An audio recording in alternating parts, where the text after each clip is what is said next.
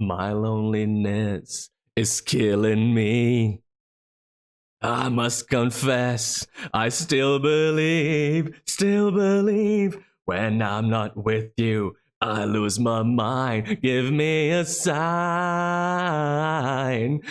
Hit me, baby, one more time. One more time. Sorry, I just wanted to start today with some Swedish music. But foofs, Yay! you beautiful man, you may be thinking, Britney Spears is not Swedish. By the end of today, I'll prove to you that Britney Spears is a Swedish man. And with me, I have today MuffinMags. Hi, Mags. I'm happy to be here and listening to the Swedish man, Britney Spears. It's beautiful. We promise it's going to make sense. Indeed it is. There are many artists that you know that are, in fact, just a Swedish man. Not just Britney Spears. You might even be a Swedish man, secretly, deep down. I mean, I wish, man. I think I'm stuck with the Brazilian man thing, unfortunately. Oh no. Maybe you're a Swedish It's man. okay. I might be a Swedish man. Do you know? No one knows. I'm sure some people know. Maybe. Before we explore Mags's manhood any further, because by God I will. Vatio, congrats on getting first. Welcome in. Yay! Congrats to the ones who got not first. Well done. At least you're here, and we appreciate that. Thank you for the lurk, Hannah, and Gold. And Vatio, thank you for the resub. 16 months, so close to the second baby. In a couple months, we'll have our second Twitch baby. Thank you, my man. Thank you for the constant support. Let's see. Drakes, thank you for the Knurst, which is like a lurk and a first, and I'm not sure, but thank you for that, whatever it was. And Sven. That's beautiful. Our dear pumpkin friend, welcome in and thank you for the raid. I see you there, and I see Amy. Welcome in, fellas. Welcome, raiders. If you don't know me, I'm foofsthestreamer. I talk about Sweden every day, but when I'm not doing that,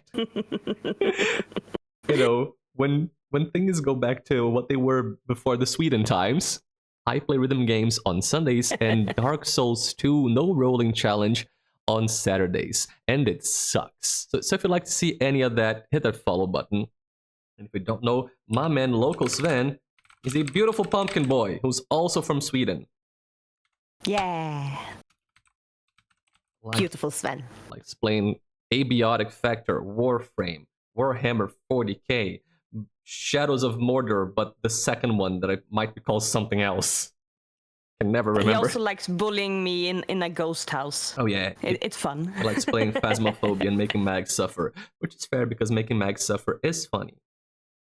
It seems to be the national hobby at this point.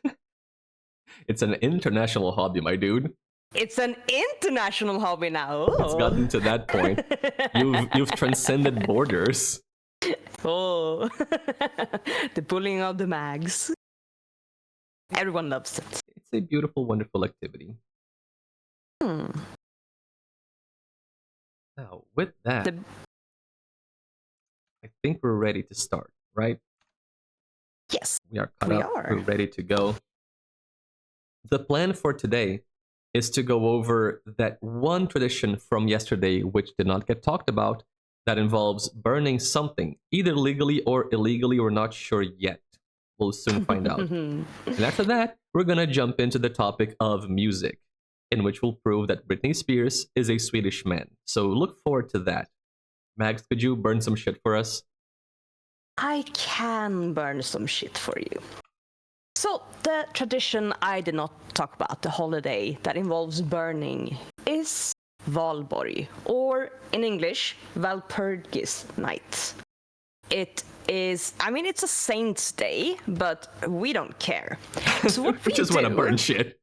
We just want to burn shit, okay? It's, I mean, official, unofficial part of our traditions.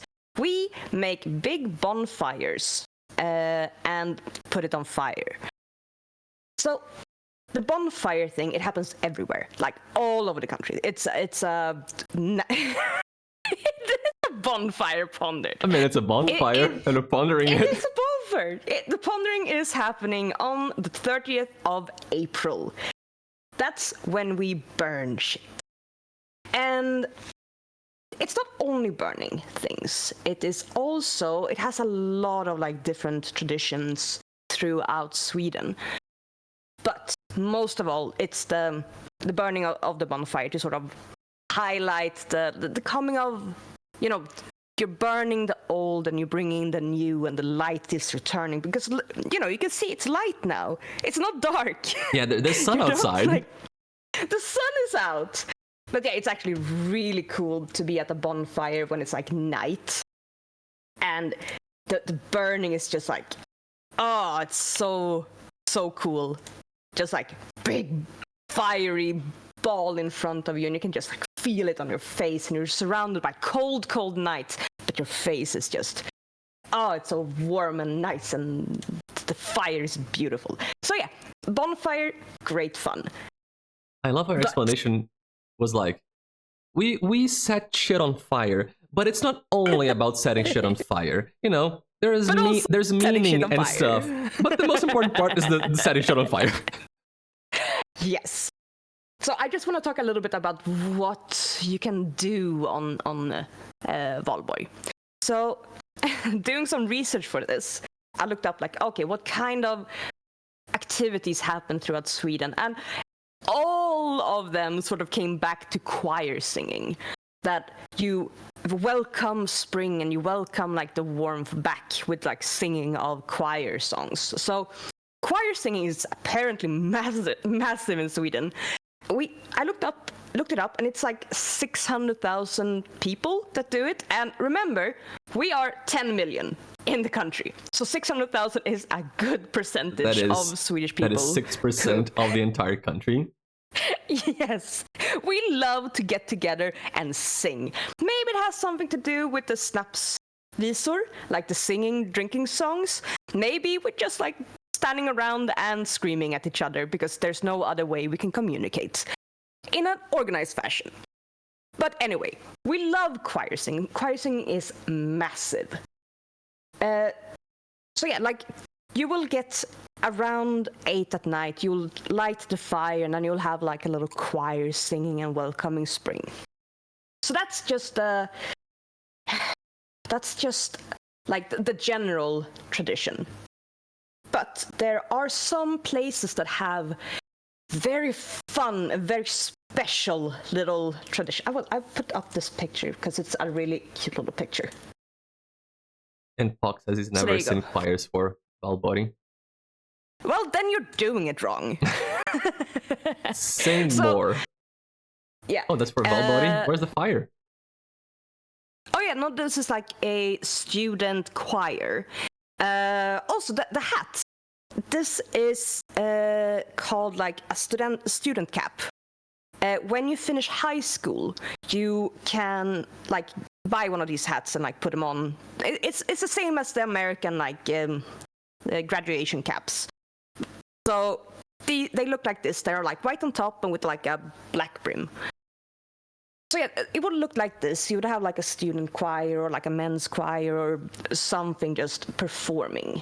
But what I wanted to come with this, or go with this, was that it's a very big tradition in student-heavy cities to do a lot for Valborg.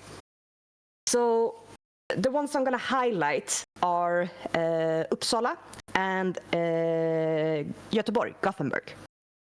Because the students there, yes, they should be. So Uppsala at the east and Gothenburg in the west. Uppsala by number 12 and 11, right north of Stockholm. And Gothenburg is like to the west, right to the left of the number 7, more close to Denmark. So West Coast and East Coast do the same thing. Not the same thing, but similar kind of things. So let me bring out what I'm trying to talk about here. What do they do over at, Nyköping? and Linköping and Jönköping. I mean, I did look it up, and they do, like, some people have, you know, officials doing a little speech, and some people have I don't know, the choir singing, and all of them do the May, not the May, but like the bonfire. But they're not that special, not that interesting. But again, Gothenburg and Uppsala do cool shit. So, because students are insane and students are so fucking funny, they have no like limits to what they do. So Gothenburg, what they do, they have a thing called Kortegen, where Chalmers Tekniska Högskola, which is the technical university of Chalmers is just a name, is they like dress up cars, bikes, things that you can travel with on the streets, and make them into like weird shit. And they go along a route and like perform, the students perform. And there you have a dragon car. I don't know if it's showing up at Not yours. Yet. But they perform as in they do a parade with vehicles, or they perform in the vehicles, yes. you know, just sing as they drive along. Yeah, It's it's just performances and like showing up and like showing what they're doing, and it's just like silly, you know. No, that's not the one. Did you say there's no dragon yet? Up the dragon first, but let me put up the dragon again. Hang on. I'm gonna reload. It's gonna be fine. Those weren't a dragon. I see a flamethrower. There's a dragon. Oh yeah, that's a dragon card. That's fucking cool. That is so fucking cool, right? And they do shit like this. I found so many cool like pictures. Wait, what the hell is that on the dragon? Which one? Like, what is that on the dragon? Like, it's something like for scales. I think it's flags, like little red flags. Is that what you're talking about? No, I meant the neck of the dragon. Oh, are you being funny? Are you being zoomer? That's okay. Like CDs? CDs nuts in your mouth! Fuck you! Oh, god damn it, you fucker! I knew it the moment I said it. Fuck. You are so good at like going completely around these nuts setup without even noticing. Like, there's something the dragon. Yeah, it's red flags. What do you mean? I said dragon a car. What is she doing? The dragon is the car. Not the car, it's the dragon. No, but I can't. I heard it the moment I said it as well. You'll get this fucking picture instead. I don't know if it's showing up. You're like an untouched crystal, like pure in nature, because you fall for things like CDs. Every time, man. Oh my god, curling, amazing. Yes, it's so funny. So what they do with the Kortegen is they just like go around like a route. I think there was a map somewhere. I'll find it for you. There. If you can see it yet. There it is. No? Yes. Yes. They go around this red route with their car parade. Yes. So they do a little car parade, and they do a little like this little dude here with the little bike, and I don't know how fast images are showing up, but it's really fun. They do like a lot of fun shit because, again, students are insane. They have like no limits to the shenanigans they can get up to. And also so much free time. So much free time. And they can also like make statements. The last one I put up there is like a statement about how expensive it is to live as a student and how small the rooms are, and you know, they can make a political statements as well in this kind of in the parade. That's so yeah, that's a fucking forklift, man. That's amazing. Yes.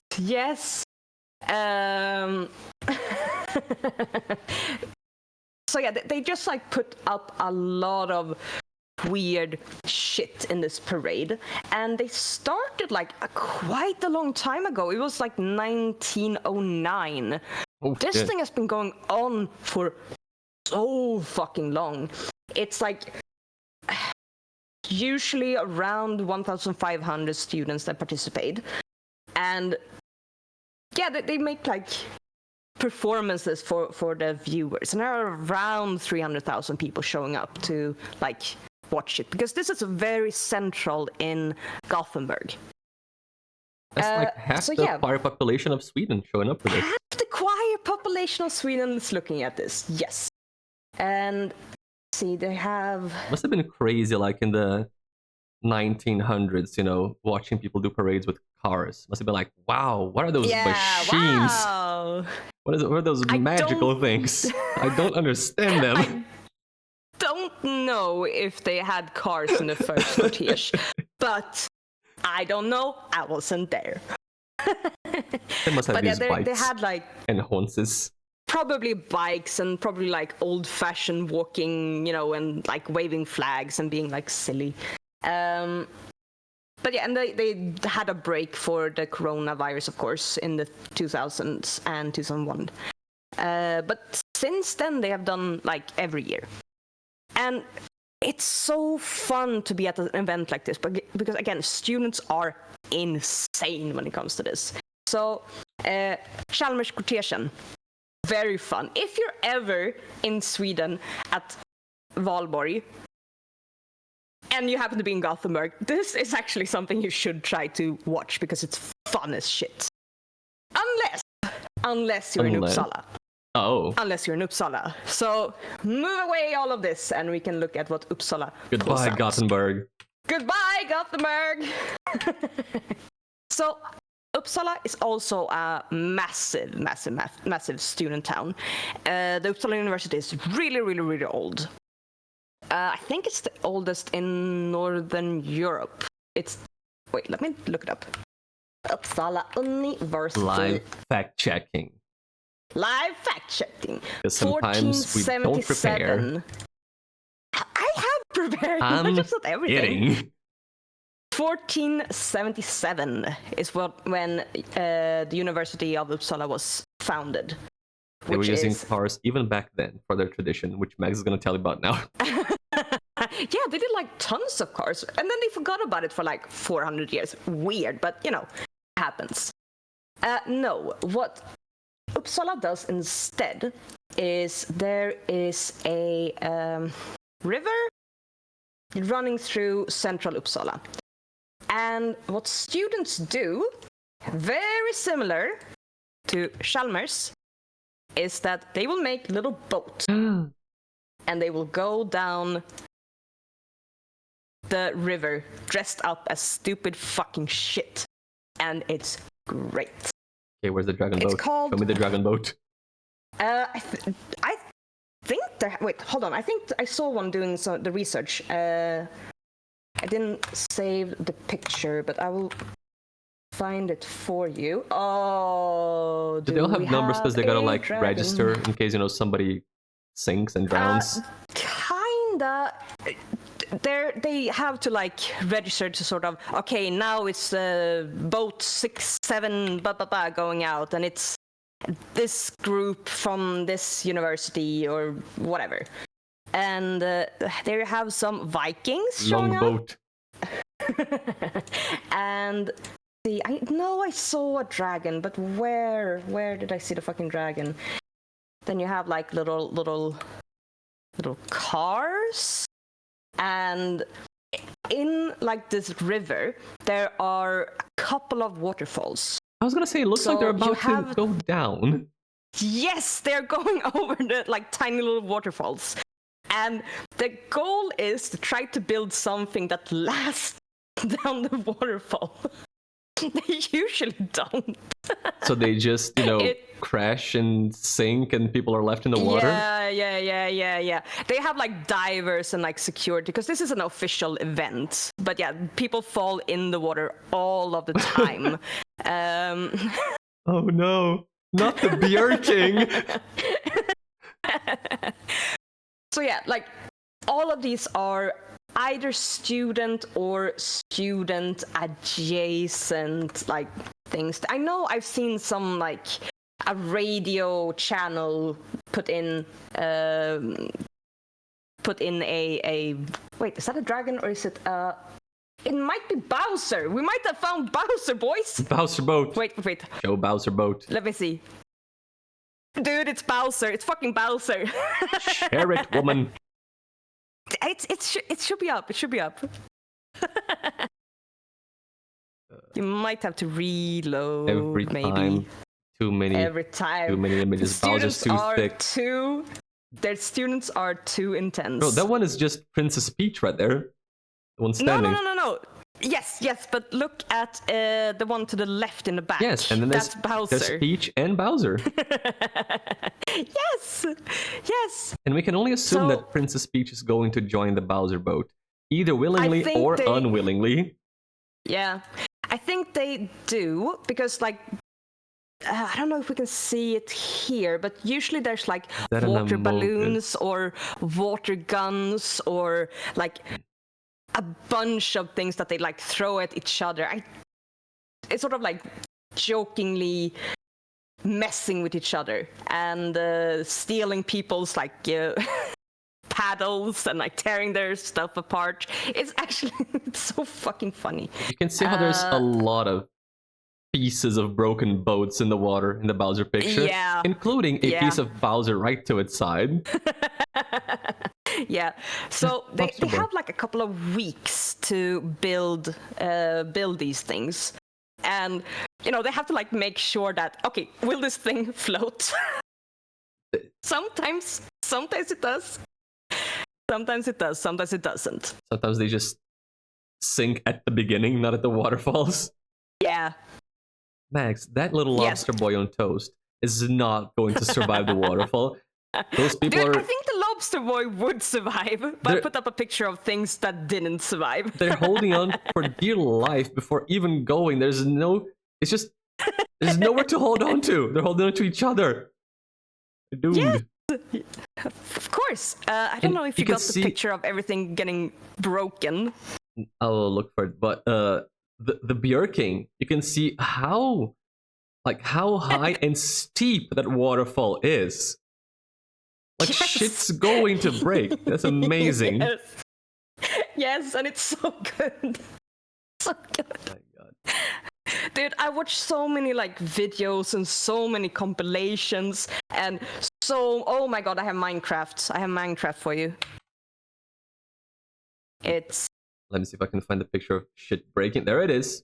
There's shit breaking. Mags, how long are you not gonna stream?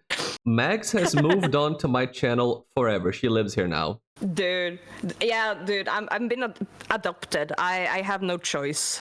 She's in my basement. She's gonna stream on her channel on Tuesdays and Thursdays, and on my channel every weekend. That is what happened in the divorce. For the rest of my life. Exactly.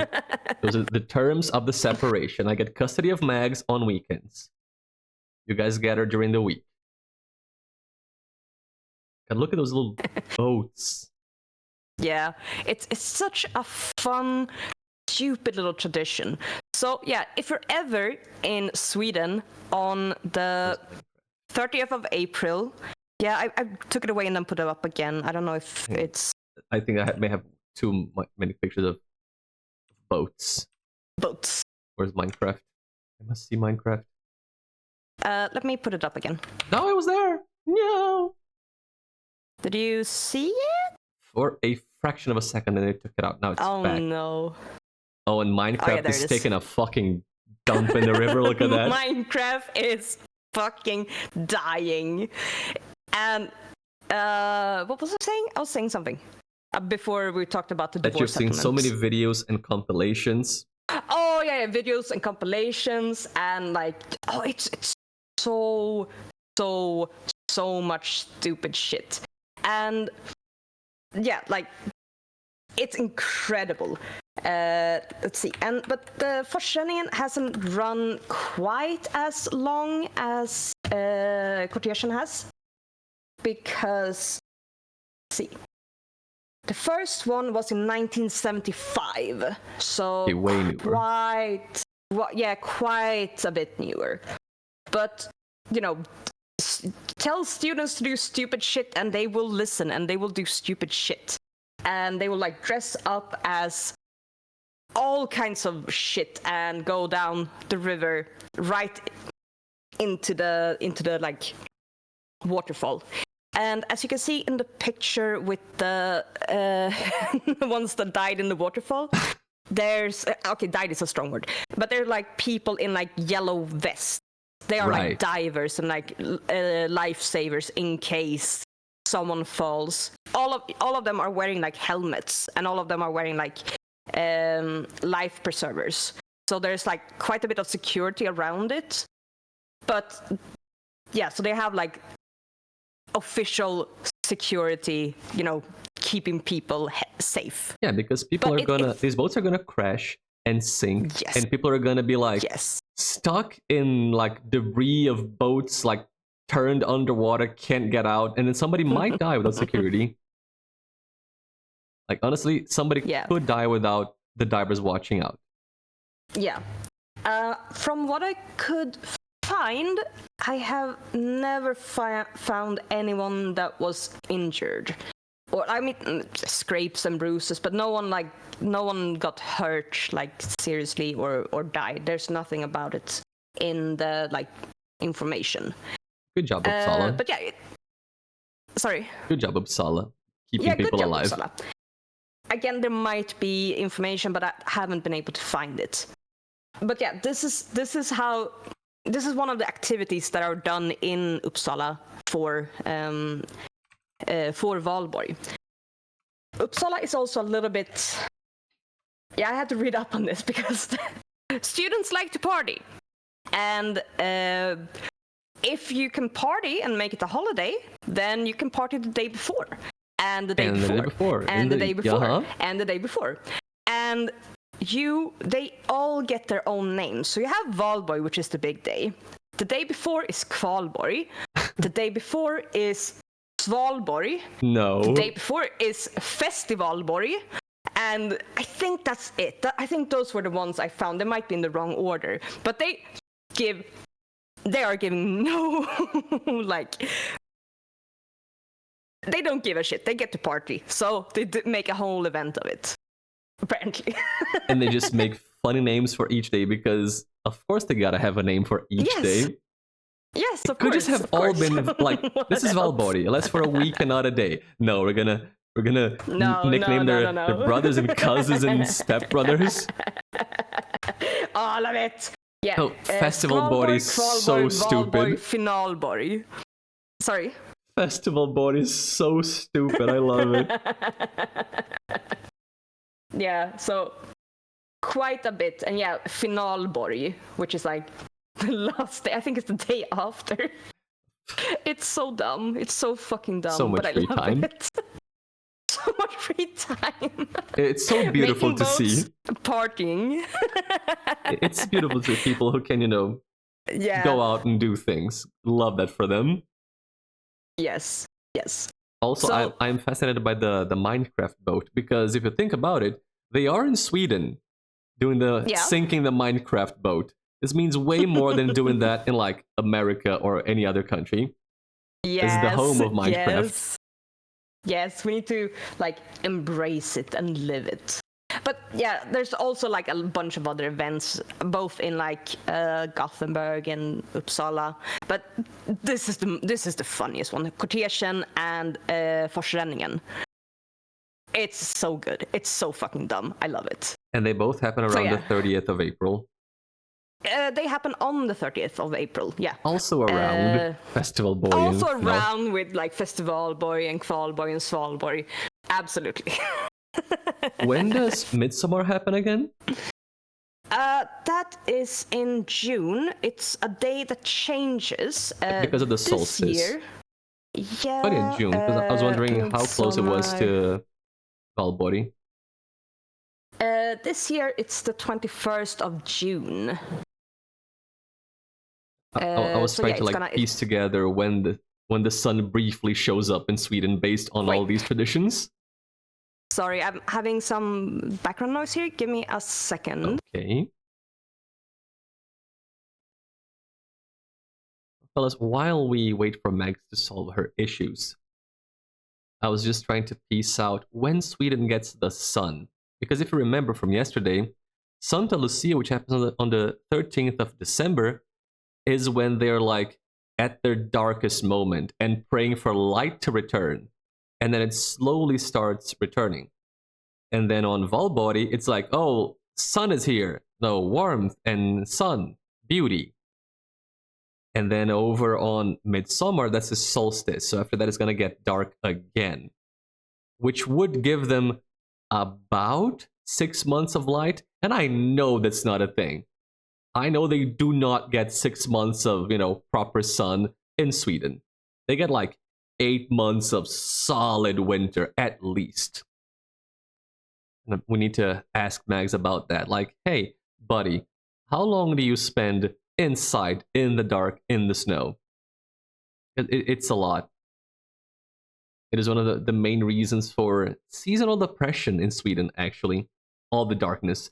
Especially if you go up north. Because we're talking about Uppsala, Göteborg. We're talking about southern places. Hello. Hello, Mags. Sorry.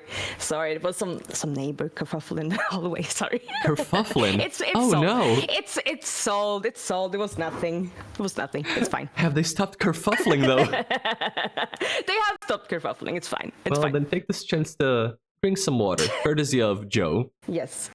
Oh, Joe. Thank you, Joe. I was talking to the people that I'm trying to piece together when you guys get sun, because Lucia on the 13th of December is when you're like at your darkest moment, praying for light to return. Yes. And then absolutely during Valborg in April, you're like, oh yeah, we have sun. Sun is awesome. And then in Midsummer, that's the solstice, and from there it's gonna start getting dark again.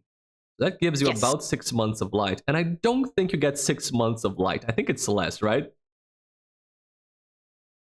Count as getting light because you have, the sun rises and sets on different days at different positions in Sweden. So it depends on where you are and what time of year. Yeah, because if you go up north, it's like no sun. Because we're talking about Göteborg and Uppsala. So like you're down south, maybe you get a little bit more days where the sun is up for more than 2 hours. If you go to like Kiruna, you're fucked. You're in the dark. That's it. Yeah. Let me see. Soluppgång. When the sun rose today in Kiruna was 8:16. So not still bad.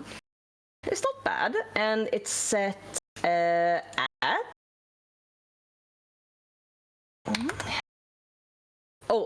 2 p.m. 15:32. 15:32.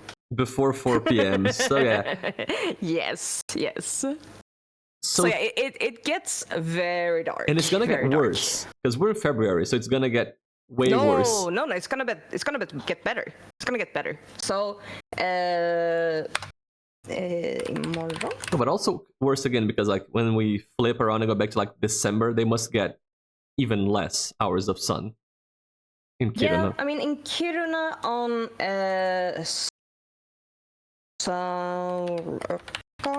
at the I love how guys keep data of when the sun rises and sets in each place. We need that information because I know it's cool because over here nobody keeps track of that because there's always sun every day at usually the same times. Like 6 a.m. sun rising, 7 p.m. sun setting.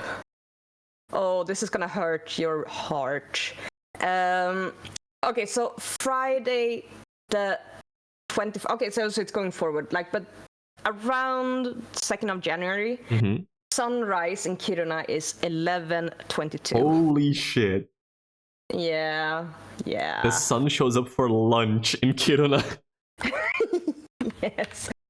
Let's see what it is in the sunset at that time. Oh my god. It sets at 12:04. No. There's not even an hour of sun? It has 40 minutes of sun. Yep. 40 minutes of sun. Holy shit, dude. Do you see why we are depressed. Because we don't have any vitamin D. You know what's funny, Max? These nuts, bro. What? When you're stopping the kerfuffle, I was talking to people and talking about the sun thing, and I mentioned, and that is why Sweden is depressed, because of no sunlight. And here you are, agreeing with me. I think if you look at statistics of the seasonal depression in Sweden, I think it's quite a lot higher than something in south of Europe. I haven't done any statistics or looked up any data on it, but I'm willing to bet we have higher rate of seasonal depressive disorder in Sweden than they do in Italy, for instance. Fox said Kiruna is the worst in the country. Makes sense. They get 40 minutes of sunlight for who knows how long. 40 minutes of sunlight. That's all you need. You take a break, you take a fika outside, get some vitamin D. Need nothing more. You're good. Ready for another day working in the dark. Oh, I actually have worse news. For Kiruna? For Kiruna. It's even worse. From the 10th of December in Kiruna till the 2nd of January, sun doesn't rise. Oh boy. Yeah, that's why I only got from the 2nd of January, because there's no data for the sunrise on the 21st of December, because it doesn't happen. It doesn't happen. You don't get sun for almost a month. That is fucking crazy. And also during all of that, they're fighting off wolves in the dark. Do you see why Lucia is a really big fucking thing? Yeah. Around the 13th of December, which is 3 days of no sun whatsoever. Lucia must be really big up north compared to the south. I think it's very nice to have a light celebration when it's night dark. But we do also have what's it called? Midnight sol. Midnight sun. That's when the sun does not set. Right, when it's sun the whole day. Yes. Kiruna gets that. Which days do they get that? Minnesota, Kiruna.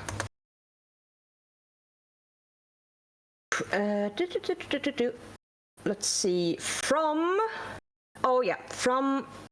the 27th of May until the 14th of July, around those dates, you will not get sunset in Kiruna at that height or that latitude. Yeah. Which must also suck because it's light all day. Trying to sleep, light, sun in your face. So you get blackout curtains and stuff up there because it's light all day round. So you get the extreme sun, extreme is a strong word, but never-ending sun, and you get never-ending night at this opposite end of the year, which is fucked, but also kind of funny. Silver lining, during the middle of the year, you get so much vitamin D. You can, you can make up for the night later when Christmas comes around. Yep. And if anybody's wondering why that happens, it's because the Earth, much like me when hearing about how Swedes make sandwiches, is tilted. It is.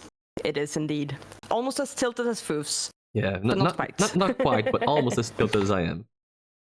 But that is why it's really common to hear about that in Antarctica, when the sun never sets or the sun never rises. But that up north in Sweden, like Kiruna and, Norway, Finland, up there, it's basically, Antarctica, but over to the north. It's enough to get the never-ending sun, never-ending night. There is the Earth tilted just like me. Like you. So and it tilts the other way, which takes it out of the sunlight or the winter part of the year. And on the other end of that spectrum are places like Brazil.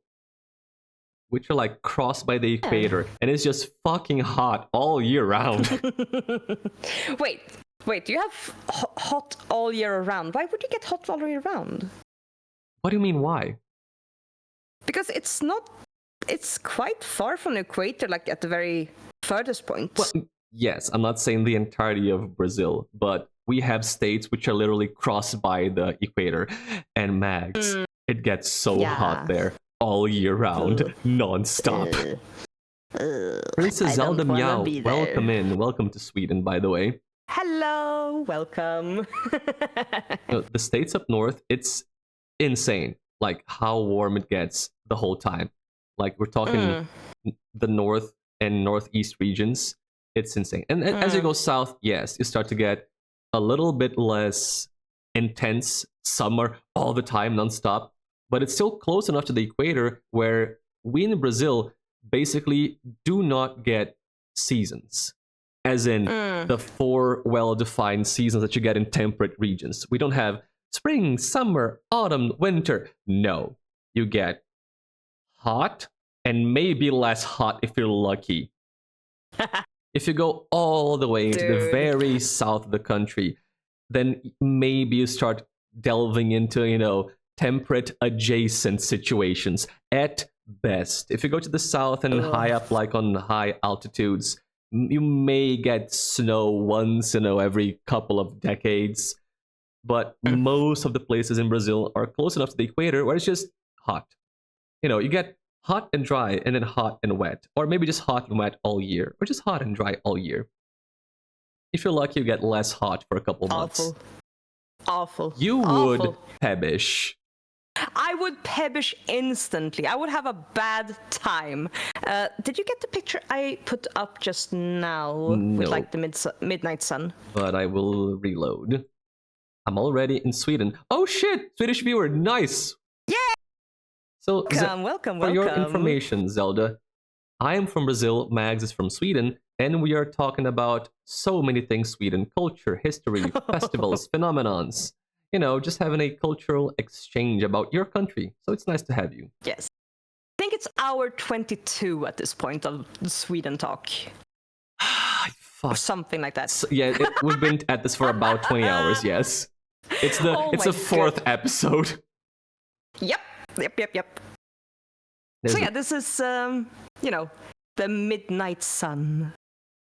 Imagine that. It's midnight. You're looking out and it's looking like it's, sunrise at midnight. Or sunset. You don't know. There's no time reference. You're lost. Just a loop. And then it sort of goes up again. Yeah. It never sinks below. I'd like to see that in real life. It looks interesting to experience. Live it? Maybe not so much. Yeah, like living there, like, ugh. All year round, so you get no sun in the winter and so much sun in the summer. But then again, we are degenerate creatures who don't abide by the laws of, being awake and asleep at proper times. So maybe we won't care that much about all sun or no sun. All sun, no sun, nothing in between. But yeah, it's very, very cool. It's very cool, but like, holy shit. Pain. Absolute pain. Midnight sun in Norway. So seeing it must be super cool. That's the thing. Seeing it versus living it every year for months. Like, oh my god, I need the sun to go down. I haven't been able to look up to the sky for weeks without hurting my eyes. Yeah, I mean, I live much further down than Kiruna, and you still get you don't get night really. And it's like light, it's light, and you have to go to bed because it's fucking late at this point. And then you wake up and it's light. It's just always light. Not as bad as the midnight sun, but it's always fucking light at midsummer. Like even during night, it's like slightly not dark. You mean? Like it's not fully dark. Yeah. Oh man, do I have an?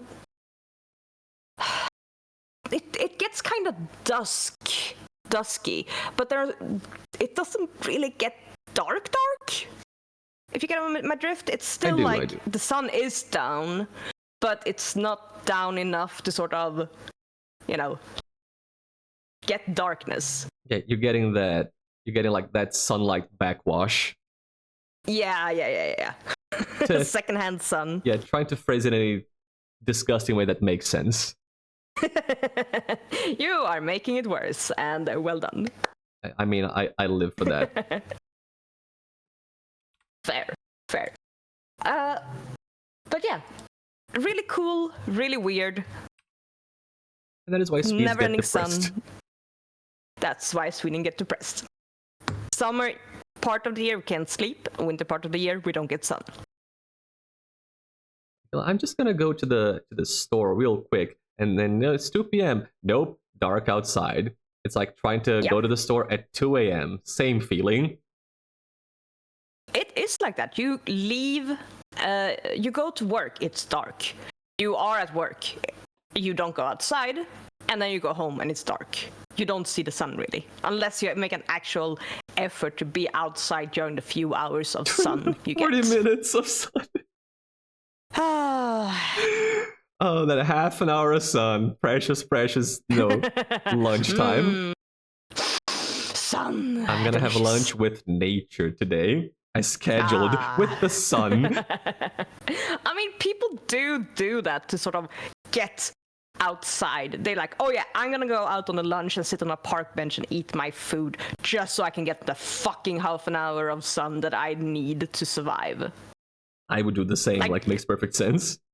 Yeah, there was a sale of sun lamps. You know, the sort of the vitamin D lamp that you like blow right into your face. Mm-hmm.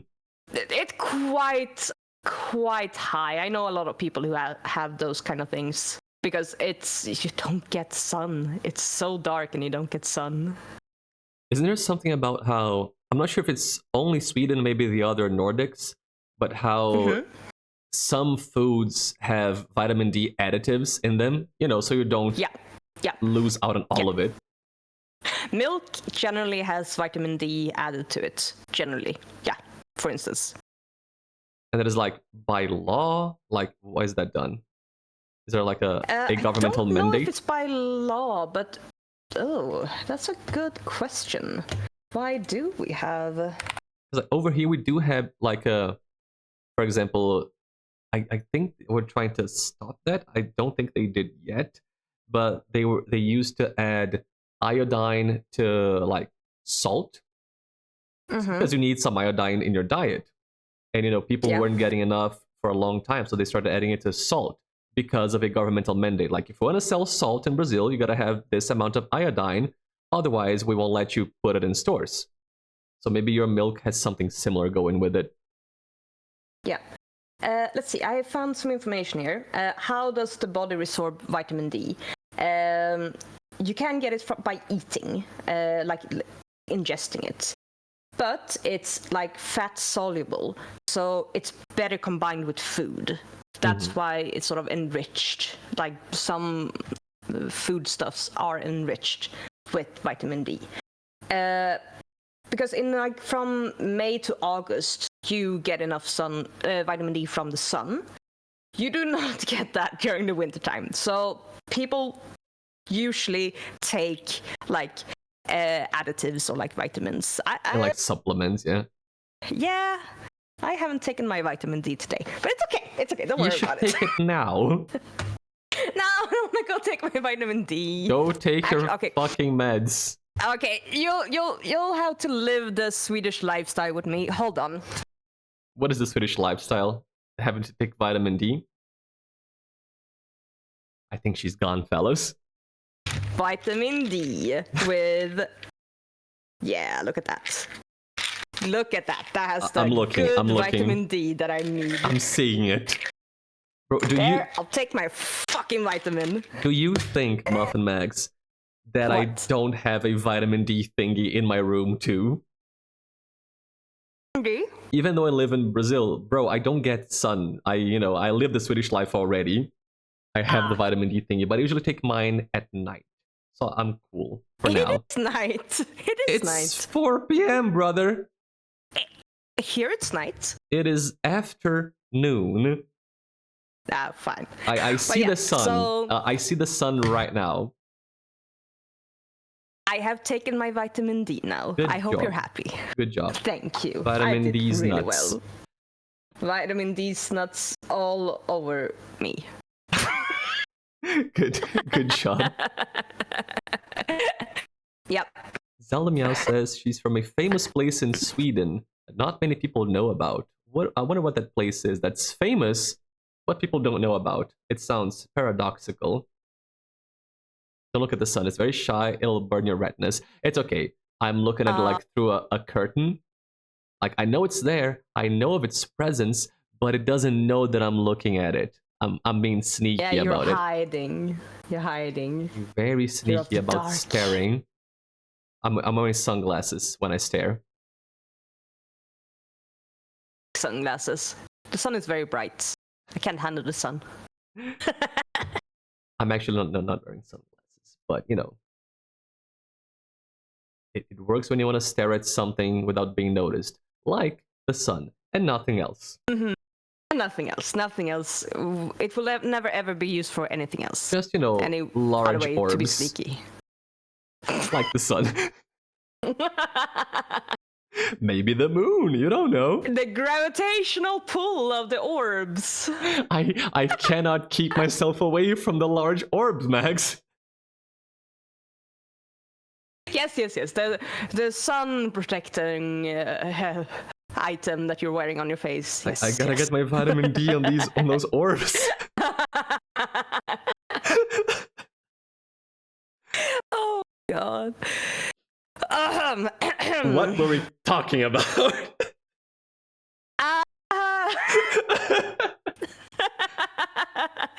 Traditions. I am done with the traditions.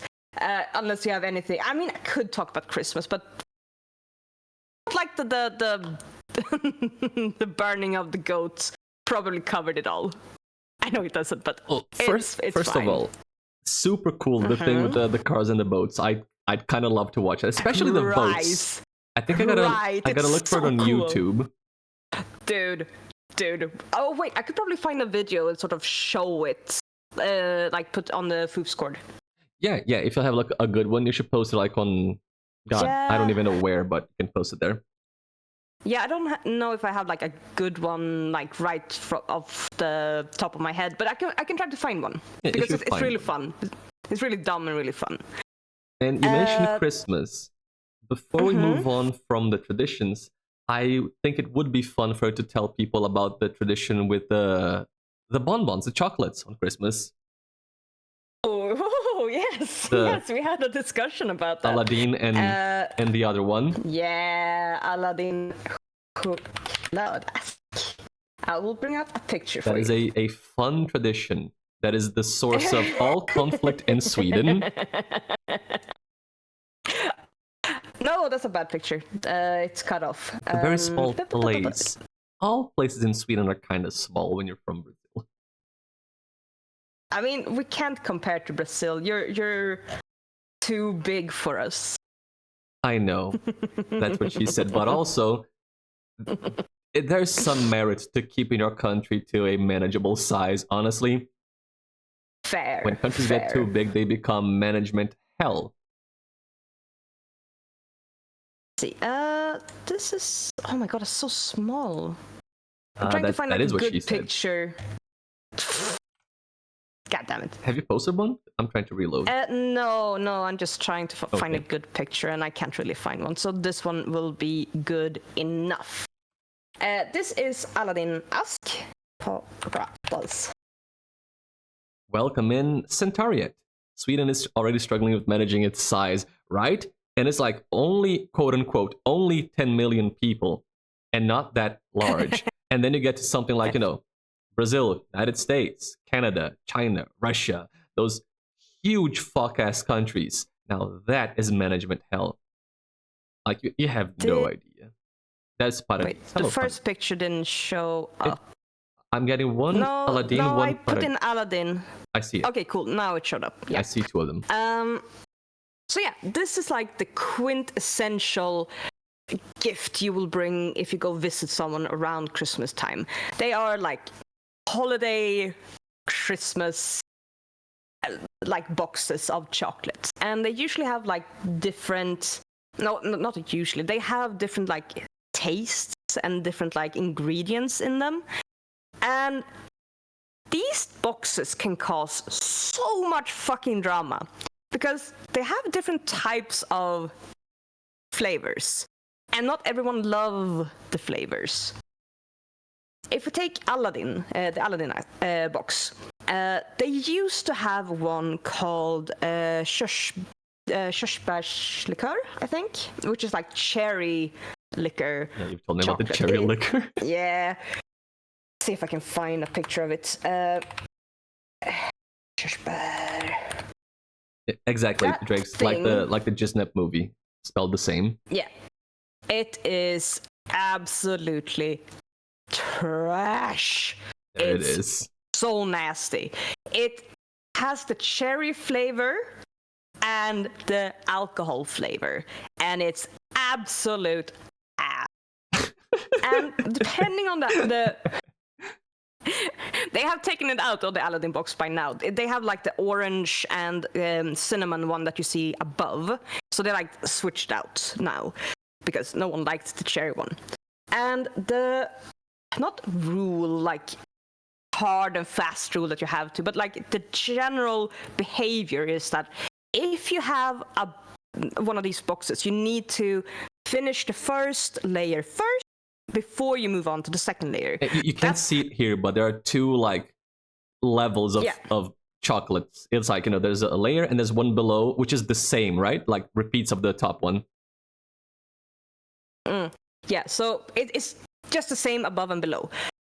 And there are gonna be like chocolate flavors that people don't like and people are gonna avoid. And cherry was one of them that people hated and just left. And they would always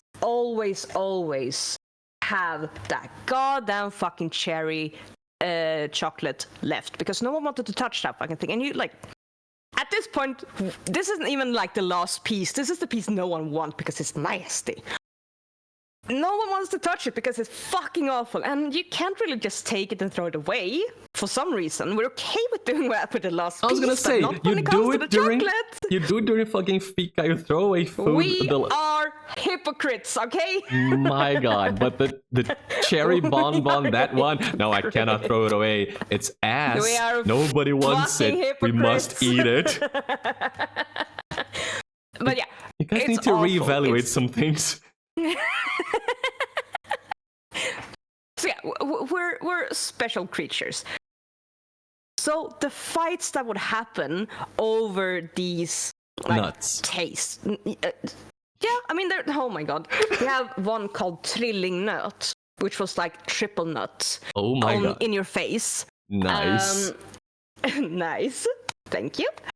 The triple nut used to be beloved by so many people. It has like three Pox is freaking it. Yeah. The Trillingnöten. Rip Trillingnöt, because they took it out because it was too expensive to make. Because it's like 3 nuts, and apparently that's too much money to sort of justify keep making it. I mean, the dude and making it was probably passing out every other hour. So 3 at once is crazy. Yep. He was working hard, man. He was working hard for long hours.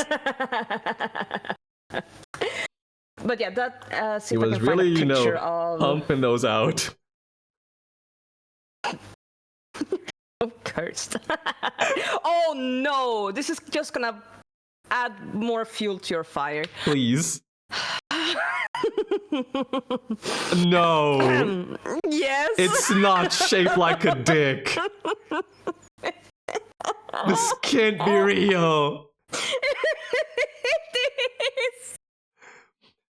The triple nut chocolate is shaped like a little dick. A little tiny penis. A little chub right there. Yup. The triple nut Yeah.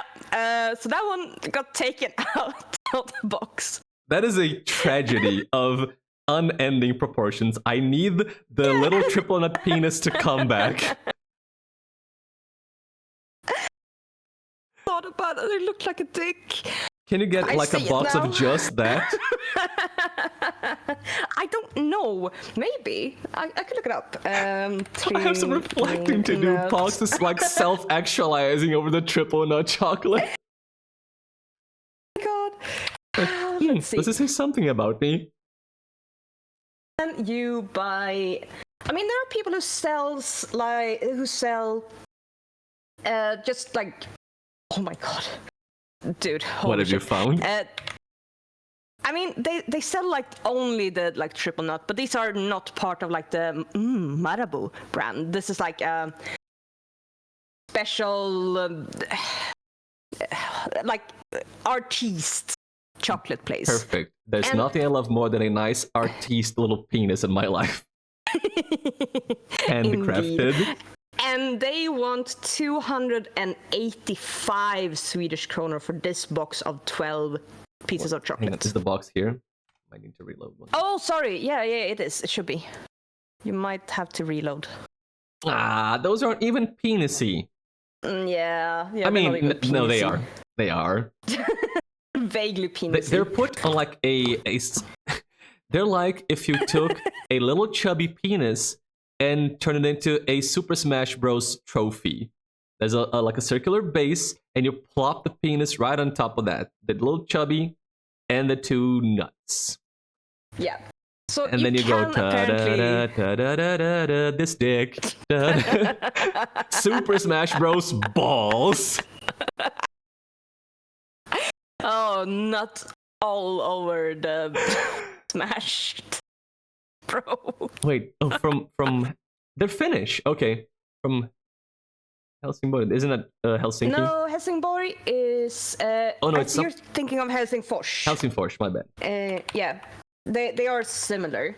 Helsingborg is a city in Sweden. It's it's the one that's really close to Helsingør down in Denmark. Oh, so the one that's 3 kilometers across. We looked at it the other day. Like that. So down in Skåne, like when you cross the ice. Yes. That's one. Yes, a different Helsing place. My bad. Yeah. No, like you're thinking about Helsingfors, and they are very similar. Like it's called Helsingfors in Swedish, but Helsinki in Finnish. Probably. Maybe. I'm so glad I brought up the chocolates, dude. Holy shit. This is a highlight of my day. So the triple nut dick chub. I hope it satisfies you. And it is expensive to make. And if you want it, you're gonna have to have it specially made for you. You're gonna have to order like, I want the little chocolate dicks because they're gone and I cannot live without them. So again, high level of controversy when they removed the chocolate dick from the box. Yeah, because Swedes love the chocolate dick. Shit. Yeah. But the cherry one, people hated it. But like the triple nut was one of those that would cause drama at home because people love that thing. They would go for it the moment the thing opened, and there are only a couple of them in each box. So if someone like hogs all of the triple nuts, people are gonna be mad. They're gonna be fucking mad, dude. Like, would people violate? Catch you off guard? I was drinking water, dude. Don't do that when I'm talking, you fool. I was thirsty after all this talk about the triple nut dicks. Yeah, would people violate like the layer rule for a triple nut? Like they just get the second one? Oh my god. Yeah, people would do that, and that would cause so much fighting in families. And you know, if you like it and another person in your home likes it, you can't take both because good lord, you're gonna get fucked up if that happens. So yeah, there's a lot of drama that happens around these like chocolate boxes. Not in all families, but in some. In some, right, Max? Right, Max. Yes. In some families that some of us may know. But I've also talked to like strangers and neighbors and colleagues, and they recognize this. They're like, yeah, we usually fight over that one. Yep, it's true. So yeah, lots of drama about the Aladdin box. I'm actually gonna be a little bit funny. Fight in court over chocolate custody, amazing.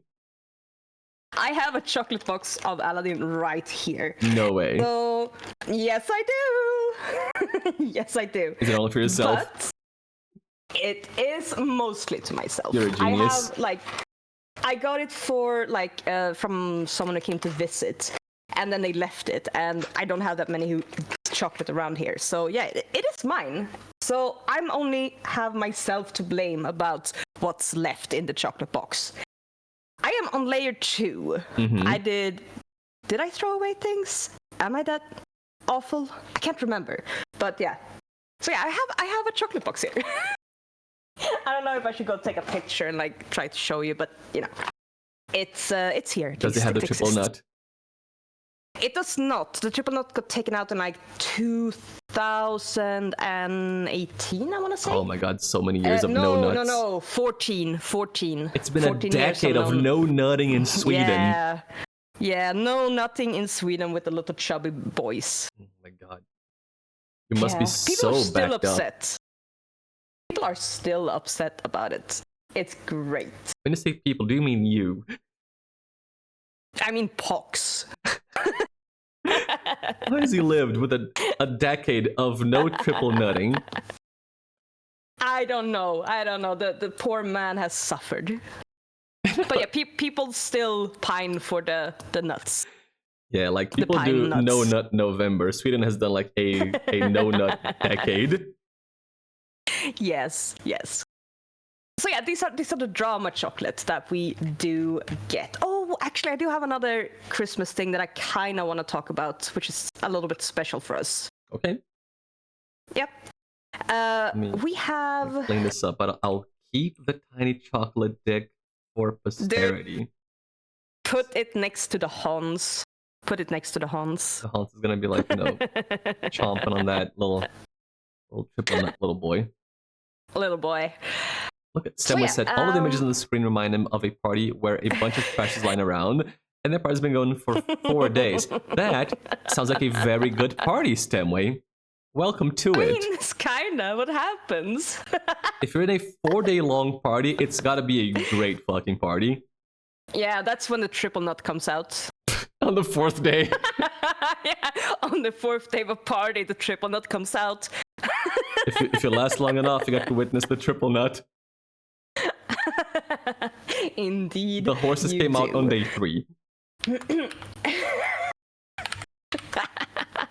Didn't the horse come out from start? I guess, yeah. The horse keeps coming back. Every day we bring the horses to the party. Never-ending horse party. I mean, there is no, yes. What I was gonna say, unless you want to talk about dicks and horses more. No, I was gonna bring. No cock I was gonna bring up horse cock, but we can just move on to Christmas instead. All right.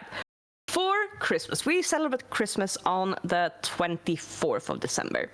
So we're a bit different from some other parts of the world. Like Brazil. Yes, like Brazil.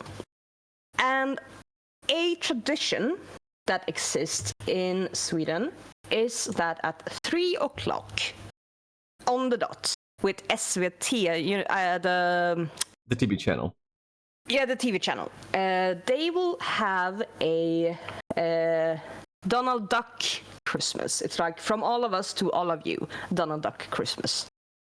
And since its inception in Sweden, which was in 1950 fucking 8. 1958 was the time that the thing got shown for the first time at ABC. The Donald Duck Christmas. In America. Yes, the Donald Duck Christmas. And since 1960, Sweden has done every year at 3 o'clock on Christmas. You will get the same episode, from all of us to all of you, Donald Duck Christmas, and people will sit the fuck down and not leave. The whole country stops at 3 in the afternoon on Christmas because everyone needs to sit and watch goddamn fucking Donald Duck chase after the annoying bird. And we need to watch Cinderella have her dress made for the ball, and it's the same story, like same vignettes, like same short clips every year, and it has sort of its own meme. There is an episode, like a part where they go to like the Santa's workshop, and there is one part where they are making a chessboard or a checkerboard, and fucking pull up the Kalankas jul. For now, this story is interesting because it reminds me of the electric banana dude. Because you keep talking about Donald Duck, and you've put the wrong character on screen again. No, it is Donald Duck. It is Donald Duck. It's Jiminy Cricket. It's called Donald Duck's. I know it's Jiminy Cricket, but for this time it's called Kalankas jul. It is Donald Duck. I promise you. I swear to Jeebus, it is Donald Duck. But I know it's Jiminy Cricket. Max, if you post a picture of Mickey Mouse, I'm leaving. It's not Mickey Mouse. I promise. God, I need some backup There's here. Donald Duck painting a checkerboard. It's not that's a little Santa's helper. That's a little Santa's helper. Oh my god, I'm about to murder you. No, it is called Kalle Anka. Donald Duck. We know Kalle Anka from the Kalle Anka party. You know Kalle Anka. It's yes. Donald Duck's Christmas. I know Donald Duck from before the Donald Duck party, even, from Disney stuff, but also from politics. Also from politics. Yeah, I know Donald Duck from two things, cartoons and politics. Exactly. But yeah, so Jiminy Cricket is the presenter, but it is like Donald Duck's show, I guess? I have not been convinced yet that Donald Duck is at all in this episode. I promise you, he's in there. He's fucking I've seen zero evidence, dude. I'll get you the fucking Donald Duck part. I'll get it to you. Holy shit, I'm getting so bullied over here. Holy shit. Alright, there we go. Yeah, I'm gonna get you a fucking picture with the fucking annoying bird, because Donald Duck is in here. Please, a Swede in chat, back me up. It's called Donald Duck's Kalle Anka's Oh, there's Donald Duck. There he is. He is there. Look at him. I swear to Donald fucking God. Duck with the red hair and the gun. And right beside him, my man Mickey Mouse.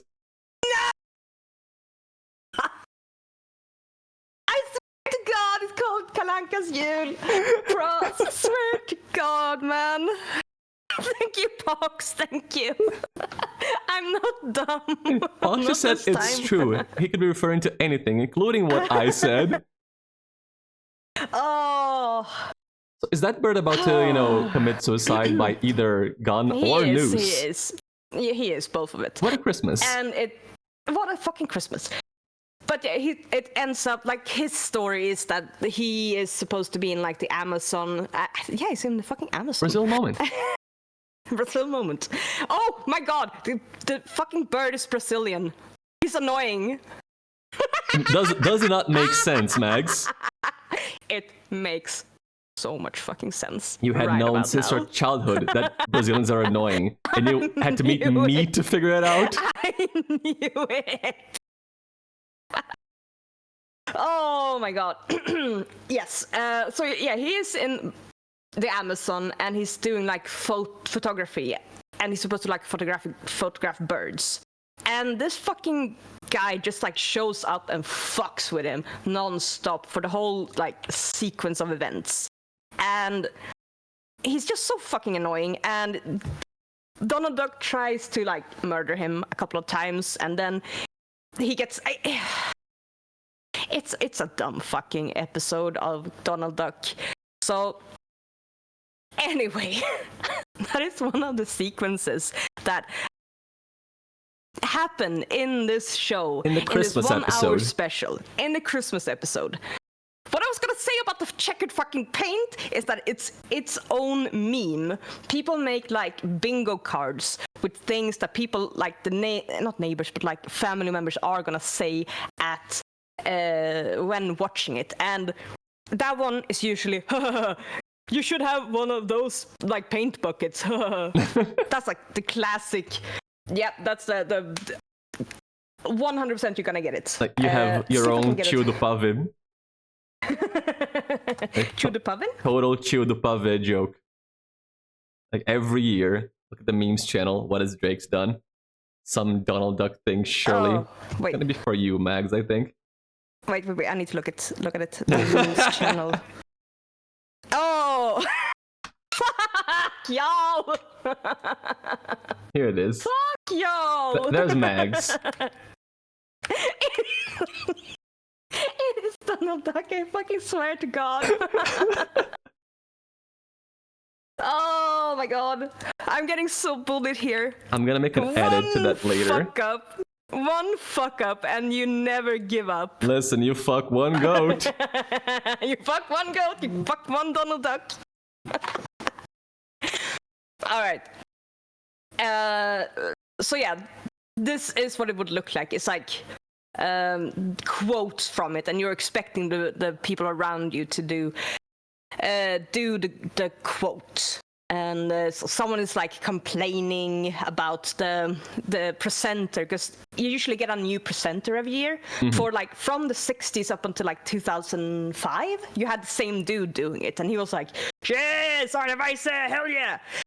And then he died. Oh, oops.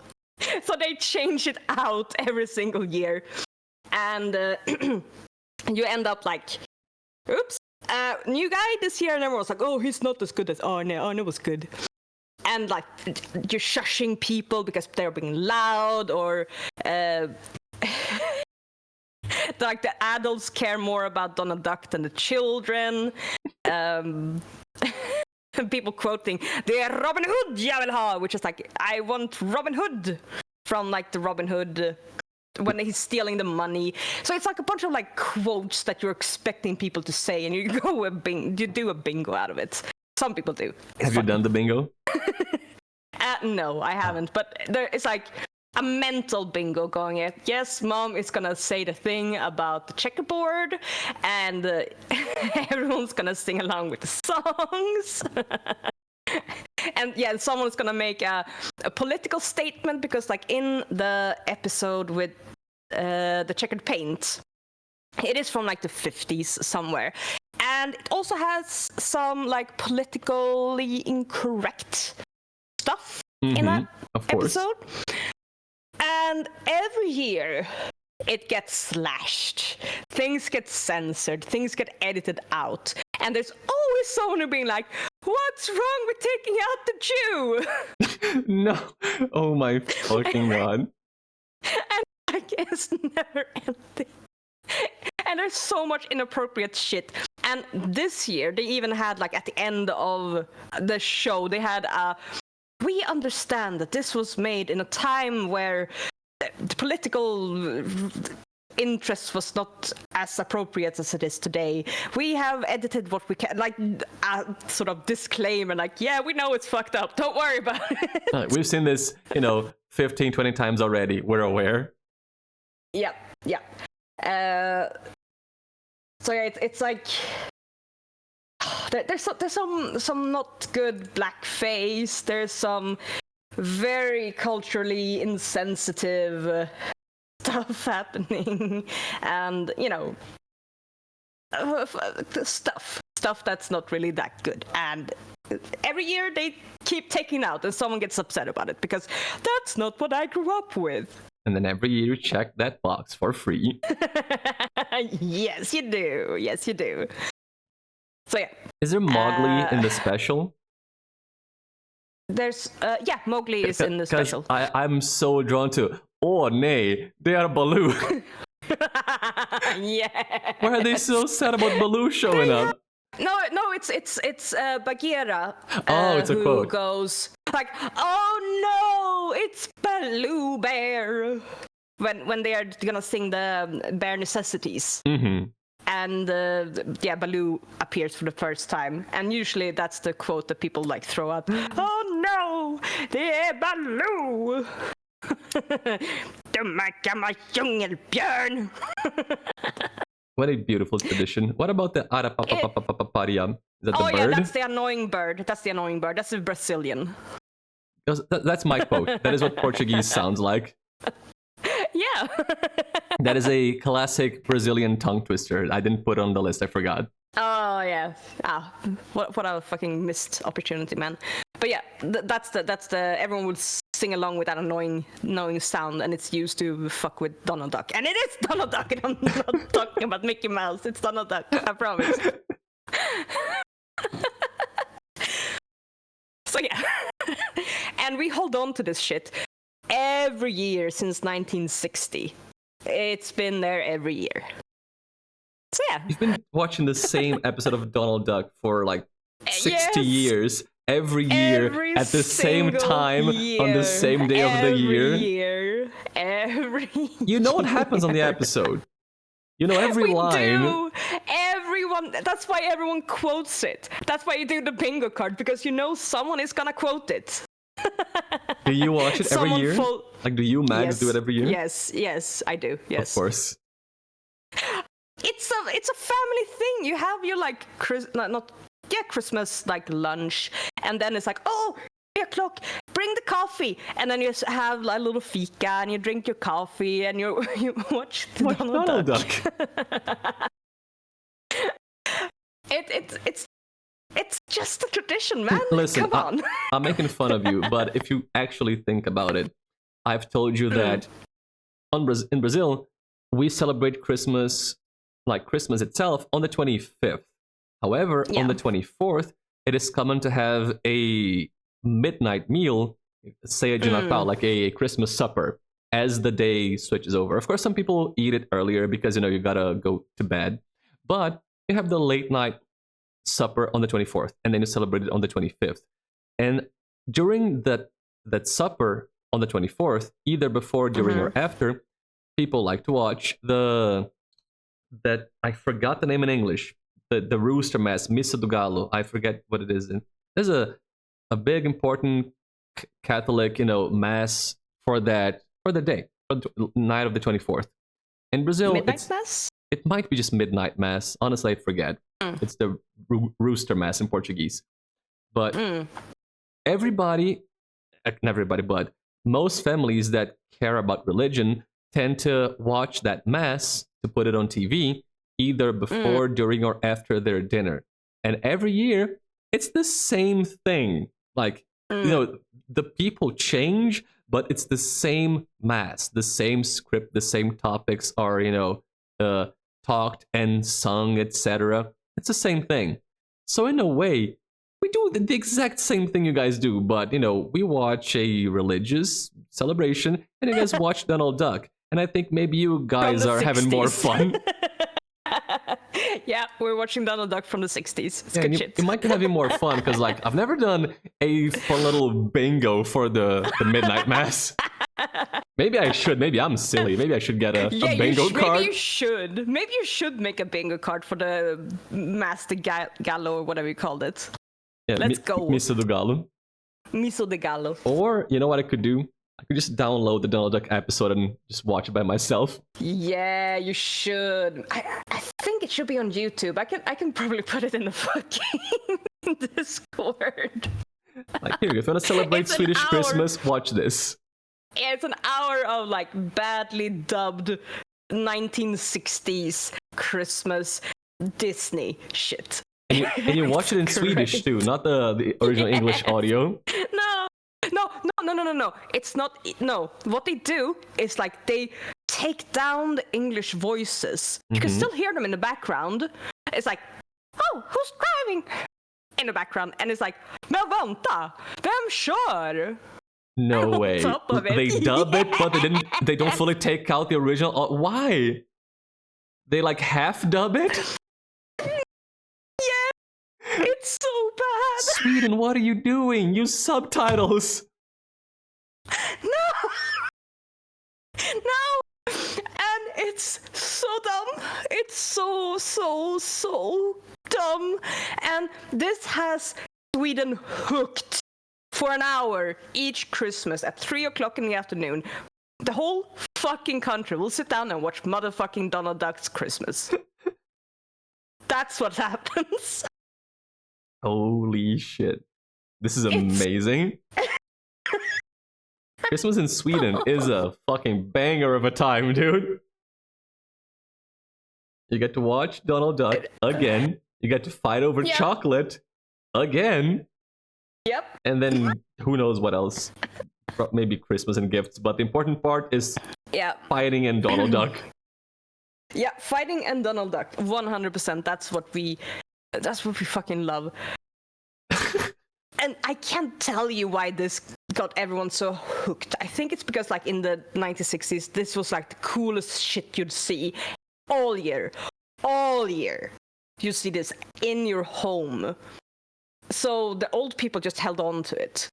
And they were like, oh, this is the best thing that exists. Let's watch Donald Duck. And now you kind of have to.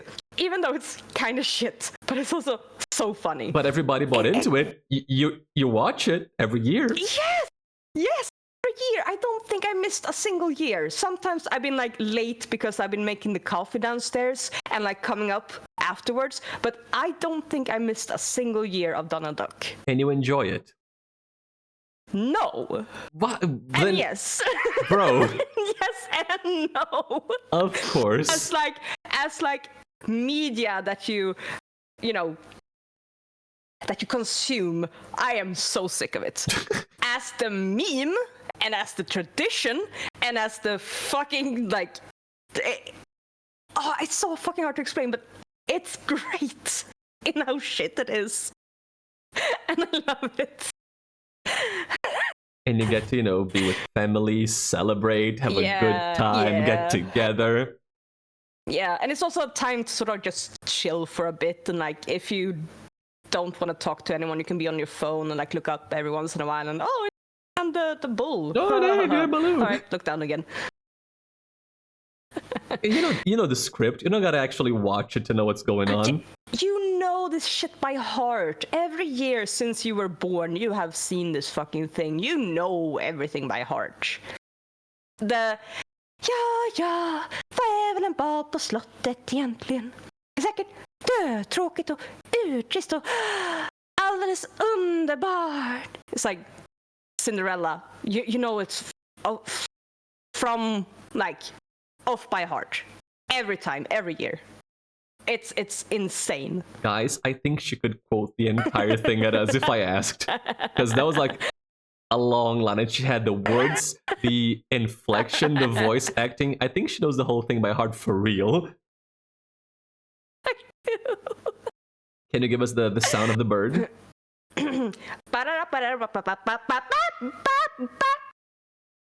It's bad, but yeah. Beautiful. Kinda. Thank you. Yeah, it's awful. I just wanted to know how Brazilians sound like, because I had no idea. Yeah, it's...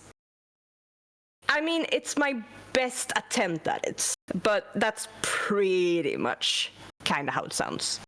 I'll end up checking it out for sure. Yeah, yep. Oh god, this is amazing. Like, how do we almost not talk about Christmas? Because the chocolate thing with the little penis and the Donald Duck thing were fantastic additions. Yeah. How do we almost miss out on these? I know. I don't know. I think it's like standard, but maybe I'm blind to how fucked it is and how funny it is. As an outsider, it's hilarious. Alright, okay. And I keep thinking, wow, Swedes love brands and media.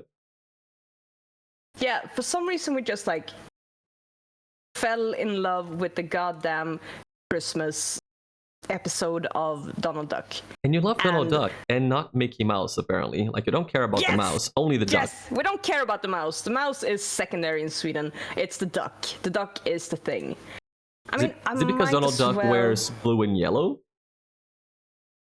Does he? He's like isn't blue and white.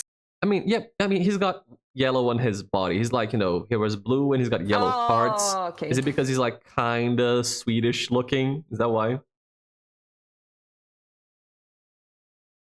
No, I think I know why. Because we have a comic book, the comic book, which is the Kalle Anka. It's just Kalle Anka comic series, and that's kind of what you get if you go to a store and look for the magazine comic books. That is the default Donald comic book you would get. That's where a lot of people would start reading comics. Is Donald Duck. So but I why think none that of is the where others? I don't know. Because if you came to Brazil no idea. years ago, I'm not sure about now because I haven't, been following comics anymore. But some time ago, if you went to a comic book store, you would find Mickey comics, Donald comics, Goofy comics. You'd find different Uncle Scrooge. You'd find different Disney characters and their own comics. And then, of course, comics from other things that are not Disney. But you'd find all the characters. Why does Sweden only do Donald Duck? There has to be a reason. I guess. Fuck if I know, dude. Suck all Fuck the if others. I know. Fuck if I know, man. I don't know, Kalle. Why does Sweden love the duck? It is a mystery. Let's see. Honorary Swedish? Yeah, because he's blue and yellow. Yeah, and he's incomprehensible, so maybe. We relate to him because he's incomprehensible. He's incomprehensible, angry, and doesn't like people. Yeah. Wait, is it as misanthropic? No, it's more Scrooge that's more misanthropic. It depends on which iteration of Donald you're looking at, honestly.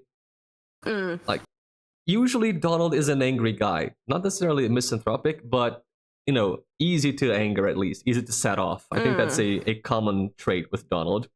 He used to be way more like just he's an angry duck who yells at things. Especially in older cartoons, when it was, this is a Mickey cartoon, and this is a side character, Donald Duck. He's an angry duck. Later on, he got more development, but he was still, the anger stayed, I think, even if it got a little subdued. But I'm not sure I'd call him misanthropic, no. Yeah. And Uncle Scrooge is a psycho-capitalist who cares about money and not people. He doesn't hate people. He doesn't care about them. I guess there's a difference there. There's a difference there. Fair. And sometimes, his heart gets grows 2 sizes that day, and he does the right thing, but begrudgingly. Yeah, now and then Scrooge gets a Grinch moment for sure. Yeah. And now Donald Duck can cast Zeta Flare. Exactly. He's one of the most powerful mages. Yes. Is this a Kingdom Hearts reference? Exactly. In Kingdom Hearts, I think only in 3, maybe others, can cast Zeta Flare, which is one of, if not the most powerful spell in the Square Enix, universe. Very few wizards can cast that, and Donald is one of them. Canonically, very power. Donald is one of the most powerful mages in existence. That's cool. But wait, wasn't it Mickey Mouse? Mickey Mouse. I meant Mickey Mouse now. Who was the wizard's apprentice? Shouldn't he be the wizard then? Oh, you mean because of Fantasia? Yeah. Since Mickey Mouse is, so integral to the brand and so important, back in Kingdom Hearts 1, they made Mickey Mouse have a special role in the lore. I'm not going to go into Kingdom Hearts lore right now because there's a lot, but he got a special role being he's the king. He goes on a side journey, alongside, parallel to Sora to do things. Meanwhile, you, Sora, are the protagonist, and you're accompanied by Donald and Goofy. So I think Disney didn't want to have Mickey in a support role, as a sidekick to Sora. So they made Mickey have his own protagonist journey parallel to Sora outside of, the game. To keep Mickey, being, it's Mickey, it's the main mouse. And Donald and Goofy are supports to Sora. So that's why I guess you don't have that much Mickey in Kingdom Hearts. Later you get more, but at the beginning, very little. Like Mickey is alluded to, shows up in a couple of cutscenes. Not a lot of Mickey in the beginning. Lots of Donald. Lots of Donald. And Donald is a caster. And eventually he gets more and more powerful magic and Zeta Flare. And also he cannot ration potions. Son of a fucking bitch, Donald. Did this hit a nerve? Did this hurt? I've played a lot of Kingdom Hearts games. Not 3 yet, but I've played a lot of Kingdom Hearts games. Donald and Goofy are so bad about using all your items all the time. Especially when like somebody's low on HP, maybe, and I'm like, oh, I'm gonna heal them. It's fine. I hit the button for the spell. Sora says, heal, and raises his Keyblade, and then Donald chugs a fucking potion, and then I waste the potion and the spell. Amazing. So what I learned to do is not give them anything to hold. Ever. They just don't get items. I'm gonna manage all the healing. Fuck it. They only get ethers. Micromanaging. They keep wasting shit. God. So they only get ethers. God. It happened in Kingdom Hearts 1 and 2 the same way. They just use shit. Oh my god. Anyway, we can go back to... Maybe I should play Kingdom Hearts. It's a very good game. Like, okay. You like action RPGs, right? You've played Elden Ring, you've played, other stuff like that, Final Fantasy VII Remake. Yeah. I have. You like an action RPG. Kingdom Hearts 1 is a very, very good game, but it is, I guess, the design is dated in a way. Like, you can feel how it was the first in a series. It was like, it had something good going for it, but it had some rough edges, and they are there. Like, basically, for how long the game is, at some point, you start to feel like a bit tired of certain things. But it's a great game. And then Kingdom Hearts 2, they really, really polished what they had. So you're like, oh no, this is the shit. Kingdom Hearts 2 flows so well. And then there's like 17 billion other games in 13 trillion platforms. It's a whole... I'm sure you know it's a whole thing. But yeah, I've seen like the spreadsheets and like connecting lines about Kingdom Hearts lore, and it makes absolutely no sense for the uninitiated. There's a lot. But if you want to play just Kingdom Hearts 1 and then 2, just to know, just to say, I play Kingdom Hearts, it's fun. I know Sora and Donald and Goofy, it's cool. Just play 1 and 2, and you're gonna have a good time, especially with 2 after playing 1. And then if you love it, then you start exploring, the depths, the possibilities of, oh boy, Chain of Memories and Birth by Sleep and 358 days over... No, sorry, 358 over 2 days, because you gotta say it right and how it's spelled, and then fucking Dream Drop Distance, and then the one that was on phones, which is actually canon, but you can't play it anymore. There's a lot to Kingdom Hearts.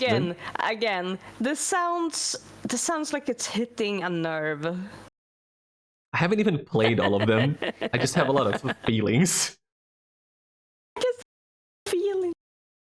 In fact, I have some of them that I have yet to play because I look at them and go, oh god, do I want to, climb down this rabbit hole again? And then I say maybe not today, and then I don't. But I have a lot of them that are like looking at me, waiting for me, including 3. I have Kingdom Hearts 3 on the PS4. I have yet to play it because I'm like, I know I gotta finish the other ones first. But there's so many. Oh my god, it's so much. It's such an undertaking. It's like an actual day job. It's like a side project, Like you have to build a shed in your backyard, but it's playing Kingdom Hearts. One day I'll build a shed. Yeah, and you won't have a shed to show for it at the end. No, I'll just have more knowledge of Kingdom Hearts lore. I'll just have more stupid lore. Oh my god, Drex has only played Chain of Memories. Why? Why? What? Why? How to even explain this? It's like It's like if somebody says they like Mario a lot. They're like, yeah, I love original Mario games. You know, there's Mario 1 and 2 and 3. Oh yeah? How many have you played? Oh, I've only played Lost Levels. Like, what? What about, 1 and 3 and Western 2? Nope, just Lost Levels. Okay, buddy. You've led a very different life. Alternative lifestyle. Yeah, and I started GameStop when I was a kid and said to my sister, I've heard this series is really good, let's get it. And hopefully you enjoy it, because I do like Chain of Memories. It's a good game. I wouldn't recommend starting with it, but it's the one I'd say to play after 1 and 2, because it happens between 1 and 2, like, in the timeline. So it's a nice connecting point, and it's got interesting but very different gameplay. It's like action combat based on deck building, except a long time ago, before there was, a thing that every game did. Like, everybody was a deck builder all of a sudden, but Chain of Memories did it a long time ago, and it's cool. And we are so far away from the Swedish topics right now. Do you want me to bring it back to a quick Christmas food? There's more Christmas things? Yes, please. Yes. All right. So you will recognize a lot of the things that I'm putting up. Am I gonna get mad at the food again? Maybe. Perfect. Maybe. Let's look at this Christmas feast. Yeah. All right. So you have. I know you see Julmust in the back there. It's among the bottles. Right. It's behind the Santa, and then you have the Christmas goat. And then you have like the Christmas ham, if you like center basically. Yeah. We love our Christmas ham. That's like the go-to thing that we eat. It's like in the middle, some slices by it with like that yellowish, brownish covering. Is that julskinka? Like Christmas ham, literally. Yeah, it's the Christmas ham. It's usually a covering with a mustard and breadcrumb mixture. Red what, Max? And it's sort of like breadcrumb. Thank you, because you said something else. What? No, I did not. Fuck off. I said crumb. I am going to the VOD later, and I'm going to show you. No. That was a count moment. You're a count. I am a count. I know you think so. Yeah, see, Drake's heard it too. No, you're just wrong, all of you.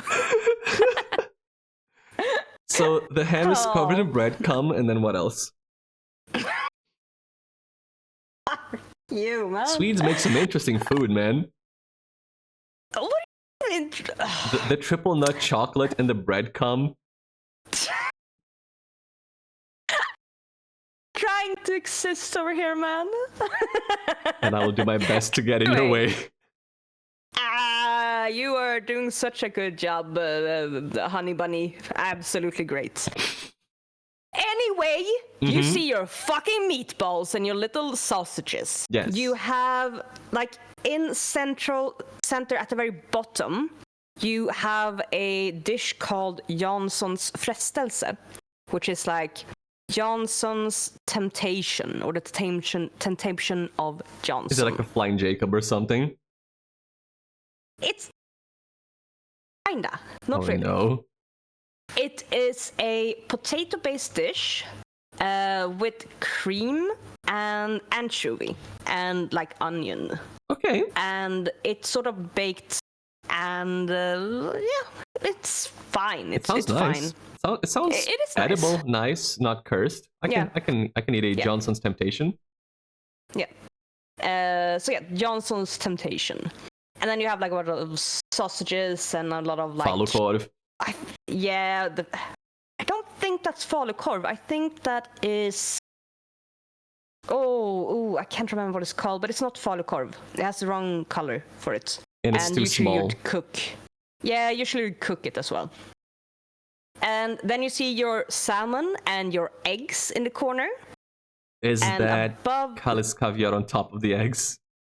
No, Thank God. It's a good caviar. Thank Jesus. So yeah, and then like a bunch of cheeses and potatoes and a bunch of stuff.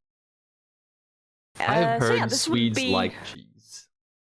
We do love our cheese. We are a big cheese country. I'm not sure we talked yeah, about Swedish cheeses, apart from fucking head cheese and bondost. Okay, so I like cheese. I like cheese a lot. We have this thing called like how's it called? Ostmässa, which is like the cheese convention. I'd love to attend. Yes, so cheese convention where like a bunch of producers of cheese have a convention, so you can like walk around, try the cheeses, talk about the process. I've been to that, and it was like the best thing I've ever experienced in my life. I had so many good fucking cheese that day that my stomach was in like 4 corners. I was so fucking full, and dude, it was incredible. It was so good, and there was so many different kinds of cheeses. Oh god, I can't express how great the cheese convention was. I loved it. I think anybody who likes cheese can imagine how going to a full fucking cheese convention and just trying all the cheeses like that has to be like the best day of the year. I think it's called Ostfestivalen, like the festival of cheese, the one I'm thinking of. There are no like real good images I can pull up. It's just like a place. They must have cheeses like from all over the world and not just Swedish cheeses? No, usually just Swedish. So it's like aimed towards, the cheese makers of Sweden to get them to like show off what they have, show the the process they have, like new interesting stuff that they've brought to the convention. But what are the Swedish cheeses? Oh my god, there's so many. There's so many. It was like the most famous ones. One that I love is Greveost, and it's one of the like normal cheeses that you have on the stuff, as opposed to the abnormal cheeses. Are we gonna talk abnormal cheeses? Then we're never gonna get out of here. You know that. Why do you keep doing that, Sweden? No, but that's a delicious cheese. I love that cheese so much. We also have another normal one is prästost, like priest cheese, I guess you would translate it as.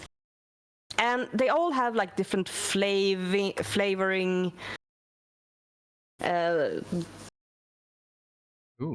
profiles, I guess. I know you had Västerbottenost somewhere. Västerbottenost pie in my notes. Yes. It's a like. Do you want me to? Sure, let's go. Yeah. So, Västerbottenost is a type of cheese that comes from the north, comes from Västerbotten. You can see the map. Number 20 on the map is the region of Västerbotten, like way up there. Yeah. And they have a factory up there where they make the cheese. Let's see if I can find a good picture. Oh, that's a great picture. I'm trying to find one that looks delicious. Yeah, it is absolutely fucking delicious. It's very sharp. It's a very sharp taste, and it's also extremely crumbly, which makes it really good to put in pie, like as a quiche, as like the cheese part of it, because it sort of crumbles, so you don't get like big blobs of cheese. It sort of dissipates, and it is so fucking good. Västerbotten cheese is so fucking good. Actually, yeah. Really sad. I was in that area a couple of years ago, actually during COVID, and they were like, "Oh, you can go to the factory and get a tour," and we were like, "Oh hell yeah!" Oh yeah, it's from Bjurträsk. It says so on the side there, if you see.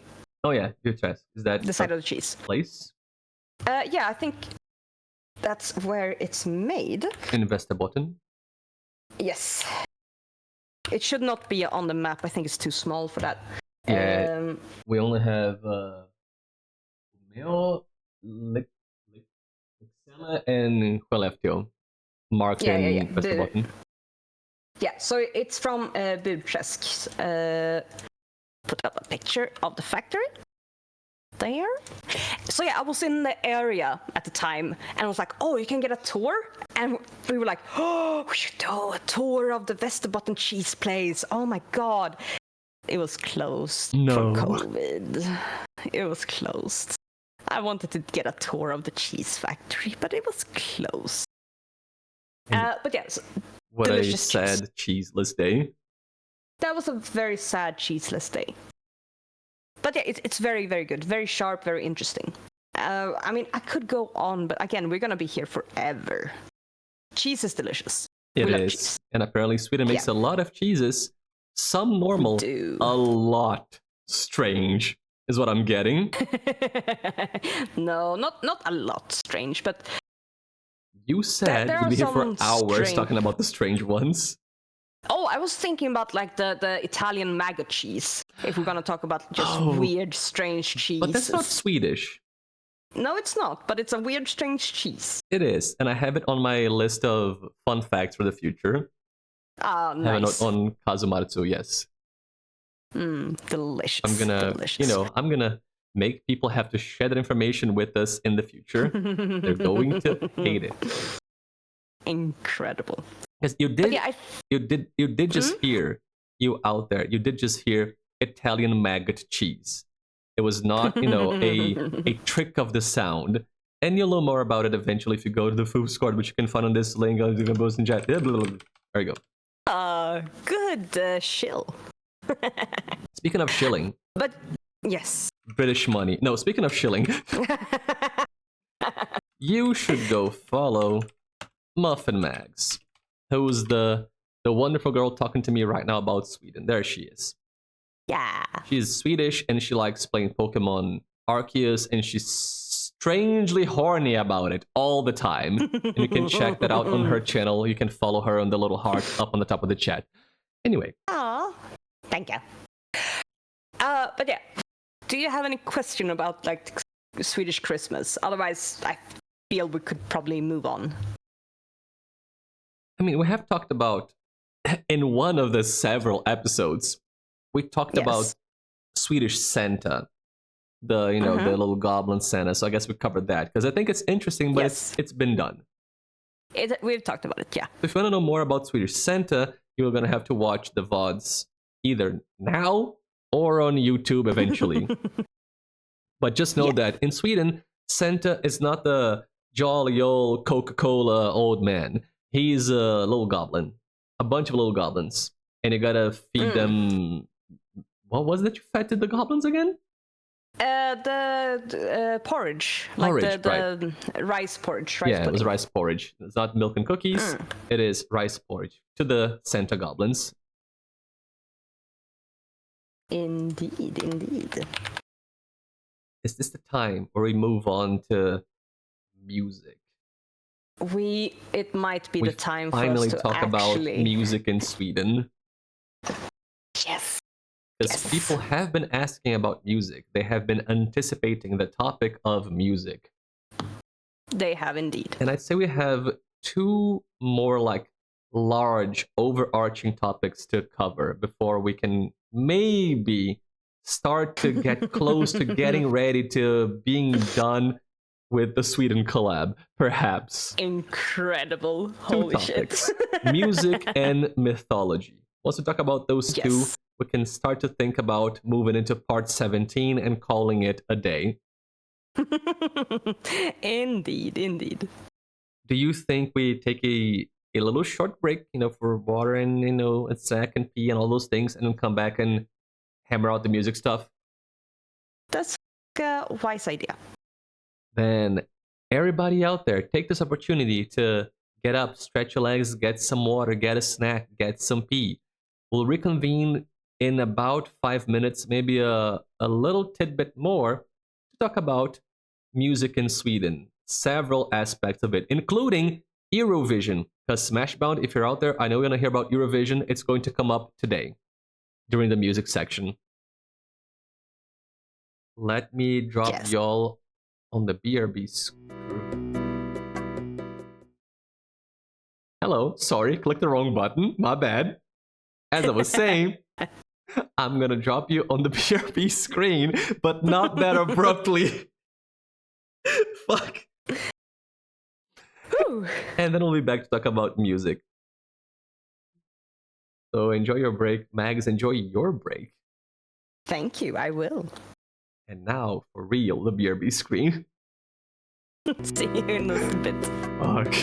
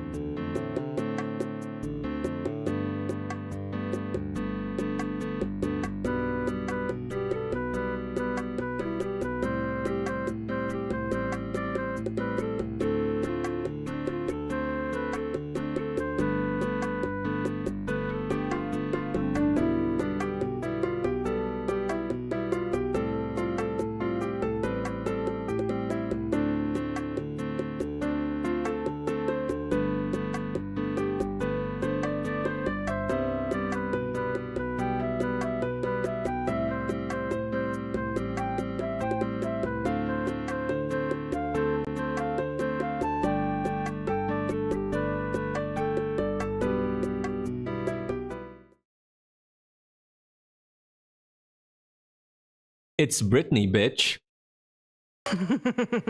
And also MuffinMags. You're so toxic. Yes, I am. Yes, I am. Hello, friend. Friends, plural. Well, everyone. A lot of friends. A lot of friends. Hello, all of the friends. The running hunts. My beloved. Dude, I love the running hunt so much. Actually, a fucking peak emote, man. It's perfect. I was like, I know what to do with this Hans. I have an idea. I can make it run. Yeah, the Donald Duck show is back, baby! Exactly, with your hosts, MuffinMags, and me, Donald Duck, the mouse. The Donald cricket. Fuck! Oh, damn! There has to be a porn parody of Donald Duck called Donald Fuck, right? There has to be. I can almost promise you there is. I can almost promise. Okay. No, that's a tangent. But I know there are really fucked up live action like E.T., live action The Simpsons pornos that are absolutely horrifying. I don't know if I ever saw a live action Donald Duck one, but you know what? I would not be surprised about it. Yeah, there are bad / great / horrible live action porno parodies of many things. If you look for them, there are so many. Some unexpected ones. I'm just thinking sometimes they are born strictly from the name. Like, oh, that could be a sex name, let's make it. Like Donald Fuck. Yeah, and Donald then you've Fuck. got, it's right there. think about it. Donald Fuck. Dickie Mouse. Uncle Splooge. Oh! There's so much potential. Alright, let's see. There's a lot of music for Donald Fuck. Like Spotify, SoundCloud. That's some guy who took the name. I think so.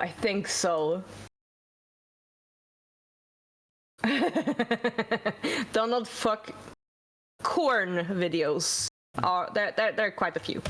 Okay.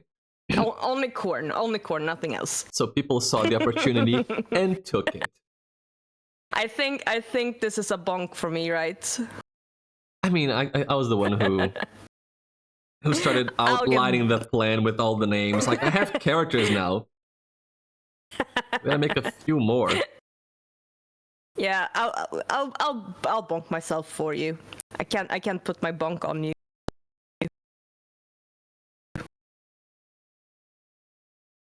Now, we'll deviate temporarily, but not permanently, from pornography, because this is my channel. We're gonna come back to porn at some point, I promise.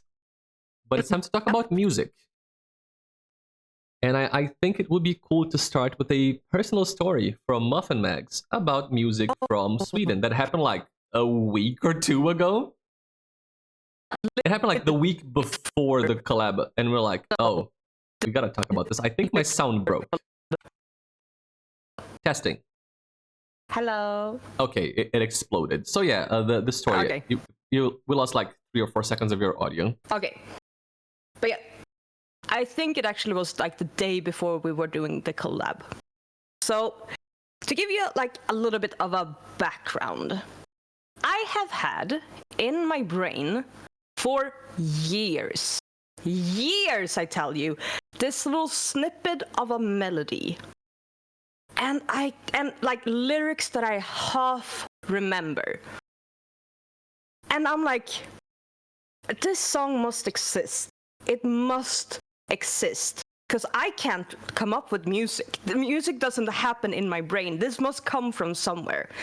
And I've been trying years, man, years, to try to find this song. I tried to like searching for all of the lyrics. I tried to like changing out the words, and the melody just never left. And I tried Shazam. Yeah, ask a ton of people, and they just look at me like I have another head. And I'm like, there's the song. I promise you. Do you want me to sing like the thing I remember so people can get like a idea? So a little bit of extra context. Yeah. So that has happened, and Max has been going through that for a long time. And then for some reason that came up on the eve of the collab. Drake's, it's a similar story to Subways of Our Mind, actually. Not as not as long, doesn't have as many people, but similar. It's something about a lost song. Yeah. And I've been on Reddit, tip of my tongue, trying to like find shit with this, but no, nothing. Years, man, years. Shazam it, nothing. And then it came up in conversation on the eve of the collab. I don't recall why. Yeah. And Max was saying, I've been trying to find it, and I can never do it. And when I ask people, they make fun of me, they ridicule me because they think it's weird. And I was like, okay, but you should ask people when they have the chance, because, what if they know it? Like, they might make fun of you, but what if somebody eventually knows it? And then Mag says, okay, fine. You want me to, sing the part or remember the lyrics? We said yes. And then Mag sang. You want me to do it? Yes, please. Yeah. We got Coca-Cola brain. We don't know our name. Or something like that. It was maybe a baby in there. Yeah. Might have been a baby in there. Baby. Yeah, we got Coca-Cola baby. Since you know my name or something. Like that. That part has been in my fucking brain for years. And it doesn't go away. It just appears every once in a while. So I sent this like in a voice message. Oh, Sven was talking about, sometimes my brain just thinks of a song that it hasn't thought for a long time. Sven brought something and Max said, yeah, that happens to me with this song. And then she sang that with those lyrics. Oh, I know this song. Everybody knows this song, Max. Only you didn't know this song. Yes, I didn't know this song for years. So what happened was she sent the message, and then of course I went to look for it.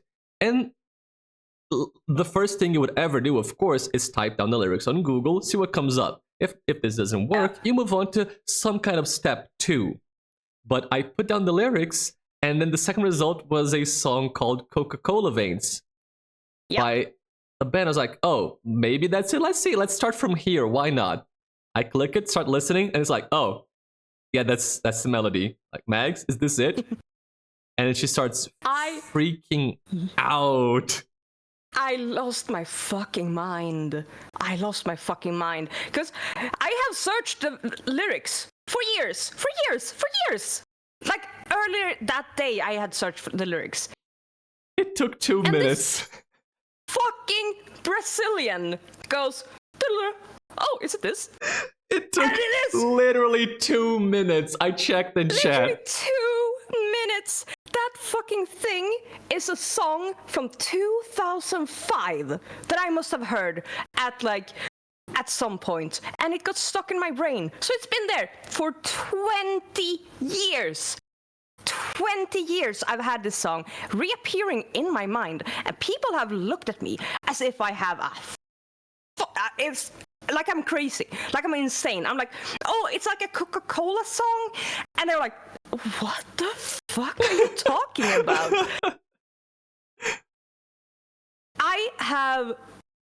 I screamed, and I listened to that song on repeat for like 2 hours straight that evening, because the brain itch just got fucking like scratched deep inside of my brain. It was incredible. 20 years. Insane, man.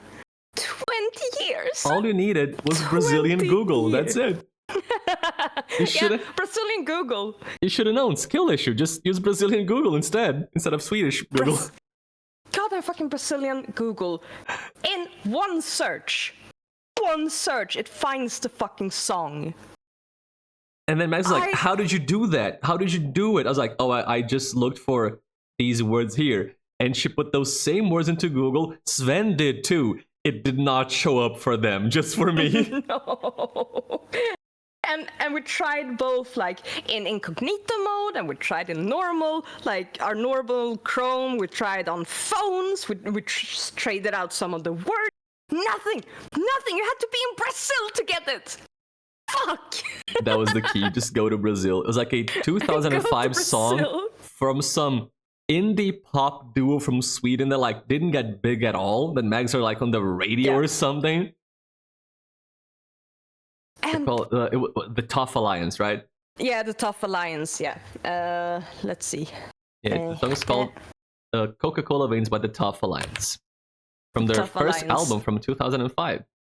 That is Touch, I Will Fix It. Oh, sorry. Touch Alliance is when I... Never mind.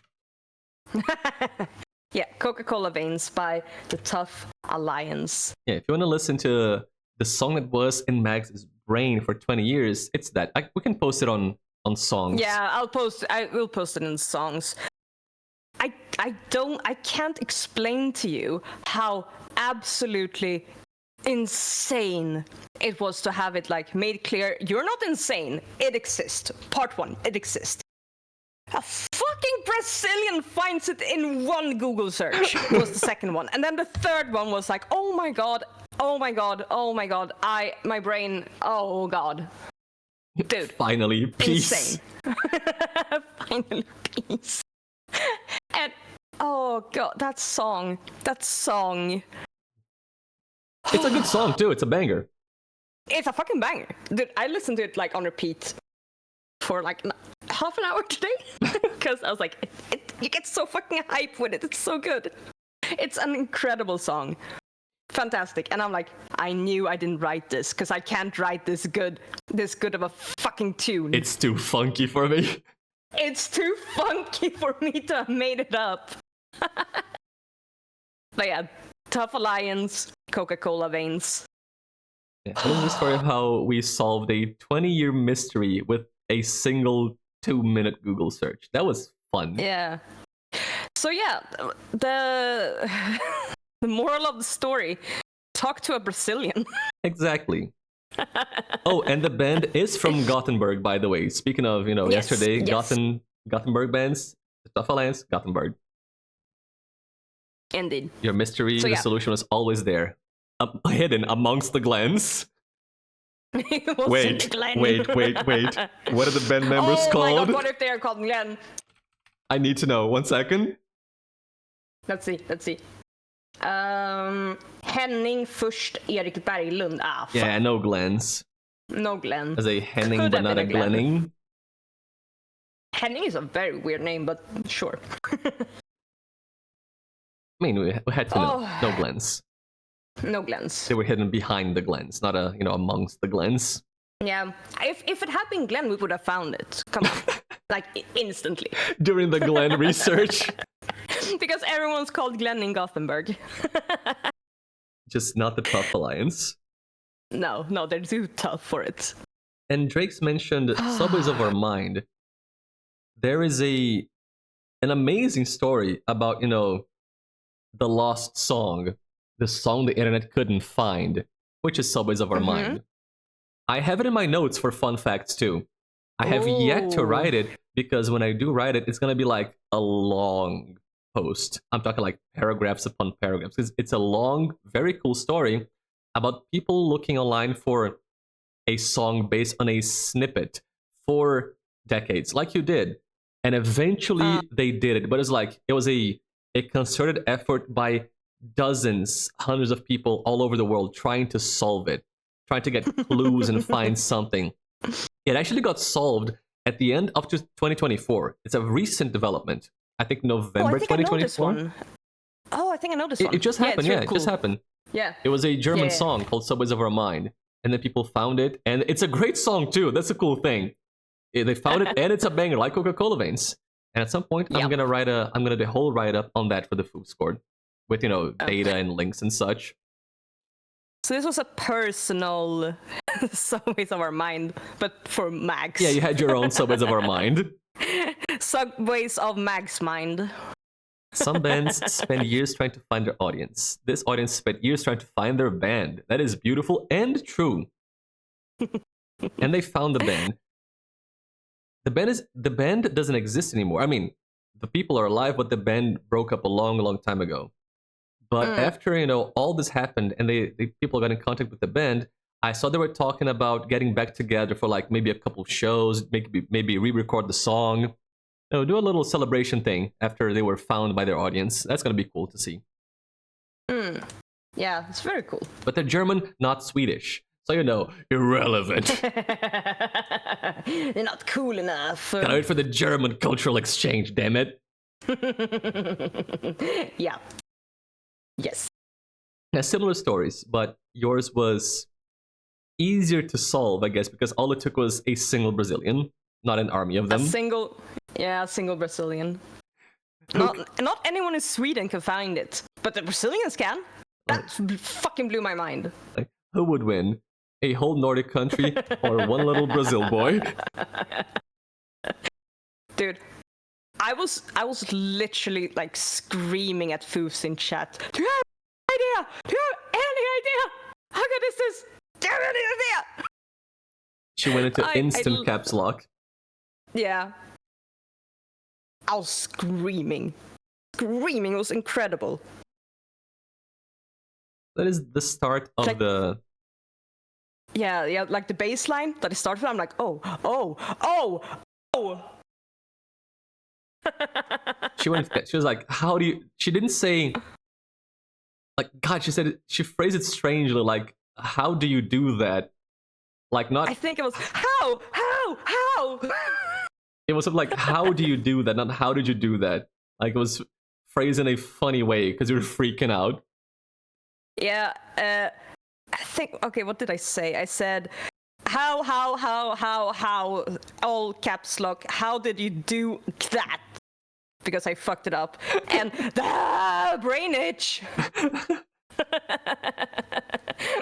You don't understand. It's been in my brain for 20 years. How did you find it? I was like, one little googly time, a single one. Oh, dude. So that's how we begin our music section with a 20-year-long Swedish music mystery. Solved by the Brazilian. Exactly. Yes. Brazilians know things. I'm kidding. I know things. And I'm You're always right. Brazilian. Now you were. At this thing you were. It's nice to say I'm always right, because when you help somebody solve a 20-year mystery that was haunting them for so long, if you're like, I'm always right, there's no way they can disagree. They're just gonna be like, fine, fucking, you're always right, whatever. They cannot legally disagree. So I win. You took pleasure in that. I did. You really did. You really did. I took my payment in annoying you, which is all I want. Yeah. It sustains me, keeps me alive. Oh yeah, like weight lifted off my shoulders. Literally. Incredible. So yeah, Swedish music can get stuck in your brain for 20 years and you have no idea that it's even Swedish. Because Swedes make good music. It's catchy and gets stuck in your mind. They've been making good music for a long time. And I guess maybe we start with, some time ago before moving into the present, perhaps. Good. Because there are some huge bands that everybody knows, and probably not everybody knows they're Swedish. I'm sure some of you do, but maybe some of you don't. The biggest one has to be ABBA, right? I think ABBA. Like, ABBA's has to be up the there. biggest one. Yeah, they are quintessential Swedish music. So let me get you a pretty little picture of the group. There you go. Most people know ABBA. Most people love ABBA. And I think a lot of people know they are from Sweden. I don't think this is a mystery. But they are like the face of Swedish pop music. And Swedes love them, right? You guys love them too. Dude, we fucking love them. Absolutely. 100%. ABBA's the shit. Incredible. Yeah, they're loved inside and outside of Sweden. And rightfully so, because my God, they are so good. They had something with like writing pop music. They're just so proficient at it, just making hit after hit, banger after banger. I've watched a documentary on ABBA, and I had something I wanted to bring up with Mags that, God, I forget their names, but Beardy Boy was given an interview, and he mentioned that when ABBA is writing music, they don't just, I'm writing pop music, time to write a pop tune. They have their inspirations and influences. They draw from, other pop acts from other genres and even from Swedish folk music. And they brought up something called Schlager. They said their songs always have a little Schlager. And I think Mags has information on that. Yes. Benny Andersson is the one you're looking for, the bearded dude. That's the one. And Björn Ulvaeus is the other one. Benny and Björn. Benny and the Bear. Yeah. Is that how it's spelled? Schlager. Fucking Schlager. Jesus, what have I done? I don't know. Show me the Schlager. Hang on. Oh my god. What have I done? What are you doing? How do I fix this? What did I do? Oh my god. Hang on. Did you I kill exploded everything. Bruh. Oh my god. Google Sheets just quit. Literally, there we go. I Quit. fixed it. What the hell did I do? Oh my god, dude. I just wanted to type Schlager. Yeah, time to go back to the beginning. Broke the Brazilian Google Sheet. Sorry guys, we're gonna restart the collab. Time to talk about what was the first topic? Looking at tongue twisters, trolls. Time to begin again. No, sorry, just want to type Schlager. That's how you spell it, right? Where are you writing it? Right under the. Oh yeah, Schlager. That's yeah, Schlager. That would be it. Max, Schlager. what the hell is Schlager? Schlager, the word is German, in origin, and it sort of means hit music. It's it's a banger. It's a number one. So a hit song is like a Schlager, and Swedes, love the Schlager. So it's quite a broad term, but we mentioned Eurovision Song Contest several times during this collab. Yes. It is massive. And Schlager and Eurovision are intertwined, at least from what we Swedes bring to the Eurovision Song Contest. And it's often mainstream dance, disco, very easily consumed, easily sung along with music. So Eurovision is massive in Sweden. We have our own competition called Max, Melodies. before you go on, Eurovision is a music contest that happens in Europe. I guess maybe not everybody knows about it. So just say it's a music contest that happens in Europe, and it's a continent-wide thing. Countries do competitions internally, pick their best act, and send their act to Eurovision to fight for which country wins Eurovision that year. It's like the World Cup of European music. And I mean, there are countries outside of Europe that join as well. Some of them somewhat controversial, but it's a discussion for another area. Mm-hmm. But yeah, Eurovision is huge. It takes place every May, I think. At as you said, the place which won the previous year. So 2024, Sweden hosted because of what's her face? The tattoo. Oh, I have it in my notes. Hold on. The tattoo. No, her name was. Fuck, I fucked it. Loreen, I think. Loreen tattoo. Yeah, and there's two E's in it. Loreen. She won 2023. Yes, she won 2023, which made Sweden host 2024 in Malmö. And this is from her performance. She was very a cool performance. It's very strong with her massive nails and just fighting for her life. And she also did another. It does give Dune. And Loreen did Euphoria as well. The show? So, no, the song. Oh.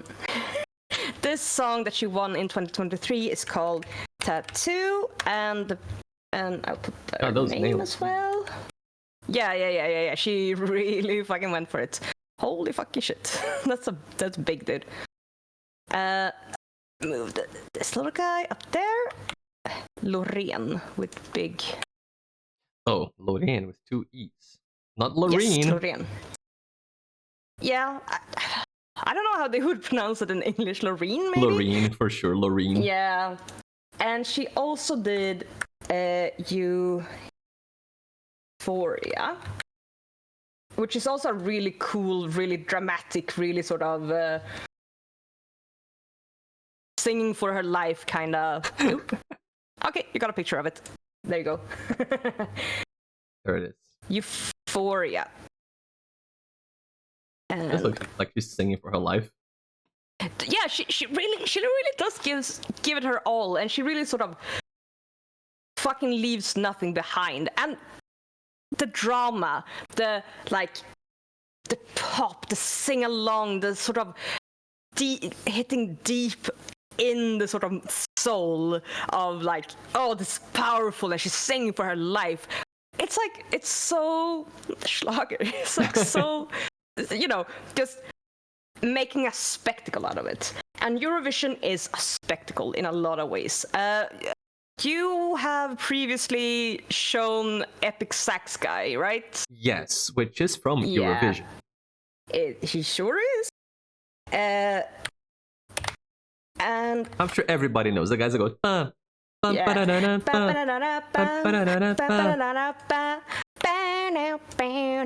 This man. That was played during Eurovision. They were Moldavian, I believe. Probably. They were Olia Tira, that was the lady singing, Olia Tira, and the Sunstroke Project from Moldavia, and they played who knows in what year, as some year a long time ago. It's old meme shit. Yeah, and Eurovision is known to bring out the weird shit. I think this was Germany a couple of years ago, if you're getting that image. Yeah. And what is that? Everything is sort of pop and big and extra. And it's just people try to like get seen and get sort of show off their weirdness. It works because it's like an actual like insane parade. It's incredible. And sometimes, you send like the poppiest pop you can pop. Or sometimes you send like babushkas. Listen, And sometimes you gotta recognize the babushkas. You gotta, give them the chance to shine. I don't know if you're getting the babushka picture, Yes. but yeah, the little babushkas. So you get all kinds of weird shit. Just bringing you some snacks. Yes. They're so bringing you a cute. couple snacks. Yeah, and in, I think it was 2006, I want to say, Finland won its first Eurovision Song Contest with a band called Lordi singing a song called Hard Rock Hallelujah.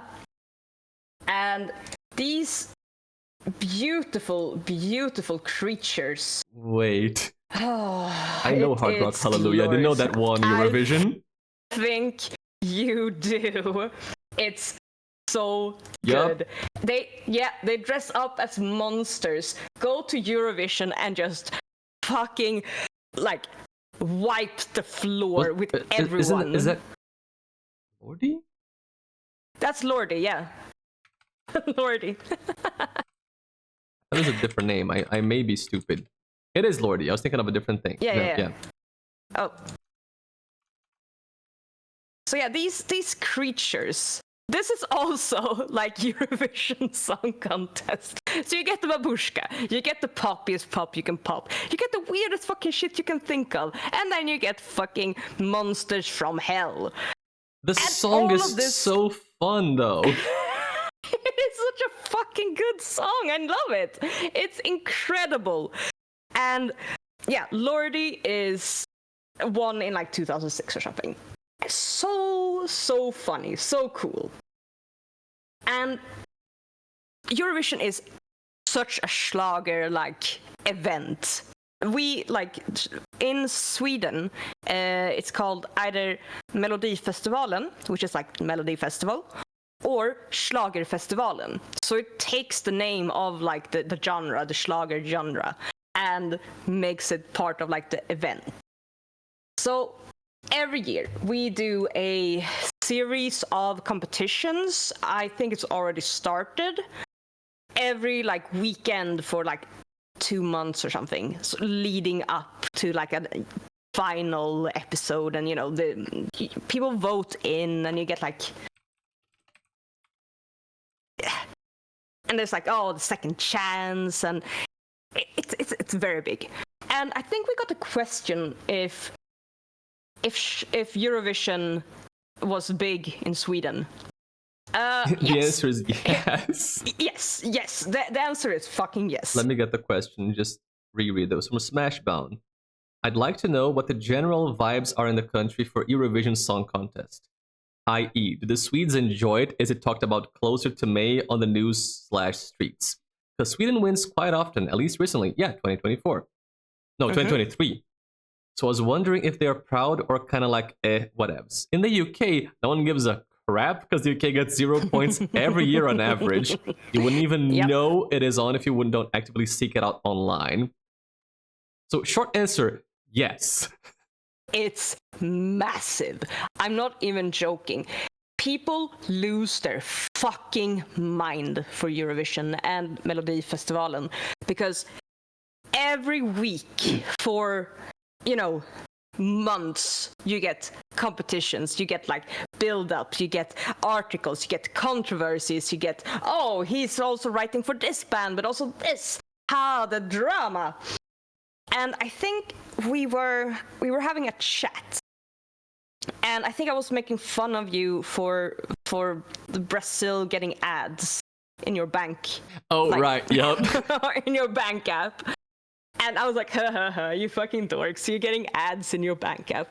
And I was like, we don't get that. I opened my bank app, and literal banner for Melodifestivalen. We are proud sponsors of the Melodifestivalen. On the opening screen, before the login even showed up, ads. Yeah. I was like, oh shit. Who's a dork now? Yes. So yes, Eurovision is massive. It's absolutely massive in Sweden. We love that shit. We eat it, we drink it, we breathe it for years. And I think we won something like 6 or 7 times throughout the years. Is that a lot? Our first win... Oh yeah, that's quite a lot. That's quite a bit. Let's see if we can get Eurovision. You've won more Eurovision than Brazil has won World Cups. Just to know, random aside, no reason. No reason. All right, let's see. We are... God, I don't care about... I want to know... Oh, we're tied with Ireland. 7 wins. For first? Yeah. Oh shit, well done, Sweden and Ireland, I guess. Yeah. I didn't know they were so big into Eurovision there. Yeah, fuck Ireland. So yes, the first winner, as we see on screen, was ABBA with Waterloo. Right. In 1970. Yes, so that was 1974. That was their big break. That's sort of where they appeared and became like well known, and then they just like ran with it because holy shit. And since then we've had 1984 with, I think that was Carola, I want to say. Oh no, it was Diggiloo Diggiley with the Heresy Brothers. It's such a dumb fucking You were saying so many strange words now. Yes, I did. It's a song with 3 very 80s looking guys standing on stage. I'm gonna fucking get you an image of the Heresy. The Heresy Brothers? Yeah, the Heresy Brothers. That is an amazing name. Yeah. Oh my god, you're gonna love this. If I showed you this screen right now and said, point to me the Heresy Brothers. Anybody would think it was Lordi that had that name, but no, it's these fucking dudes, the Heresy Brothers. Yes. Do you have them? Yeah. Yeah. So these guys, the song is called Diggiloo Diggiley. They're singing about their golden shoes. And they're wearing the golden shoes. Yes, they and they won Eurovision? They did in 1984. This is what won Eurovision in 1984, my friend. Diggiloo Diggiley. Everyone looks at me when I'm walking in my golden shoes. Is how the lyrics go. I gotta listen to that. It's a bop. It's a fucking bop. I'm telling you, it's incredible. But yeah, this is what won in 1984. Listen, I'm a strong proponent of good music with stupid lyrics. I gotta listen to that. It's incredible. It's so good. And next one. The next winner, or the next time Sweden won, was in 1991. And that, oh my god, it was Carola, yeah. It's one of those, like, extremely famous people in Sweden. Like, so fucking famous. And the song is called Fångad av en stormvind, which translates to Captured by a Storm Wind. Again, a bop! It's an actual fucking bop. When's that from? Sorry? When's that from? 1991. 91. And yes. Give me 1 second. I gotta look something up. No. I gotta discover something. Oh no, what have you done? 1991. Bro, I'm not crazy. In 1984, almost a decade before, Europe had a song released called Stormwind. Knew it. She might have been inspired it's by a reference. And yeah. See if I can find a good picture. It's not really that. They don't really have. Oh, this is a pretty good picture. Kind of good picture. She would like be in like suit pants and her little like shirt, and she would like, I'm fångad av en stormvind. It's a bop. It's a really good song. It's really there good. She is. There she is. So she's a huge Swedish act. Like everybody knows her in Sweden. Yes. She won the Melodifestivalen back in... Ooh, good question. Can't remember. With a song called Främling, which is Stranger. And she did take that to Eurovision, but I don't think she did so well with that one. But it's an actual fucking incredible, like... She performs it so well. It's actually so good. But it's kinda silly. And most of these are boppy. kinda silly. Yeah. And it's a lot of them. Apparently she performed it in 1983, Främling. I'm gonna throw that one up too because it's such a fucking look she goes for. It's the yellow jumpsuit. It's a very strong look. Like fucking yeah, Ninja Turtles. Yes, like April. She's fucking April O'Neil. Look at her go. So yeah. She performed Främling in 1983. And again, also a fucking good song. Also a great fucking song. But yeah, she didn't win with that one. But if you make it to Eurovision, the song has got to be at least kind of good to make it there, because you beat the whole country. Right? No? Sure. Why would you not send your best song to Eurovision? Wait, because right, sometimes politics. You send the memeiest shit to Eurovision as well. And then you win. Yeah. Sometimes. And next time we won was in 1991 with a girl called Charlotte Nilsson. She did a song translated as Take Me to Your Heaven, which is called Tusen och en natt in Swedish, which is like 1001 nights. So it's like a reference to like 1001 Nights. Let's see if I can get. Oh my god, Australia's in Eurovision, amazing. PSX, welcome to Europe, my friend. Oh, yes. Oh man, oh, it's so late, 90s. Ooh. The picture? Right, let me get you a fucking picture. I better see fucking purple 3-in-1 ketchup for this. The eyebrows are thin and 90s. That is very late 90s. Yes. Yes, it like was. Sign of the time. Again, good song, but also so 90s. So 90s. Listen, they made good shit in the 90s. Yeah, they did. Some good things happened in the 90s. Does she have like an ID card on her? I think so, yeah. I don't know why. Is that part of her costume, or does Eurovision require ID? I don't see ID on anybody else.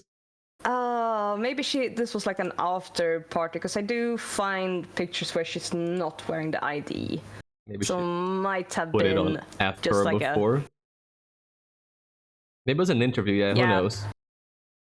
Yeah, I mean, I find another picture where she doesn't have the ID card, but it's the 90s. Nice, thank you for the water. Oh, water.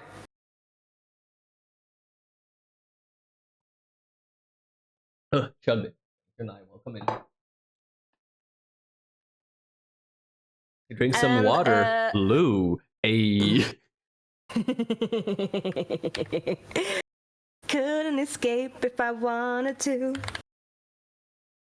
Next time we won was in 2012, and that was Euphoria. And we already talked about Euphoria. Yeah, the Doom Lady up here.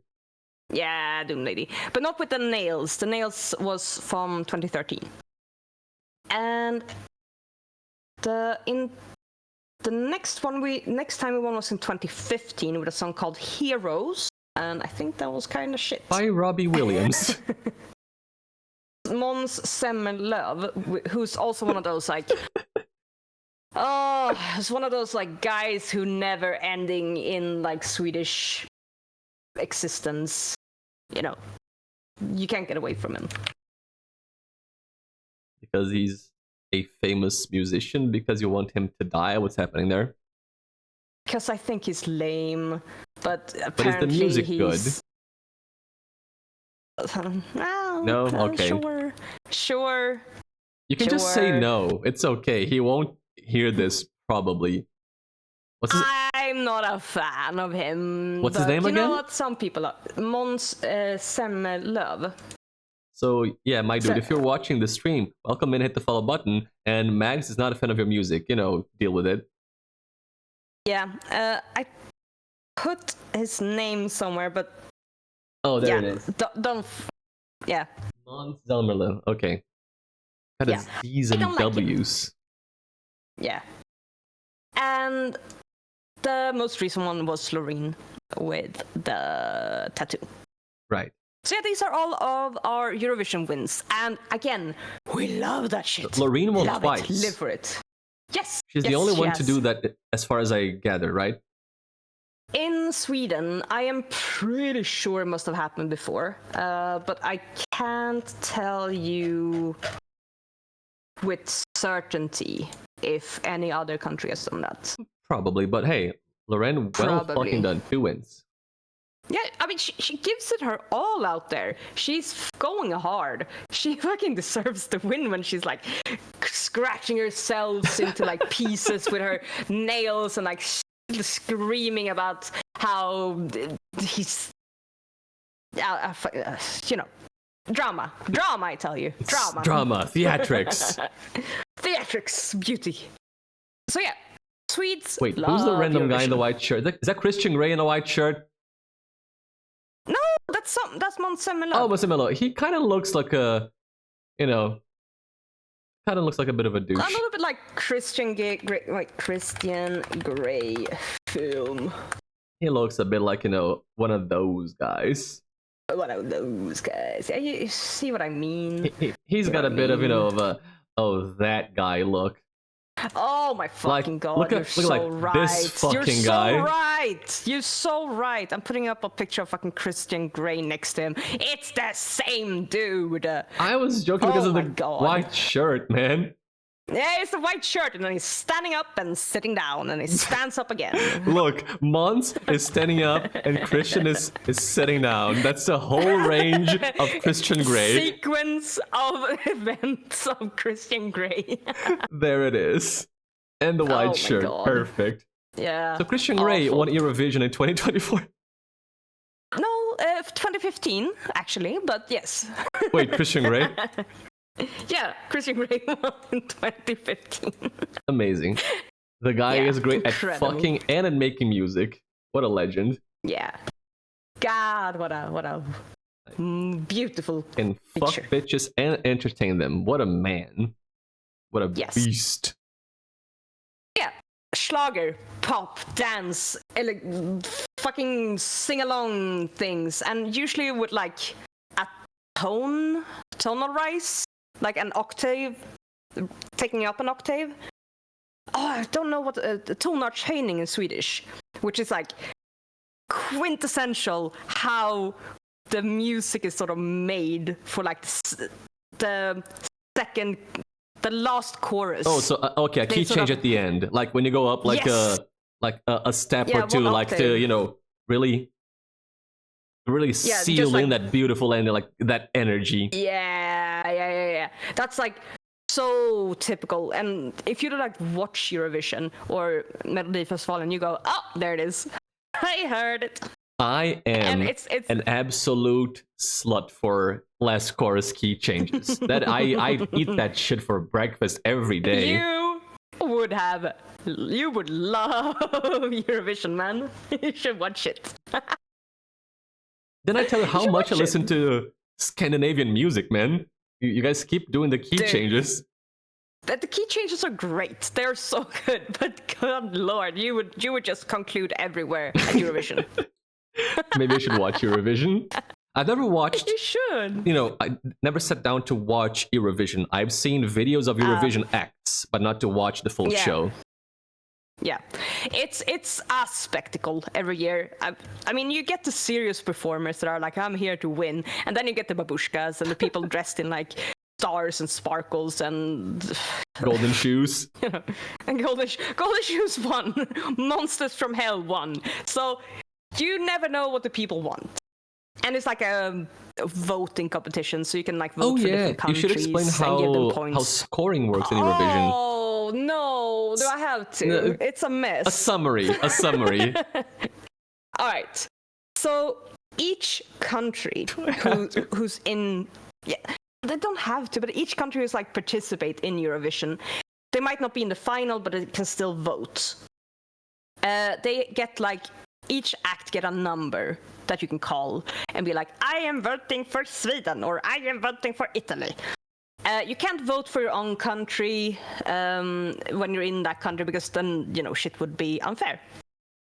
And it's each country have like give out points. So I think it's from 1 to 12. I think they might like skip a couple of parts. But it's like, oh, we are giving France 12 points and à France 2 points. So, I don't know. I don't speak French. You didn't need to go into French. They do. They have 2 percenters. So like one that's speaking English and one that's speaking French. Right, but you could have skipped the French one. It's okay. I'm just trying to sort of, gotta make it authentic. Yeah. And then there's like, you tally up the points and you like, if you get more points, you get higher up, of course. And then there's also like the judges section. I think they have like quite a lot of points that they can sort of give out. But it's a mess, and usually like the voting section, it takes forever. It takes forever because they have to go through all of the countries. Like, oh, Albania, tell us about your points, and they go, hello, I am so happy to be here. 1 point go to Finland. you know. And that is what kind of Albanians deal. sound like, by the way. What do you mean? Of course they do. If you go to Albania, you're gonna meet a lot of those dudes. Yes, obviously. Only that in Albania. Time to offend all of Europe. Next country. Yes. So they sort of go through the list, and everyone gives out the points, and then the judges give out the points in the end. And the winner gets to like wave the flag and go, "Way!" and they perform again. What do you win for winning Eurovision, apart from hosting the next one? Like prestige, media time? Is there a money prize that goes to your country? What happens? I have no idea. I just like watching the show. And no one cares. No one cares. No prize money for the winner of the Eurovision Song Contest. You get a glass statue, and at least it was in 2013. Anyway, but yeah, no money. Okay, and so it's never been any money. Trophy, recognition, love of the game. Yeah, basically. That's fair. And also you get like, usually you get like a spike in your like musical career. Oh, for sure. Like again, ABBA, huge. Carola, huge in Sweden at least. Charlotte Nilsson, massive. So if you win, you're set. So yeah, that's Eurovision, that's Schlager. Sort of, they go hand in hand through everything. Did you have any questions? Yeah, so the voting thing, so the countries vote for each other. Surely there must be some kind of politics and rivalries that go into the voting. I'm from Finland and I want Sweden to lose. Sweden gets 1 point. Fuck Sweden. No, you wouldn't give Sweden any points because you have like a limited amount of points you can give. Oh, you can give 0. Yeah, you can give. Okay, so no points to Sweden because I want them to lose. That's gotta happen all the time, right? Yeah, there are like a couple of those that are always like, oh, we give. I think Greece and is it Greece and Turkey that always give each other like 12 points? Yeah, I mean, they're buddy. Yeah, they buddy up, and they're like, oh, I'm gonna vote for my buddy because I like them. And they go, oh, I'm gonna vote for my buddy. I can't remember. I'm not into like the meta of the Eurovision anymore, so I can't tell you which country like votes for each other. But yeah, they do have like a lot of politics and a lot of collusion stuff. And also, back in 2021 or 22. Ukraine won, and pretty much basically only on the like merit of getting invaded by Russia. Well, everybody gave them all the points. Yeah, because they were like, oh, Ukraine, hell yeah.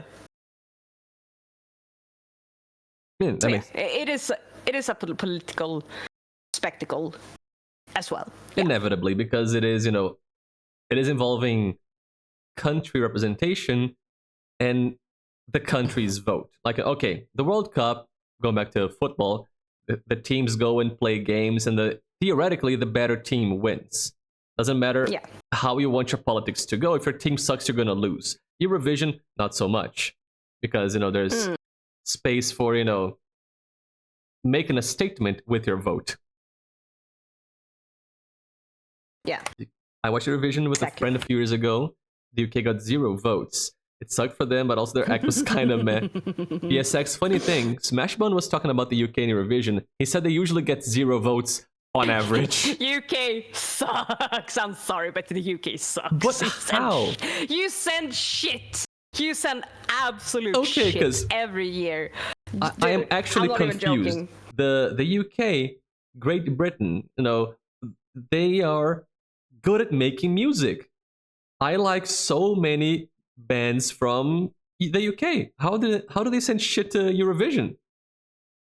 Brits, I have no idea. They send shit like every year. It's usually like, oh wow, it's kind of bad. But they have so many good bands. Do the bands not want to go? Are they stupid? Maybe. I mean, I guess. Like, surely everybody here loves several British bands. Yeah, but like, I don't think those bands join the sort of takeouts for Eurovision? I guess not, because like you said, ABBA played Eurovision in like 1970 something. Yeah. So there are several huge British bands, like fucking Queen. They were active at that time. I guess they just didn't go to Eurovision. Dude, Eurovision, Queen going to Eurovision. They were too good to be at Eurovision. Come on. Yeah, Come on. Judas Priest. There are so many huge British bands. We could go through an immense list of legendary British acts. I guess it just didn't go to. It was Eurovision too tiny for them back then, or even now.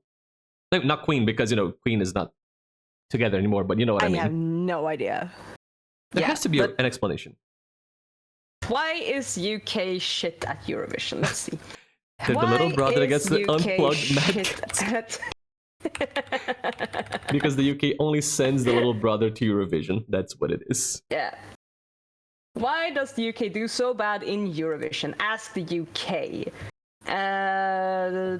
Europe takes it seriously and really want to win, while most people in the UK consider it a joke and something to laugh at. Hence the choice of our Oh, they don't concept take it this year, seriously. blah, blah, blah, blah. Yeah, they think it's shit. And I mean, yeah, it is a joke. A lot of it is a joke. Just fucking Lordy and fucking star sparkles and the babushkas. Yeah, like they could drop out. They're like, ugh. Like if they all think it's a joke, drop out. Yeah, they don't send people. That's what they get 0 votes. They don't send people. They're just on the list. Yeah, they don't send people. They're like, hello, we're here. And they sound a lot like Albanians. Yeah, weird. UK and Albania. I don't know. Maybe they're brothers. Who knows?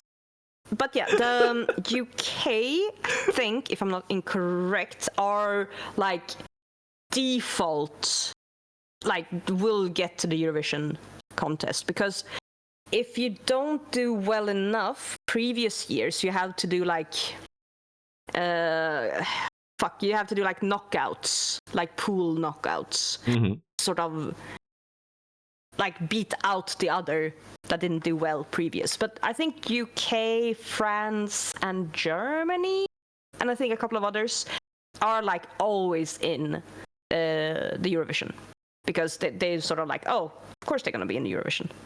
They have immunity to be excluded or something. And even so, the UK does not send their biggest acts for reasons. What the fuck, UK? Come on, join Eurovision. It's fun. It. Yeah, no, it's UK doesn't care.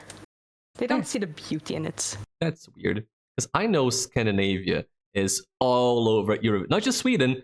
All the countries in Scandinavia, they're all over Eurovision. Yeah. They go nuts over it. Yeah. We had the little Norwegian fairy tale boy. Holy shit, that was he was a very cute little boy. That's not how you spell fairy tale. Tale and Norway. And there was a little boy. Yeah, there he is. He was a little boy with a little fiddle, and he's very cute and being very dramatic on stage. And he was the whole act. Just the picture. Yeah, it's a little boy with the fiddle, and he goes, "I'm in love with a fairy tale." There he is. Yeah. Did he win? Yeah, he won that year. Oh shit! Well done, boy with the fiddle. Boy with the fiddle. Alexander Rybak, apparently, is his name. Oh, it's from 2009. Okay, that was a while back. Eurovision is a type of warfare. It is cultural warfare. Yes. Of course, losing to like Norway, it sucks. You must have been mad. Denmark, even more. Holy shit. Has Denmark won? Oh my god. Yes, they have. You've lost to the Danes. Had this song called "Fly on the Wings of Love," I think it's called. Let's see, Denmark. This was like in 2000 or 99, I think. The fact that you know so many of these winners, like you have them in your mind, the act, the song, it goes to show that Sweden goes fucking crazy for Eurovision. Dude, I'm not even joking. Oh yeah, 2000, "Fly on the Wings of Love," held in Stockholm. Dude, that song is sick. It's so good. It's like, "Fly on the wings of love. Fly, baby, fly." It's great. It's a great fucking song. And it's the fucking Danes. So you have to admit it's a good song and lose to them. That must feel bad. Yes. No, but it's an actual fucking bop. Let's see if I can get a picture of the guys. They're like two dudes with a guitar, and they go hard. That's all you need. Hard. Just go Simon and Garfunkel on some bitches. Dude, absolute Simon Garfunkel Look at vibes them. from these two. Yeah, going hard. The Olsen brothers, apparently. Just two guys, two guitars. That's all you need. Yeah. There is, oh my god, there's a whole genre of music in Brazil that is just that. Just two guys, two guitars. Sometimes just one guitar. Yeah. Going hard on the guitar. I mean, not always going hard. Like, tiny aside. The genre is called sertanejo in Brazil. Sertanejo. There is a version of it from older times with huge acts, like names that everybody in the country knows. And it's that two guys singing with one or two acoustic guitars. That's the act. Immense fame, like super relevant. In recent times, something began called sertanejo universitário, or like college sertanejo, with the same structure, two guys, one or two guitars singing, but with a different theming to the lyrics, younger people, mass-produced, and most of them fucking suck. So like, you saw the genre be something and then become something else, thankfully with a slightly different name, so it's easy to tell them apart. But it used to be like the Olsen brothers, and then it became crap. But yeah, we have something similar to that in Brazil. I know what you're talking about. Sad. Yeah. Oh man, I have to highlight this one because I love it and it's really fucking cute. So we have this girl called Nanne Grönvall, and in like 1998 she did a song. It's called Avundsjuk, which means jealous, like I'm jealous. And she's dressed up as a little gremlin running around on stage going, I am so fucking jealous. I am so jealous. It's great. It's such a fucking bop. It's like you're jealous of dressing like a gremlin and walking around on stage, which you might be. I'm jealous of dressing like a gremlin and running around on stage. I am. And I think she didn't do too well at the Eurovision, I think. She is. Oh my god, the ears and everything. Oh, wait, hold on. She ended up in 4th place? Oh my god, that's actually great. How many countries take part in Eurovision usually? Like ballpark? Sorry. I might be wrong. No. This was in like the Melodifestivalen, like the Swedish one. So this was like, she came 4th in the Swedish setup, if I understood it correctly. Yeah, I think so. I'm very confused. All right, let's see, Eurovision. Let me double check. Eurovision 1998. I'm gonna run out of space eventually. I'm sorry. No, it's okay. I'm solving a puzzle while you got information. Sweden. Oh yeah. No, she did not go to like the Eurovision, like the big Eurovision. She only came in 4th. In Melodifestivalen. I love her. She's a tiny creature, and she's dressed as a gremlin and going, I am so fucking jealous of everything around me. I'm mad. And that's a statement, and Would you say love that her. to you, she is relatable? She is relatable, yes. What part? The gremlin. Oh, just the gremlin? Okay. Stomping around angrily and saying, I'm so jealous. I thought it was the tiny part. Hey! Come on. Bitch! But yeah, I love her. She's great. I'll send you this. I'll make sure you hear the fucking song later. It's so good. Oh, there's so many songs. I know. This is a massive topic, and we just only touched on Schlager. Yeah. It's actually it's interesting. Should we move on from Eurovision? I mean, if you have more to say about Eurovision, it is huge over there. Like, we talked about Scandinavia and the world, the webcomic. Yeah. And I used to read it all the time back in the day.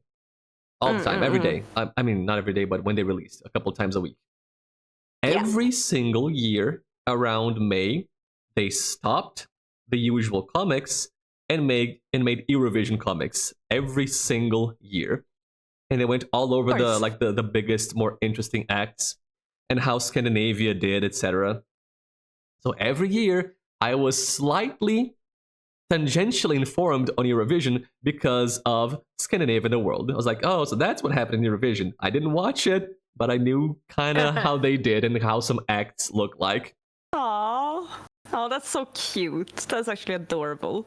Like a little Brazilian going, oh, Norway won. Interesting. They have a little boy. Very cool. I have no idea what that is, but sure. Yeah, like, well done, Scandinavia, on winning the Eurovision thing, whatever that is. That's a long time ago, but I was always kind of informed on it every single year, which is proof to me that you guys go nuts for Eurovision, because every year they stopped and they did Eurovision comics. In fact, speaking of, I got reminded by my own brain that there's a very recent Eurovision movie called Eurovision Song Contest. Song Contest, the Story of Fire saga. Is it the one with the Will Ferrell? Yes. Okay, I haven't seen it, but I heard of it. I was gonna ask, what do people who actually watch Eurovision think of that? Thought of that? Oh my god, words. I am claiming the fifth. I don't actually know. I have no idea. You don't gotta plead the fifth to say you don't know. You could just say I don't know. I don't know. Just gonna say, listen, I don't have the information. Sorry, maybe next time. Yeah, no. If I had the information beforehand, maybe, but no, don't know.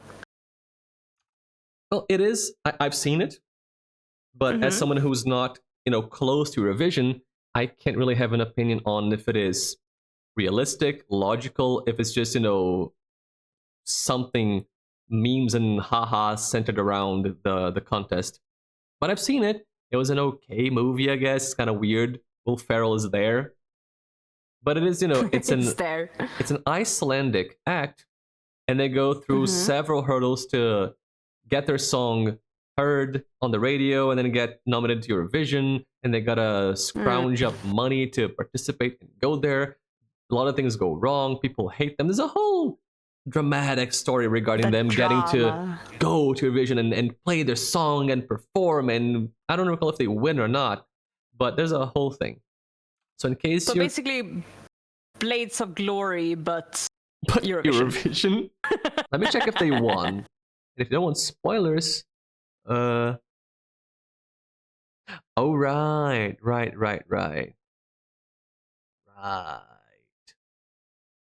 Do they realize that the friends you made along the way was the winning? You are shockingly close to what happens. Now, if somebody out there really cares about what happens in the random 2020 Eurovision movie, cover your ears. But the Icelandic act is a dude and a girl, a guy and a gal. There's a lot of, I think they are childhood friends. There's a lot of tension between them, but they don't realize, what they want. I think the girl doesn't, the guy doesn't. There's a love story.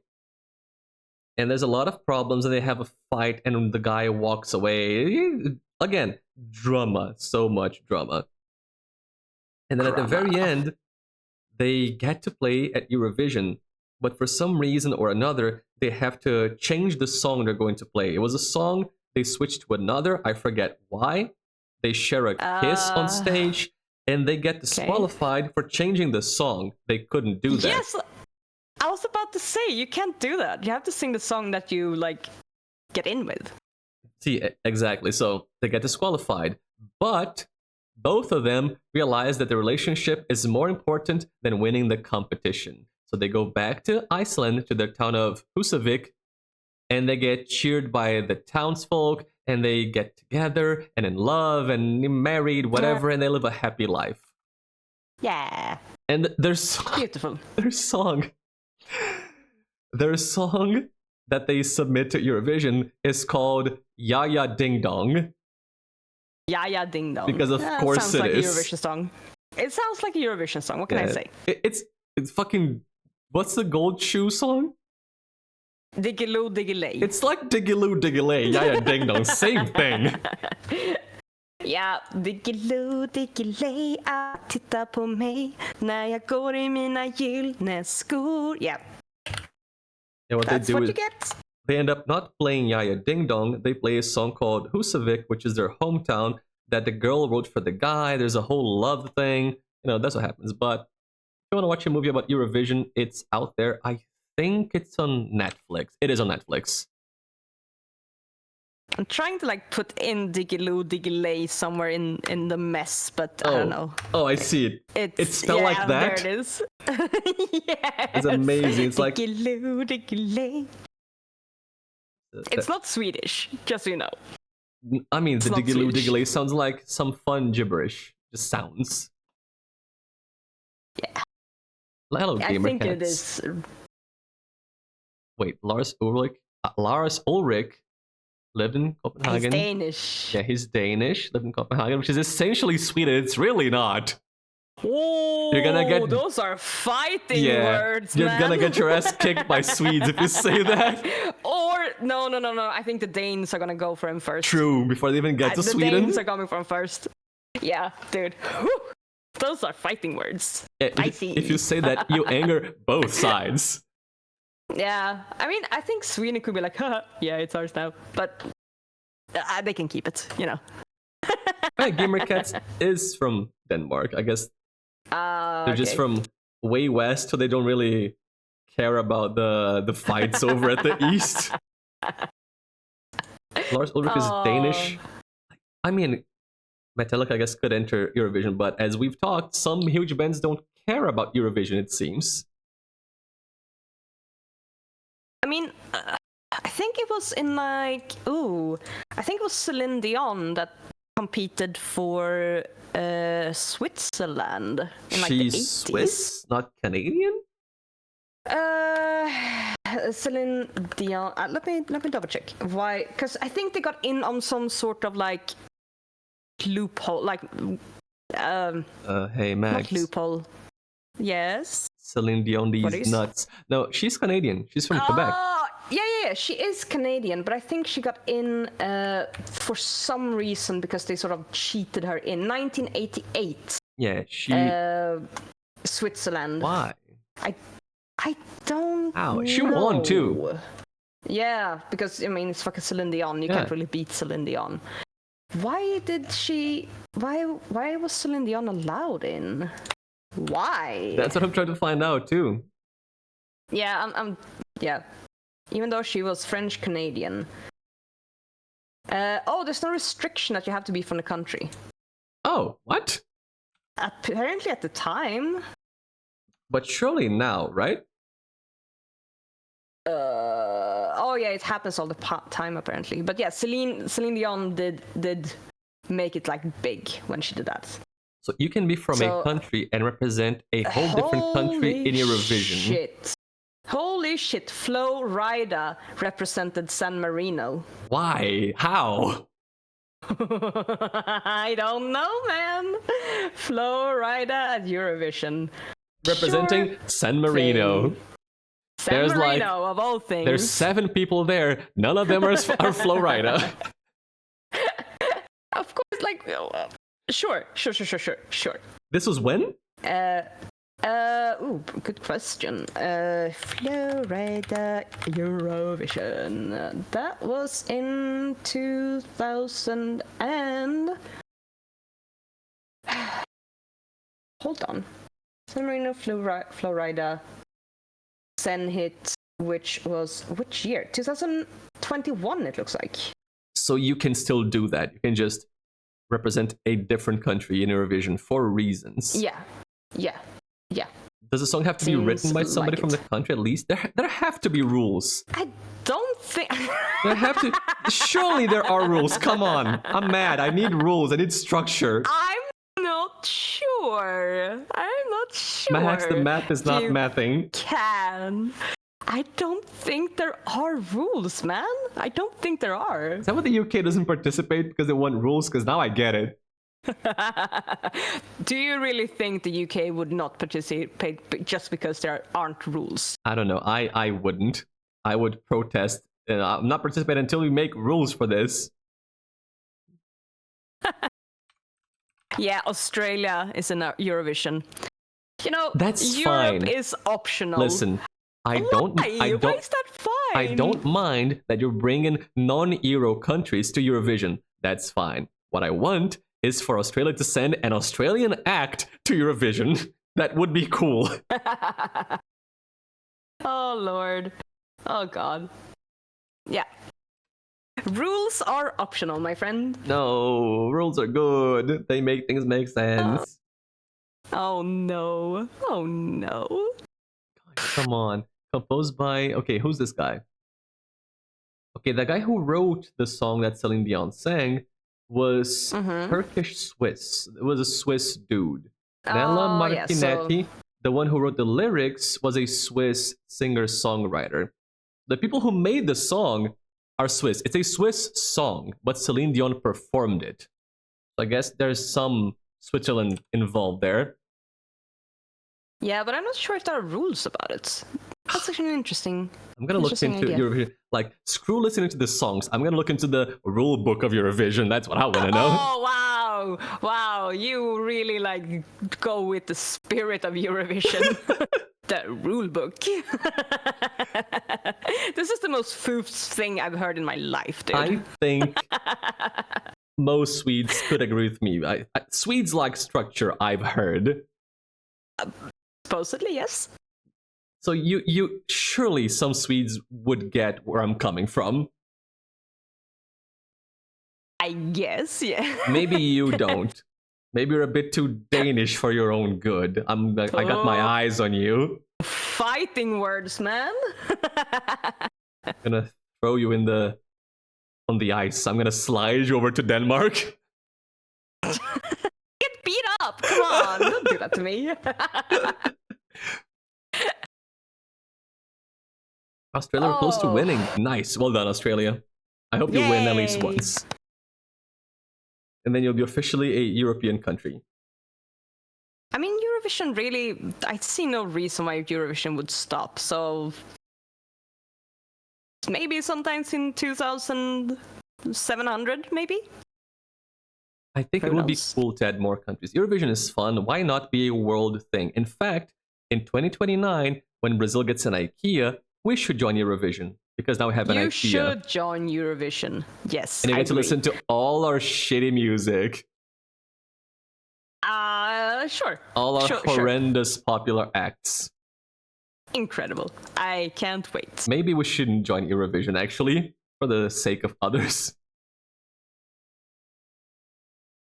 Maybe. Maybe we get the IKEA and don't go to Eurovision. I mean, IKEA is good enough. You don't need Eurovision. We would send Anita and, her ass to Eurovision. Yeah. I don't know if you can win by ass, but maybe Anita can. I mean, you've seen the ass. It's a powerful one. I have seen the ass. If anyone would win by ass, then she would. Yeah. Wasn't there a Spanish one with ass a couple of years ago that was like, ooh, Spain Eurovision ass. Spain Eurovision ass. Amazing Google search. Dude, I'm not even fucking joking. Yep. Dude, that got me the search result. I was looking for... I can't find her name, though. Is it something I can show on stream? Send it on Discord first. Let's look at it on Discord. Dude, it's so much ass, man. I mean, I love ass, but Twitch doesn't a lot. Nah, that's fine. Surely we can... That's fine. Surely we can show that on Twitch. Yeah. It's a nice ass, but it's covered, half covered. Yeah, see, I'm just gonna make it a little bit smaller just in case. Let's not trigger the bots, the Twitch bots. Dude, I got that search Spain Eurovision ass. I got that search result for that. So. I mean, have you seen I'm not the only one. The ass and the boots and the everything else? Yes, I know. I'm telling you, it's great. Great. Did they win? Did she win on ass? She deserved to win on based solely on ass. Don't think she did. I don't think she did. Deserved to. Yeah, I know. It's a very good ass. I'd give her 12 points. I know you would.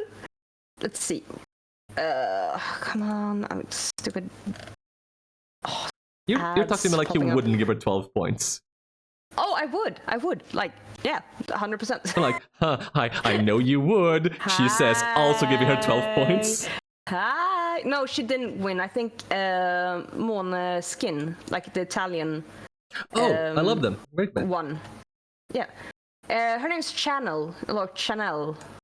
Like, where the fuck can I write things? There.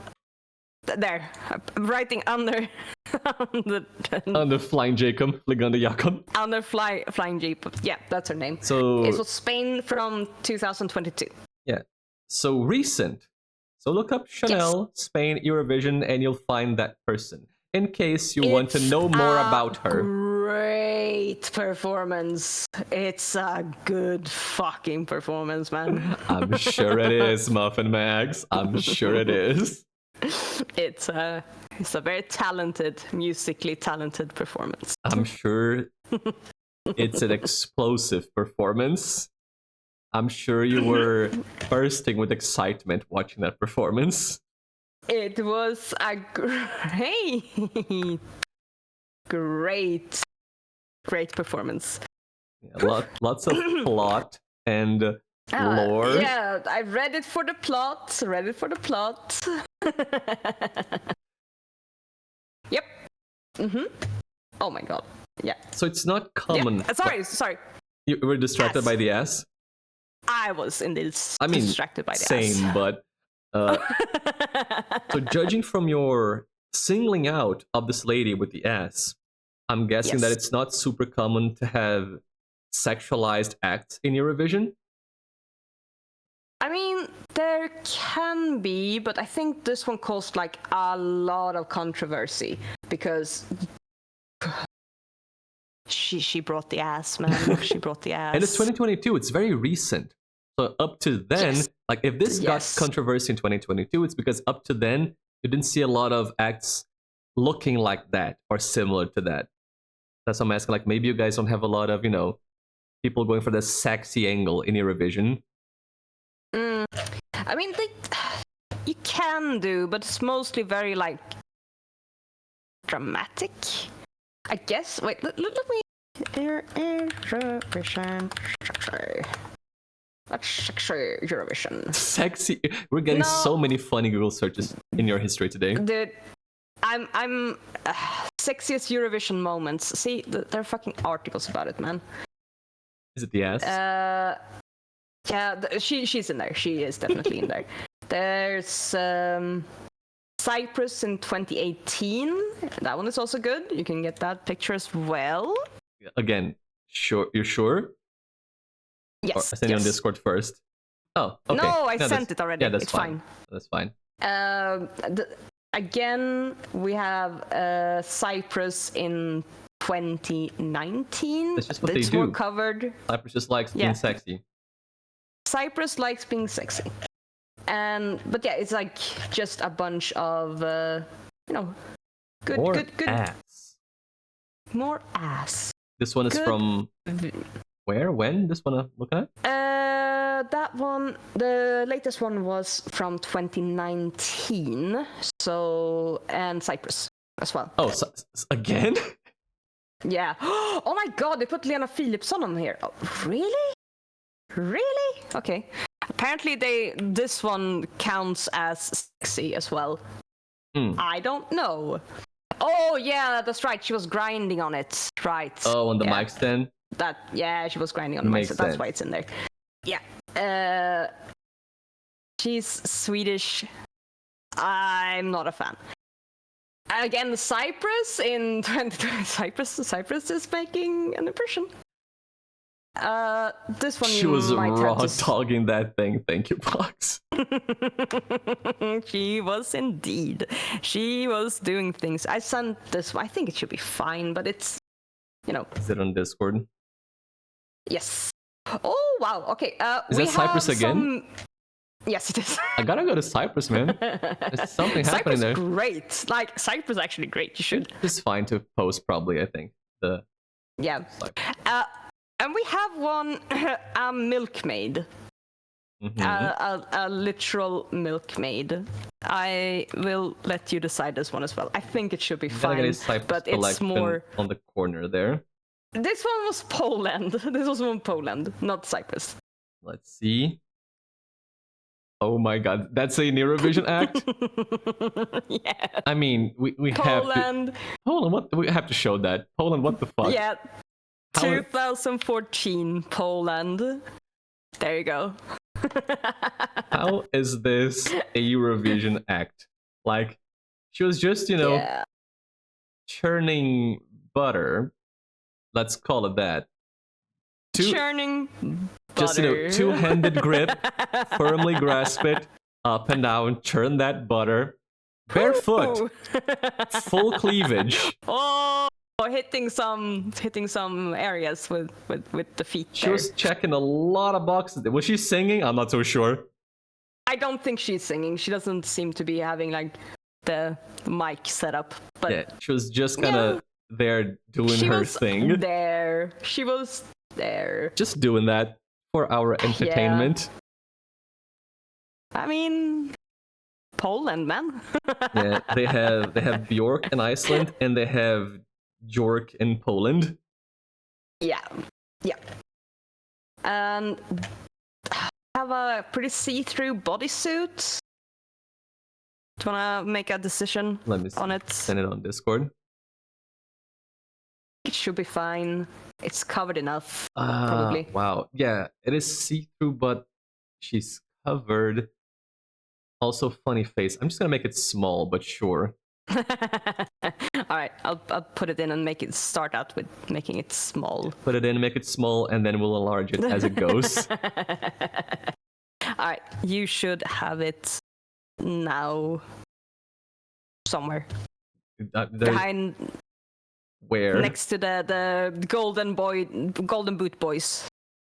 I might need to refresh. You probably need to refresh and maybe close a couple of things. It's been a lot of ass. Oh, here, It has been a lot of ass. So there's this lady with a sort of see-through suit. She's covered underneath, but very interesting outfit. And she's gotta make it a funny face. I'm not gonna enlarge it too much. Because you know what? I think she is violating Twitch dress rules. Right? I think she's covered. I think it's like technically like skin color. No, but I think there are rules on Twitch about you cannot like be wearing like just panties, as in you gotta cover down to your crotch line below. You can't show your like that part of your thighs and side hip. There's something like that. The first Spain woman we sent is gonna get flagged. I know, because she's just ass out, and the all the Cyprus ones too. Let's Dude, Cyprus is going hard. Let me adjust. Let's adjust the horny ones just in case to avoid getting banned on this day. Yeah. So, but there are like shorts and booba and milkmaids. Yeah, some provocative acts, but they seem to be a small minority. Yes, they're not that many, but obviously, like Cyprus adds stuff a lot. Thank you, Cyprus. Thank you. God bless you, Cyprus. You're small in land but large in ass. We like God bless you. Oh, Cyprus. Most people can't point at Cyprus on a map, but they can point at that ass at Eurovision. They cannot not point at that ass. It's so big it takes up the whole like view. You gotta point with two hands, one for each cheek. Yep. We got distracted by butts. Sorry. Were we talking about Sweden? and then butts. Ass. Not a single Swedish butt, too. God damn it, Sweden. Lena Piho. Lena right, the girl was raw dogging the. She was Swedish. Never mind. We did get one sexy Swedish act. Yeah, and she was like going hard on that mic stand. Not an ass, but a pole dancing act, I guess. Same with Poland. It's not so much ass, but other. Yeah, it was a vaginal act. Yes. At Eurovision. Well done, Sweden. You did something unexpected. No one thought about the raw dogging, grinding, pole dancing Eurovision act. But Sweden did. No. We need to bring something to the table. We can't match up to Cyprus, but we'll bring something. But did you have to bring, intense grinding to the table? I'm having lunch at this table. Can you stop?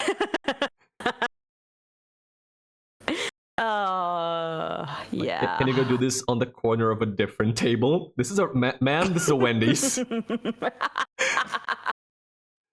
Oh my God. Wendy's nuts get in your mouth. Jesus. Fuck you. Fuck you, man. I'm innocent. I didn't even say anything. Sorry, it's stronger than me. These nuts are stronger than me. These nuts are, depends on whose nuts we're talking about. And discuss the level of strength. If I'm the guy who's making the triple nut chocolates, I have some strong nuts. All day, just pumping out sweet cream. Triple nutting it all over the place. Triple nutting these nuts. Was that what you had to say about Eurovision, Mags? I think that is what I had to say about Eurovision.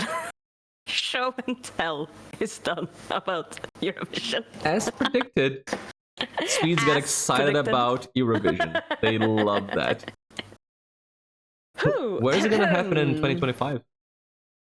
Oh, I don't know. No idea. Oh. Maybe ass? No, because you guys, you held it in 2024 because you won in 2023. So I guess you didn't win in 2024.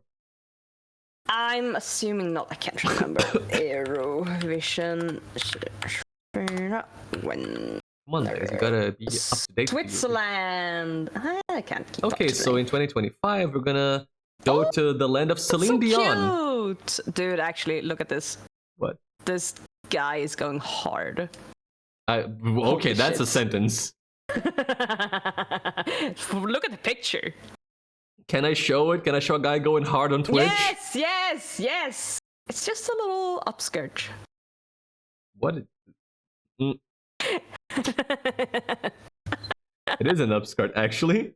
Yeah. I can't tell if he's going hard. The skirt's covering it, though. Yeah. Is that the winner of 2024? It is indeed. Well, guys, this is who won Eurovision last year. And so we're going to bring Eurovision to the land of Celine Dion for 2025 in a couple months. Yes. And you all have to root for Sweden to win, so Max can be happy. So they can beat out Ireland. Fuck Ireland. Yeah, no. So yeah, that's the dude who won last year. Well done, dude. Well done, dude. Straya, mate. You know what? PSX, you gotta root for Straya. That's right. That's fair. I bring it. He's gotta root for his own European country. Since I'm Brazilian, I have no skin in the game. I can root for whoever. You can root for the best one. That's usually like the best idea. But I need to listen to them all and pick the best one. What if the best one's from the UK? I mean, they do. What if the best one's from Denmark? It might be from Denmark. The fucking Olsen brothers were going hard. Holy shit. Such a good song. Then can I So root for them? Denmark. I don't know if they're performing anymore. No, not for Are they alive? not for the Olsen brothers. For Denmark. Are you gonna be offended? No, I don't care. Okay. Really. You sounded hesitant to say no there, but okay, I'll believe you. I mean, I had to think about it for a second, but no. Like, would I? Not this time. Not this time. Not this time. But don't talk too much about Denmark. It's like talking to your current girlfriend about your ex a lot. You know, she's gonna get a bit peeved about it. That's talking to Swedes about Denmark. I mean, we love the Danes nowadays. It's just for the meme. But do you though? Huh? But do you though? Do I though? Do you love the Danes? Yeah, the Danes are fine. Okay. Like most of them. On a scale, they're fine. You know, with the whole Greenland thing, we are like, yes, we're supporting Denmark. We're supporting Denmark. That's we're fair. supporting Denmark. First time in the universe, we're supporting Denmark. You know, it's the little brother. You yell at him, you scream at him, and you fight with him. But the moment there's an outside threat, you step up. Yeah, that's fair.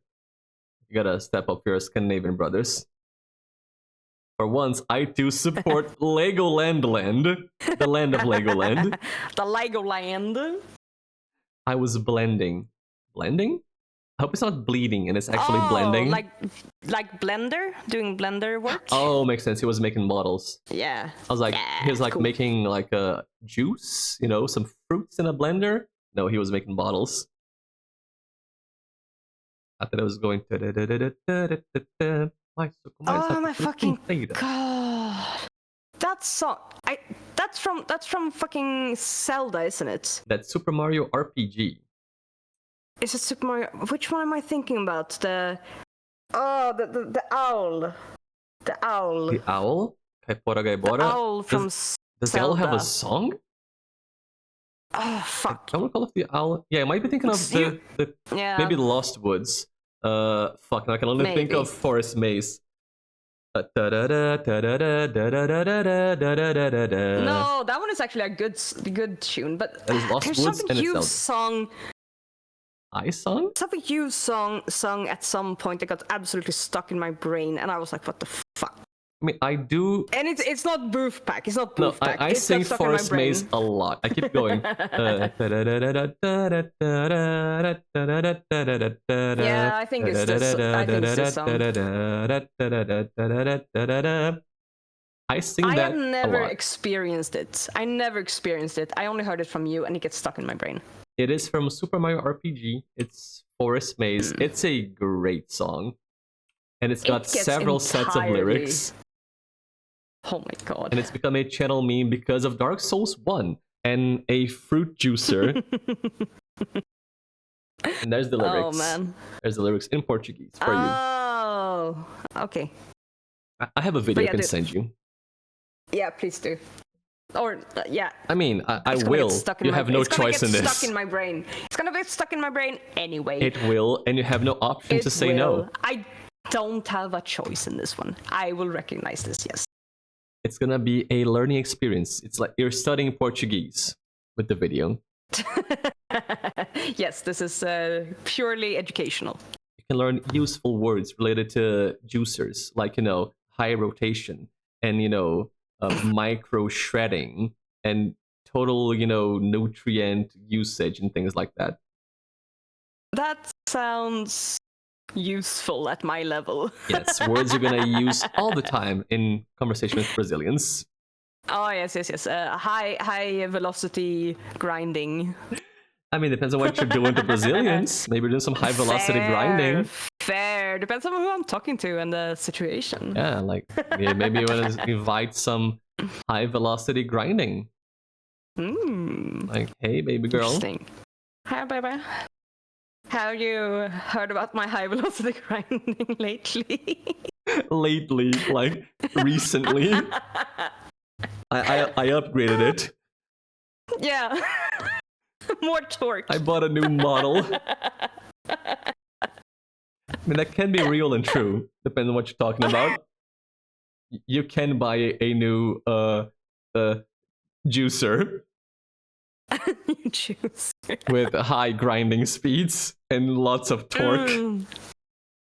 Fantastic. Can't wait. What we're talking about, right, Sweden? Sorry. We were on the topic of music, so it's tangentially appropriate. It is really not, but that's okay. We're talking about ABBA and how they have Schlager in their music, and that brought us to the whole Eurovision talk. Yeah, big Eurovision. But big Eurovision, yeah. But even before like modern times with Eurovision, the Schlager thing comes from older times. You know, before pop music, dance, disco, there was still Schlager in like folk music, and that is some of what some of what ABBA also tries to include in their music. With it doesn't come through in the arrangements, but they use it a bit in how they structure their songwriting, like how they deal with verses and choruses, call and response, the key changes, and a bit in how they choose keys and scales and melodies. They take a bit from some older folk Swedish music, and I guess from other countries like Germany, like I said, Schlager's from there. Yeah, I think it's like originally German, but the thing that you're describing, because they take but you from do get that some too. in And they took the world by fucking storm. Everybody knows ABBA. ABBA are great. But there are others. There are other huge Swedish acts that you out there might know. For example, Europe. I guess you call it heavy metal.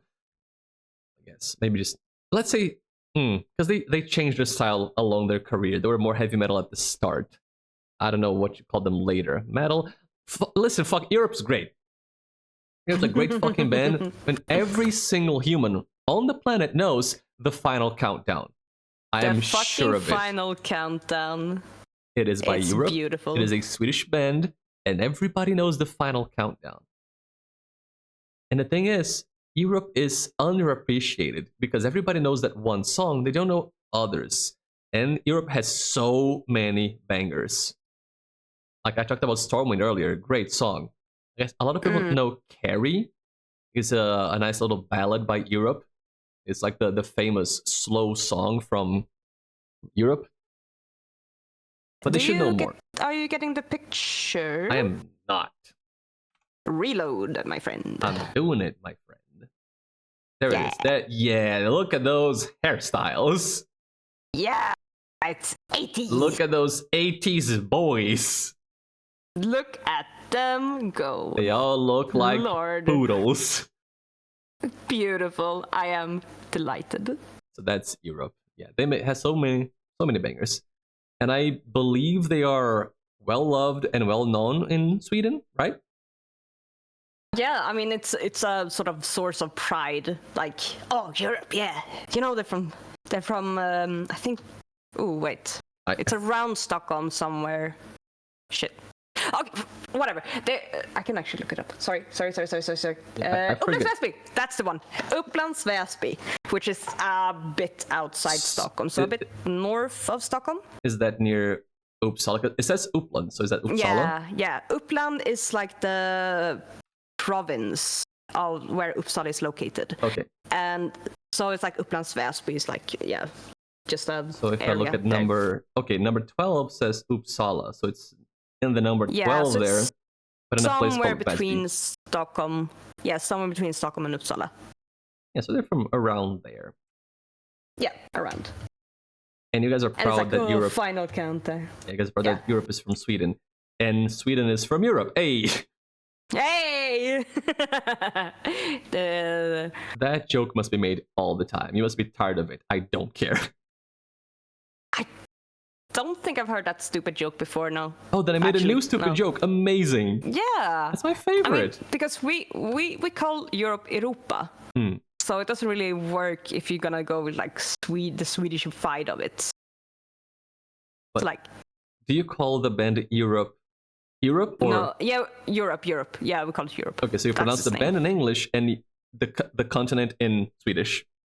The name is Europe. It's not Europa eller Europa. I know, but sometimes you localize pronunciation to your language when you're talking about bands. For example, I know. Everybody in Brazil is gonna pronounce ABBA. They're talking about ABBA. They're gonna say ABBA because this ABBA. That's how we read it. Europe, ABBA. yeah, just ABBA, which means like a tab on something, like a tab on a folder. That's a ABBA. Okay. Europe, you would hear something like Europe. So, you adjust the pronunciation for your language because Brazilians want to say, "Oh, essa é minha banda favorita." Europe doesn't happen. Yeah, it doesn't flow so well. Yeah, so that's why I was thinking maybe you adjust the pronunciation of band.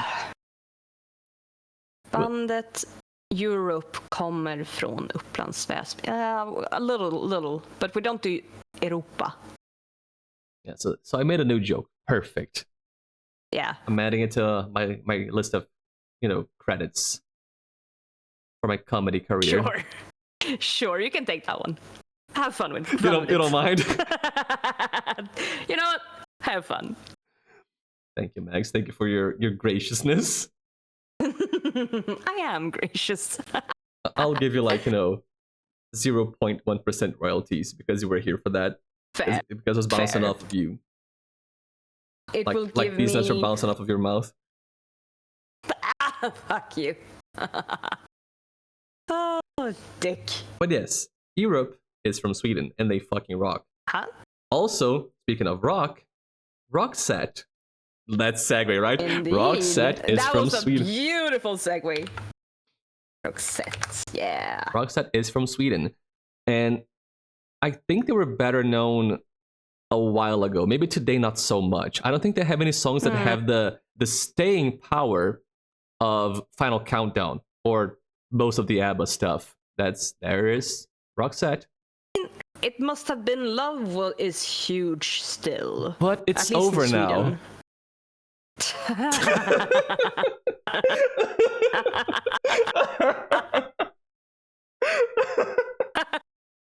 Perfect.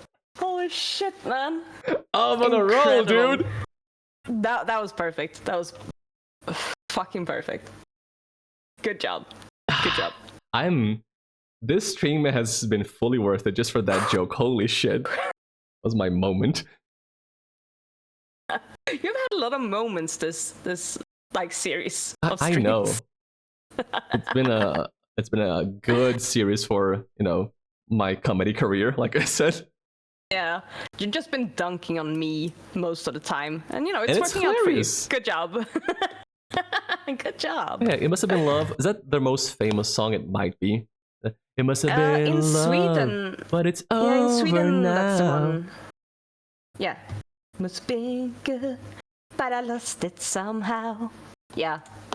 That might be. That's one of their most famous ones for sure. I don't know if it's the most out here over on this side of the world, but it's one of the most. God. Yeah. Let's see. Listen to Your Heart. It might be Listen to Your Heart. One I've heard the most. Yeah. Listen to your heart when it's calling for you. Yeah, that was fucking. That's so many fucking bangers, man. It might be Listen to Your Heart. Honestly, thinking about it, it's their ballads for sure. They have some non-ballads, but the ballads are bigger, and it might be Listen to Your Heart. But they have Milk and Toast and Honey, The Look, Dress for Success. They have so many good songs. Dude, I love Milk and Toast and Honey. It's so fucking pretty. See, they have a lot of bangers. Go listen to Roxette. Yeah, I forgot that existed. Bro, Milk and Toast and Honey makes it sunny. Yeah. Beautiful. Also, Beautiful June song. Afternoon. I have an amazing booty. I do, but I meant a user in chat. Wait, what? Why does this feel like some underground Charles Manson type of stalking shit? Anyway, heyo, Hey yo, amazing booty.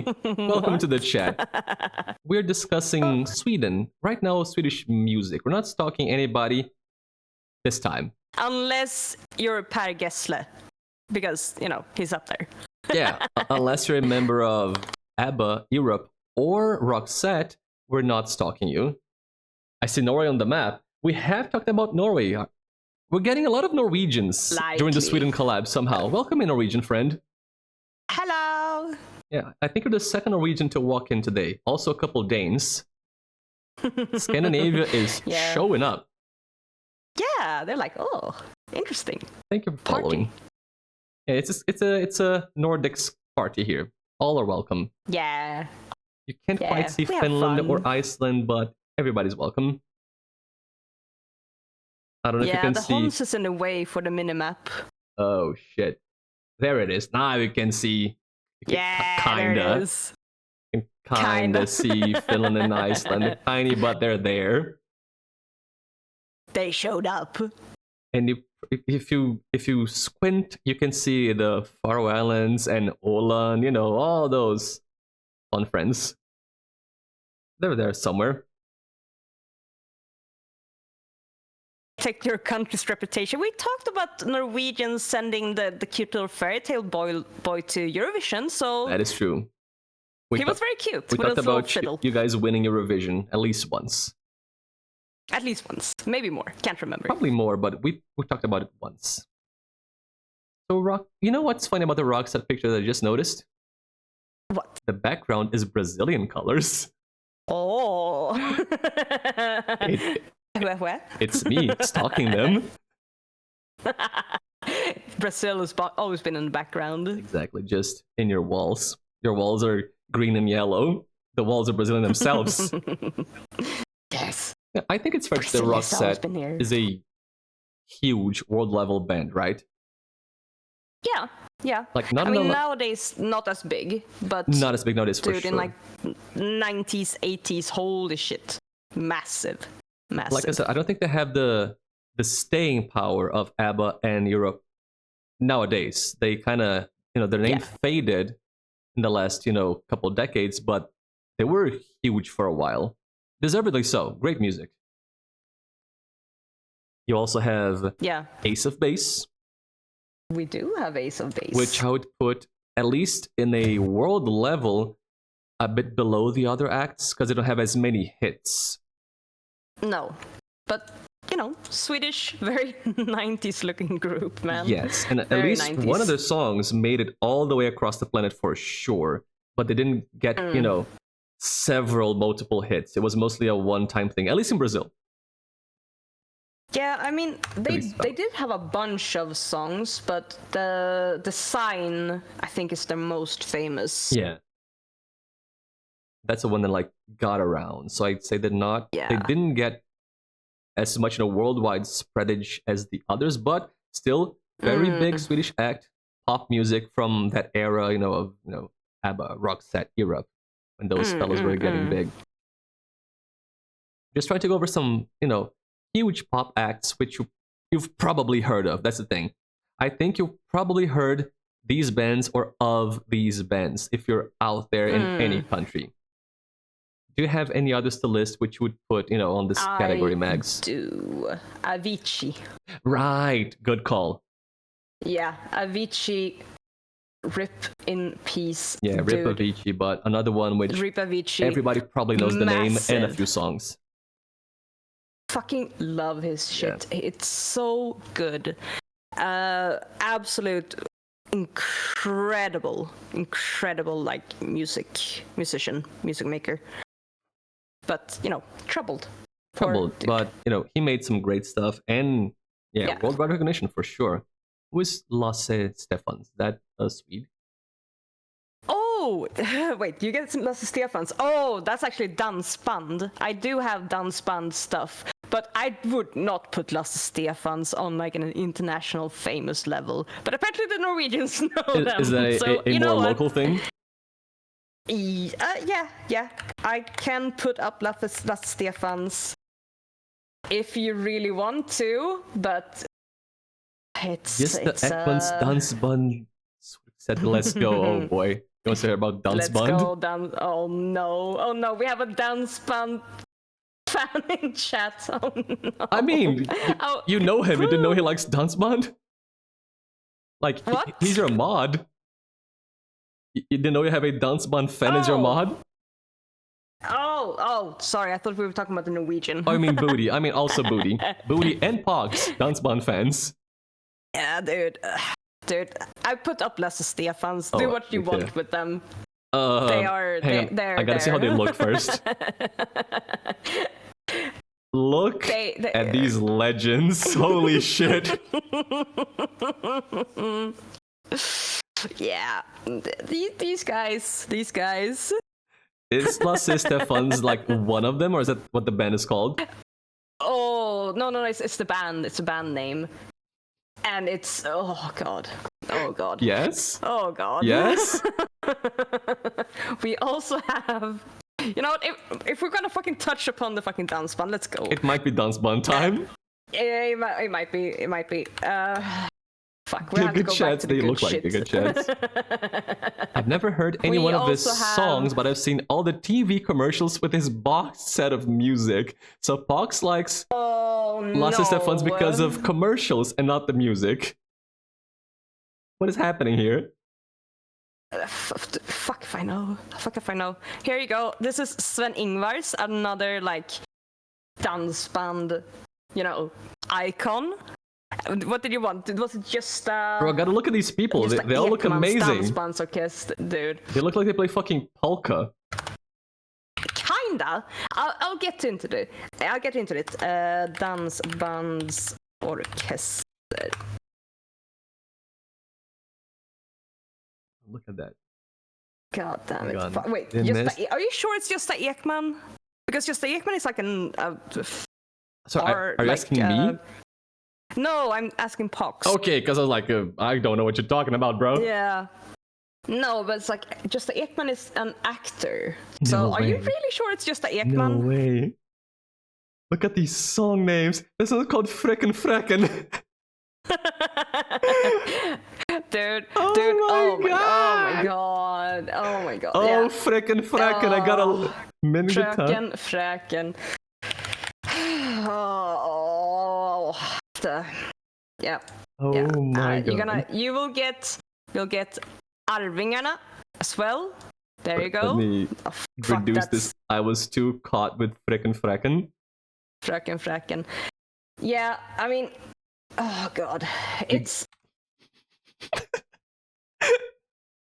You gotta send Sven. Okay. Oh my god, why do they all look awesome? They are not. They're Max, so not. they all look awesome. They're not. Oh man, why? I have dance band in my. Oh fuck me. Booty, fun fact, we are gonna talk about Du Gamla Du Fria and play it at some point today. Oh, it's in the plans. Yeah, these are, this is the kind of shit you get with Sweden's dance band, biggest sons. Sven Eriks. I don't. Oh, you're not getting them. Hang on, let me refresh here. Yeah.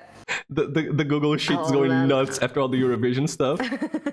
They all look amazing. Look at these dudes. Yeah, dude. Oh man, Lars Kristers. Look with at those Z at the mutton end. chops. Oh my goodness. These dudes. Max. Yes. Why do they have Sven Ingvars and Sven Eriks? What's happening here? Yes. Because that's the kind of names they're going for. The one I just put up is called Lars Kristers with a Z at the end. And and Lasse Stefans with a Z at the end. Yes. This is the sort of the naming convention of this type of music. It's a thing. I think I need to listen to Dance Band. Like Eurovision. Go ahead, Eurovision dude. is cool, but Dance Band, holy shit. Ahead. Mats Blad. What's his name? Blads. Yeah, it's an H there. Mats Blads. Max, look at them. They all look like, you know, old dads who are like traveling alone to Vegas. They do. They are. That's kind of what they are. That's what they do. It's just like old guys singing. Oh man. Oh fuck, dude. Fuck, man. Fuck. I've never been so happy to find out a new music genre before. Holy shit. And I haven't even heard it yet. No.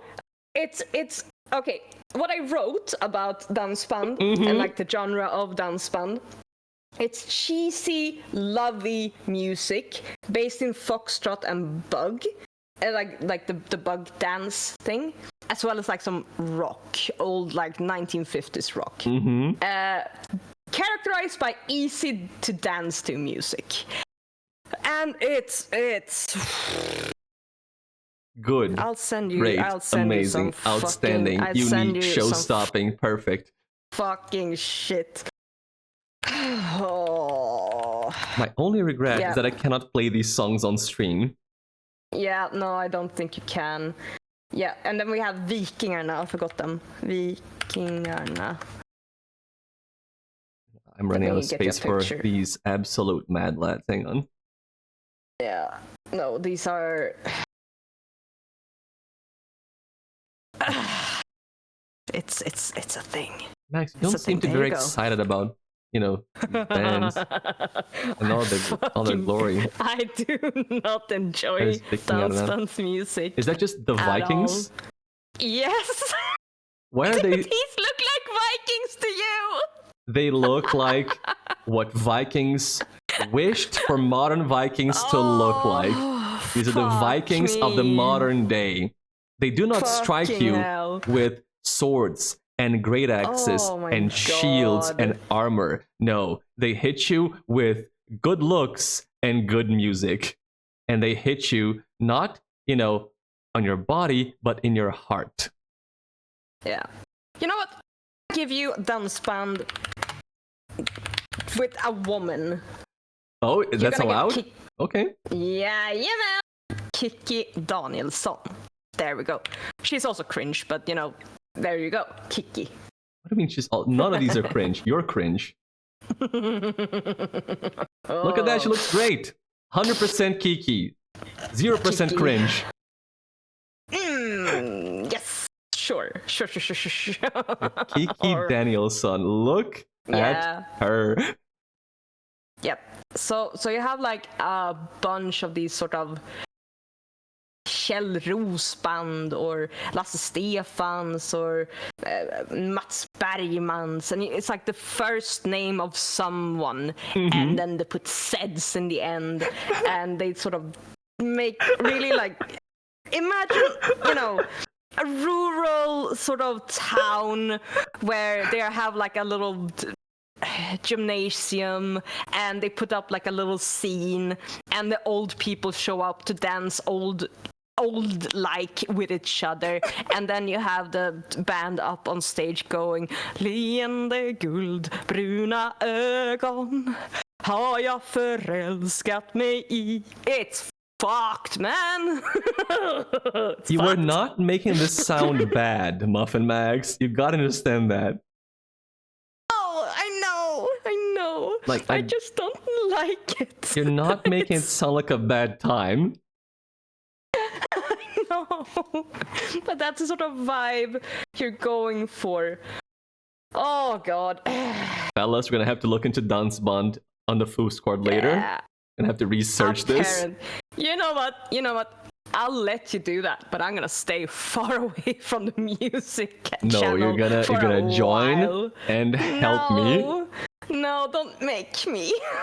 Pox and Sven are clearly in on it. Only you are refusing the glory of dansband. Oh, fuck. Are you gonna be the fucking wet napkin in this amazing dansband party?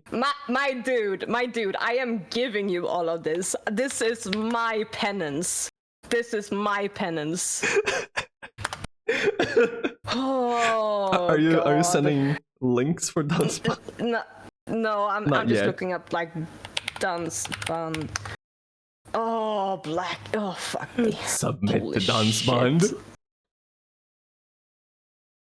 I have to like take the. Oh my fucking god! There's They have matching suspenders. Yes, show me. Oh, it's up. It's up. They're Look called at them. Blackjack. They're called Blackjack. They have matching suspenders. The title is. No one can stop us now. Can you translate it? Yes. No one can stop them now. Look at them. They are unstoppable. Oh my god. Absolute fucking stallions. Oh my fucking god. Jesus Christ. Max, they're so stylish, Max. Look at them. Oh, fuck me.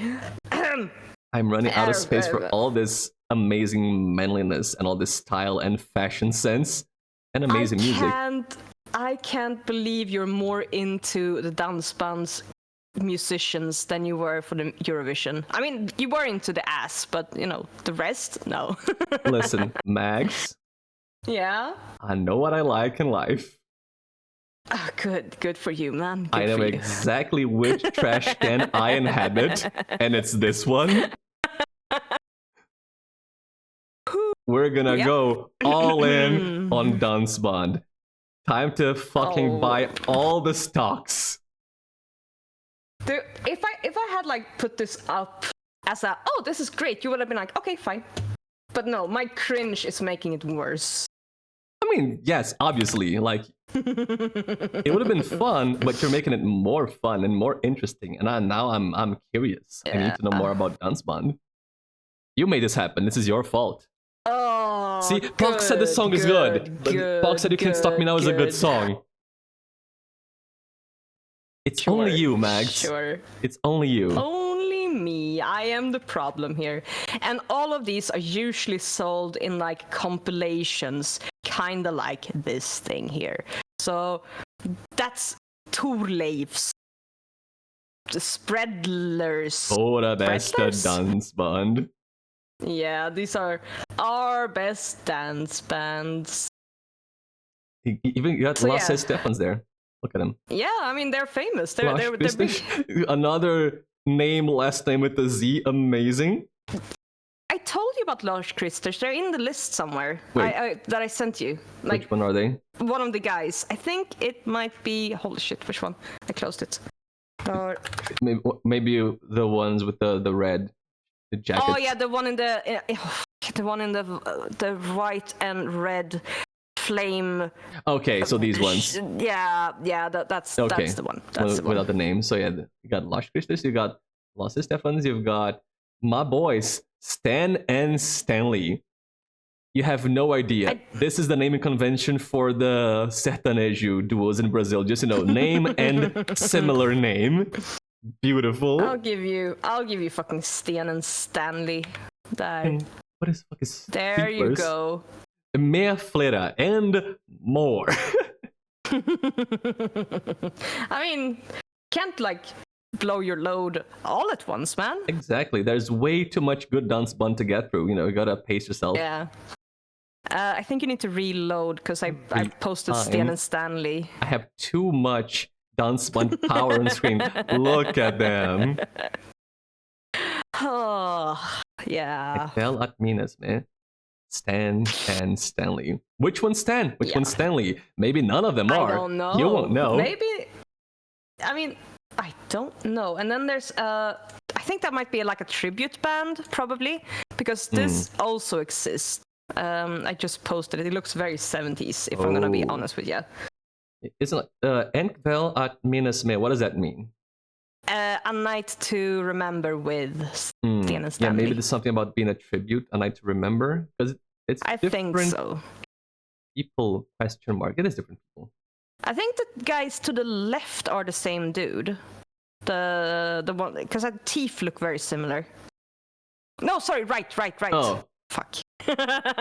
Oh yeah, the one on the right is on the right on the second picture too. That's the same dude. That's probably looks Stanley. Like the same guy. Yeah. Or something. I don't fucking know, man. Oh yeah, and the one on the left picture, the third guy is the middle guy in the second one. Yeah, it must be. That's Stan, and the other is Stanley. And the others are I like that you end. named them. Listen, I need a dance band canon already. Listen, I need to know more about them. Oh my god. Oh, we're gonna have to make a fucking Spotify playlist, aren't we? I hope we do. And we're gonna post it. I think there exists dance bands. I'm opening Spotify right the fuck now. I'm gonna fucking like ruin my Spotify algorithm. I'm doing it for you, man. Oh. I'm just gonna look up dance band, see what happens. No. Dance bands. Spotify exploded. I got a timeout. God is saying, don't do it. Your life is gonna change too much. Oh my fucking god. There's like one called Dance Bands Friday, and it has a truck as a picture. Perfect. Oh, fuck. How many hours long is it? I don't know, man. It's... Fun. Oh my fucking god. 541 songs at 28 hours. Yes. Yes. Oh, fuck. There's a band called Dance Band too. I'm sure there is. Dance Band Sommar. Dance Band Fredag. I found the Dance Band Fredag. Yeah, that's the Dance Band Fredag. Yep, that's the one. Holy shit. Oh my god. It's got 10,000 saves. Let's go. Yes. People love Dance Band. Apparently so, man. Apparently so. You're the only one who doesn't. I know. You're the only fucking wet sack who hates Dance Band. I do not like Dance Band. I do not like it at all. It's okay. You will. Dude, if you're gonna force me to listen to Dance Band, I will come to Brazil and I will strangle you. Mags. That's a promise. Let me exercise my Swedish with you for a moment. Du ska tycka om dansband. And I don't mean kamerat. No. Fuck, du ska tycka om. Oh, yeah. But then grammatically, du ska tycka om dansband. Tycka om dansband, yeah. Yeah. I'm just saying, not kamerat. No. Ska. Fuck. I shouldn't have taught you this. I shouldn't have taught you this. It is on my schedule. It is going to happen. This is not a threat. It is a certainty. Fuck you, man. Fuck you. Du ska tycka om dansband, MuffinMags. Oh, fucking damn it, man. All I learn is for evil. Apparently so. So yeah, that's Dance Band for you. It's cheesy. It's kind of cringe. It's old men, mostly, who play music that old people dance to. I see no cringe on screen. I think maybe you're a bit cringe, man. I am cringe, and I have accepted this. This is my identity. Maybe you gotta be a little bit less cringe and a little bit more kiki. Fuck you. Honestly, Kiki Donaldson is kind of cool. She's kind of cool. I vibe with Kiki. So see? Yeah. See? Kiki is kind of cool. I'm so glad we had a Dance Band segment. I needed this. I didn't know how much I needed this, but I needed this. Again, this is one of those, I am so happy to be able to bring you joy in life. At the cost of your own joy. Yes, at my expense. I'm so happy I could be this for you today. You are so welcome. Yep, sure. Sure. Oh, Dance Band. Oh, Dance Band. Yeah. Every single episode of this collab was worth it just for Dance Band. Finally, I know why I was here for this. Why I was sent this idea. It was only for Dance Band. I think it's starting to reach why I was put on this earth. Maybe I gotta start my own band. I gotta find 3 or 4 more dudes. Yeah, you gotta coordinate the outfits. Exactly. You're gonna play cheesy fucking music, and then travel around Sweden. That's it. I heard no bad things in that plan. It all sounded fun. And Oh, if I go play Dansband at Sweden, you have to go watch my shows. fuck. You have to go and be there for your friend playing Dansband in your country. You have to attend. Oh, fuck. You have to. You have to. It would be incredibly rude and mean and inconsiderate not to go watch. Oh, We could call it Hansband. fine. Hansband. You know what? When you become a dance band like star in Sweden, I will come and watch your fucking show, man. I will stand at the front and I will dance the white person dance and just go, whoa! Wait, that's what I'm gonna do. I need Sven to join me. I know what I'm gonna call it. Fuck. Because there's Sven Eriks and there's Sven Ingvars. I'm gonna call our band Sven Foofs. And I need Sven to join. With a Z. No, two Z's for the Sven and the Foofs. I mean Sven's Foofs? Oh. Because you have Sven Eriks and Sven. Said. But Sven Ingvars and Eriks have S's, but I guess it can be. No, Sven, as in like the Sven. Oh, at the beginning. Yeah. Oh, that's awesome. Yeah, there you go. Yeah, I'm gonna be Sven Foofs. I just need Sven to join me. And then like 2 or 3 more people. Yeah, when Sven Foofs are on tour, I'll be there, man. Thank you. Yeah, Pox is gonna join too. Thank you, Pox, for being excited about our tour. Unlike some people, some less supportive people. Fucking love it, man. It's amazing. Oh God. Okay. I gotta make a logo.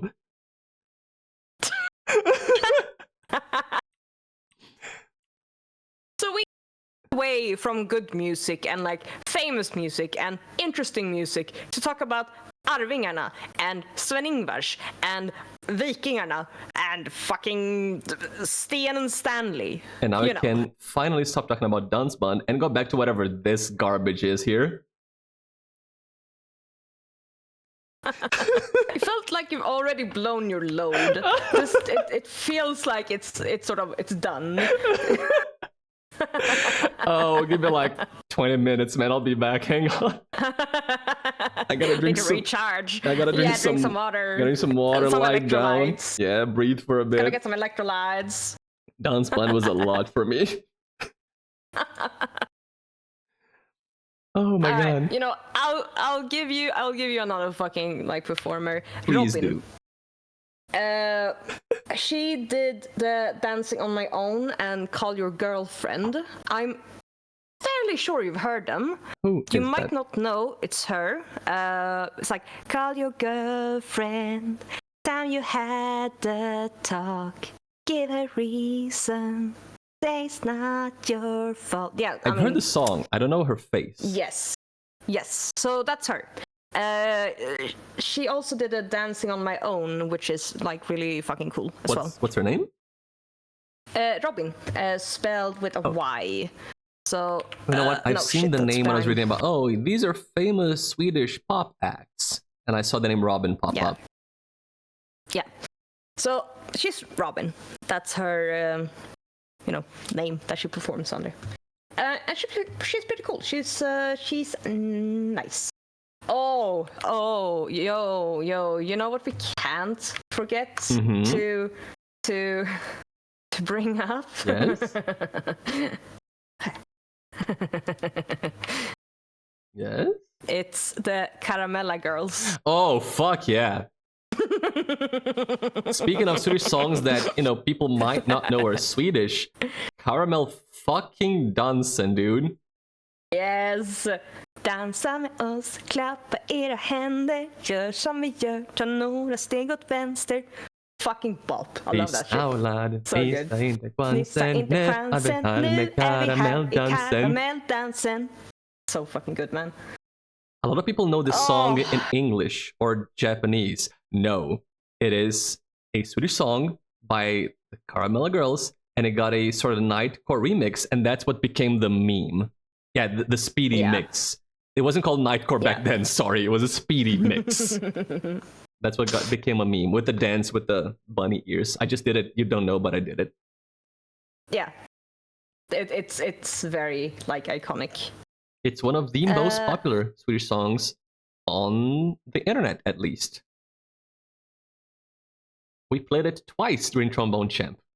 Yeah, that was great. Yeah.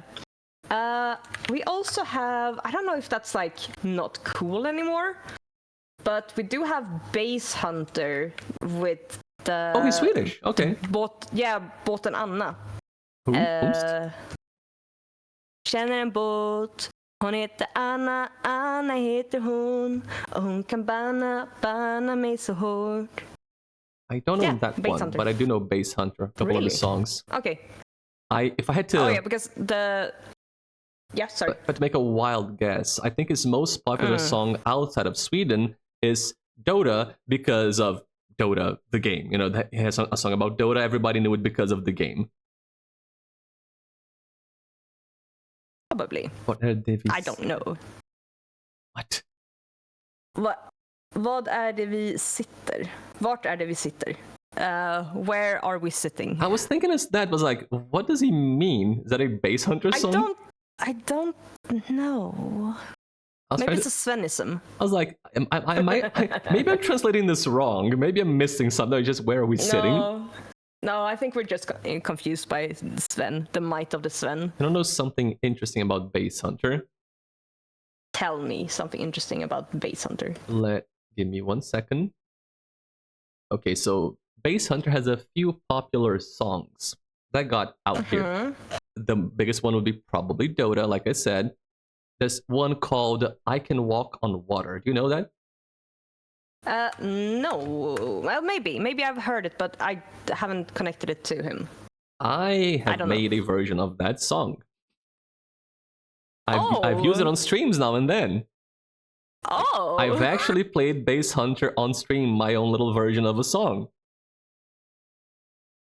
And I'm not even sure anybody realized, because the one time I played a couple of times. One time I was like, oh, does anybody get the reference? And nobody understood what the song was. Apparently you're not getting the reference because you're referencing Dota and you're not understanding. Not catching the reference to the song. Bro, you think I know the lyrics to Dota in Swedish? I began learning Swedish 4 months ago only. I didn't know it before. But you have been surrounded by Swedish music all your life, Exactly. man. But before that, I knew 2 things in Swedish. For the longest time, Caramel Denson, that's it. And in recent times, that one song by Sabaton that I made Mags freak out about. Dude, that fucking took me by surprise so fucking hard. And then you go and do it again with the fucking 4 months, man. Lord have mercy. I'm here to surprise and confuse. Full knowledge and cultural understanding. Only if you have the same for Brazil, Sven. You know, tit for tat. Get started, learn Portuguese. You have 4 months. Yeah, we're, you know, I'm learning the good ones, the swearing and the swearing. And the food. Food, swearing, and grammar. All you ever need. I mean, grammar not so much, but curse words, yeah. Yeah. But and the song, I can walk more. It goes. Da da da da da da da da da da da da da da da da da. Da, da, da, da, da, da, da. If you heard it, this would ring a bell. If it doesn't ring a bell, you haven't heard it. Yeah, that is the main. Know. It's that song. I can walk on water. I can fly. I will keep on trying till I die. No, it doesn't ring a bell. It's a good one. It's a good one. Not his most popular, but it got kind of big, like on this side of the planet. But mostly again, Dota. Okay. And I didn't know Base Hunter was Swedish. I hadn't realized. Yeah. And I like how he didn't post a picture just to put his name down. Unless you did and it didn't load. I have posted a picture. Yeah, you need to reload, man. I have posted a picture. There's my boy, Base Hunter. There he is. I was like, she just wrote the name and that's it. No picture. Funny. That would be like a fucking, you know, fuck, I gave up. Like, why are you dunking on Base Hunter, man? I'm not dunking. I just like know Botten Anna. But I'd say he's a large act, which many people might know, at least from the internet. Yeah. Has Max learned anything about Sweden? I feel like you've learned a couple of things about Sweden during this collab. Maybe not from me, but from research. Yeah, I mean, now that we're sitting here and I'm looking up shit, yeah, you know, found out a lot of things. But I have learned some. Oh, this is a tangent. This is really, really, really, really big tangent. How big we're talking? How many centimeters? 4. Listen, 4 is fine. It's average. That's a good size tangent. Now, the one thing about like the women's vote. But what? That was. I told you about this. Oh, like right, a thing you learned. Yeah, a thing I learned. It's not the 4 centimeters. Sorry, I got slightly confused, but now I'm back on track. Let's go. Yes. So yeah, like I did, like, in my research, I did find really interesting stuff about like the Swedish vote for women, and it's yeah, again, it's a tangent, but the long and short of it, in 1919 it got like voted in, and 1921 the first election where women could vote. But also in the 1700s, there were situations where women could vote, and some of them were mainly due to bad wording in the law, which was very funny to me. So that's the long and short of it. Keeping on track. Try to not deviate too many centimeters away from the music. Just 4.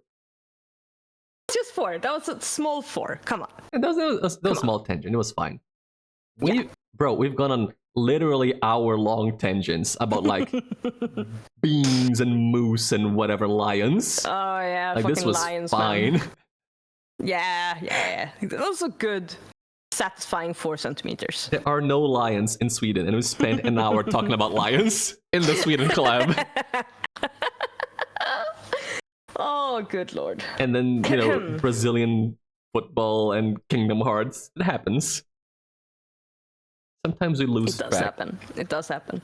But music, you got any more, you know, pop acts you'd say are like, you know, world level for Sweden that people probably know? Because I think all of these, maybe not, I guess Robin not so much. I did know this song, but barely. I think you probably know Robin, but not by name. Yeah, the others, I think people know songs and by name. Very likely. I have like a couple of others. I have some metal bands, but I think you already mentioned them. Like all of them. You like metal bands? I didn't know that. Tell me more. We have talked about me being a little metalhead in high school. I am giving you an alley-oop. You're supposed to dunk it. Oh. You failed. We're losing the game now by 2 points. Motherfucker! God damn it. But, yeah. Metal. Swedish metal. I have In Flames. I mean, again, we've already mentioned all of these. And Dark Tranquillity. Do you know them? I know them by name. They're not exactly my genre. But yesterday we were talking about Swedish metal bands with Alex, Elaricia in chat, because Sweden has a gigantic metal scene. And holy shit, I do mean gigantic. They have several metal bands, and especially genre-defining metal bands. Yeah. Like we found out that Gothenburg is largely responsible for what metalcore, I think she said metalcore, what metalcore is today. And then if you're going to go, oh, black metal, you go to Stockholm. And then, you know, oh, you want to talk about power metal, apparently go to Falun for some reason. There are so many extremely relevant metal bands which have come from Sweden, all across Sweden, who have changed or helped define their genres. Huge names like In Flames, Dark Tranquillity, Amon Amarth, Sabaton, motherfucking Sabaton. Opeth as well. Yup, Opeth is another Swedish band. We went through a list yesterday. Yeah, we had a long Miss list. Sugar. Oh, Miss Sugar. Miss Sugar. Oh, Miss Sugar. And, you know, Gent. Did you see, you saw the Gent video? Yes, I did. I did. Have you ever heard Meshuggah? I mean, maybe. I recognize the type of music that you send me because I've heard like similar stuff. So maybe I do. Yeah, there's a know high chance you know Meshuggah because Meshuggah sounds like what I sent you. Of course, it had an element of comedy in the video, but Meshuggah has a lot of that. They're very genty boys, they are. Gent boys. Gent fans like Meshuggah a lot. A lot, a lot. They thrive on that shit. When it goes bacon and bacon and bacon and fring, that's gent. Yeah, it was very genty. Yeah. And we had Meshuggah during Trombone Champ also. In the most fucking cursed way possible. They were haunting my game. Oh. You missed it, but oh my god. Yeah, I think I did, but dude, I can imagine you just screaming about your hand and your arm. It was the opposite. What happened was Hannah wanted me to play a song from Vocaloid. I hit play. Oh. The song and the chart were from the Vocaloid song. The video in the background just said Meshuggah. I was like, what? Wait. Restart. Nope. Meshuggah. What? And the whole video in the background was just the Meshuggah guys, and then Dalahans and meatballs and the Swedish flag and IKEA. No, I did see like a bit of it with the Bamse, because you were like the fucking bear. I'm like, oh, that's Bamse. Yeah. That's why we talked about Bamse. Afterwards, I played. I played the actual song by Meshuggah. So that was the same video, but the Meshuggah song, and then. Oh, okay. So, Bleed and Flyer. The song is called Flyer. Bleed and Flyer had the same Meshuggah video, but different songs on top of it for some goddamn reason. Jesus. That Bamse was there in the Meshuggah video with the wrongs. It was amazing. So Meshuggah is haunting my trombone game. That is the long and short of it. There's a Monomarth, also huge metal band. They have a great song. As well. They have a great song called what? Putting up Meshuggah as well.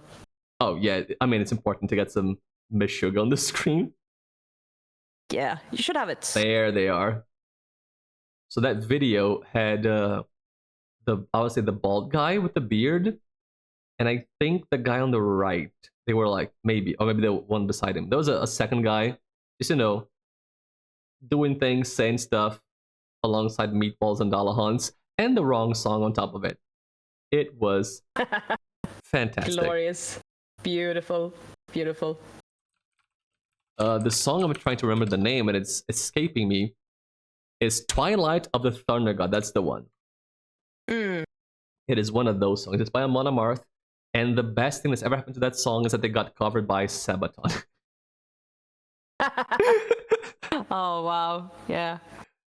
Listen, a Monomarth has that kind of vocal. The, growling pig squealing kind of vocal. Oh, yeah. Which is not exactly for me. So, amazing song. Singing, So Sabaton took that and covered it, and my god, what a fucking masterpiece. And it is about Norse mythology. The name is, Twilight of the Thunder God. It is about Thor fighting Jormungandr at Ragnarok. It is, about that. Cool fucking moment in Norse mythology. Yeah, that's a fucking epic part of badass as shit, the song. Yeah, hell yeah, brother. I actually have two songs about that moment because, Swedish bands. Yep. You were going to say? I think I'm pretty much done with bands and artists.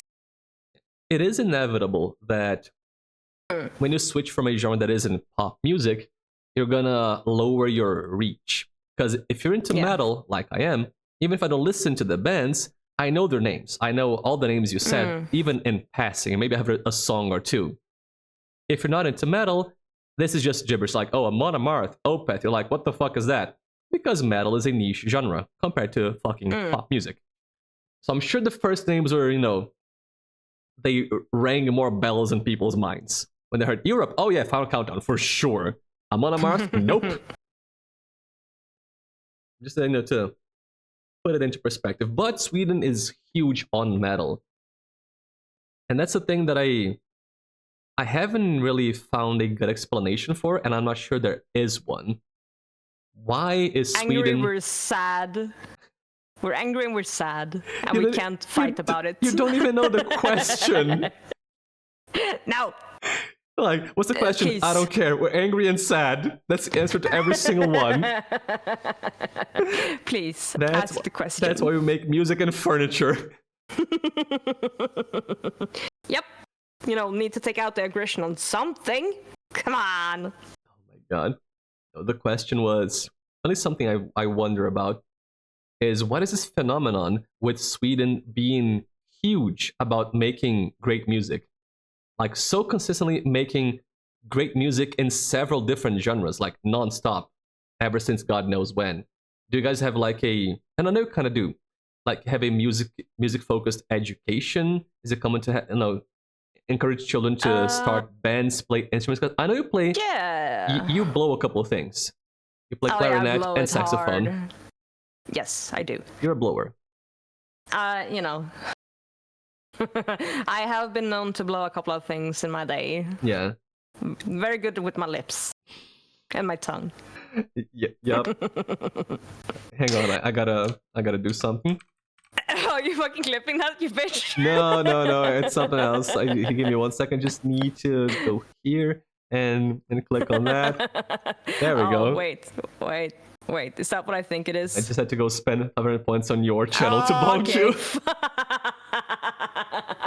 You set me up like that, dude. Really quick detour to bonk you. Please go on.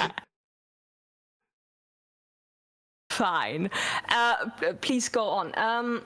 Yeah, like in school, we do have like music education in most places. I think if it's like a very rural place, then maybe not. But in most places, they do have like musical education, and there are like schools and high schools, like both elementary and high schools and university level schools that are focused like solely on music and musical education and music creation.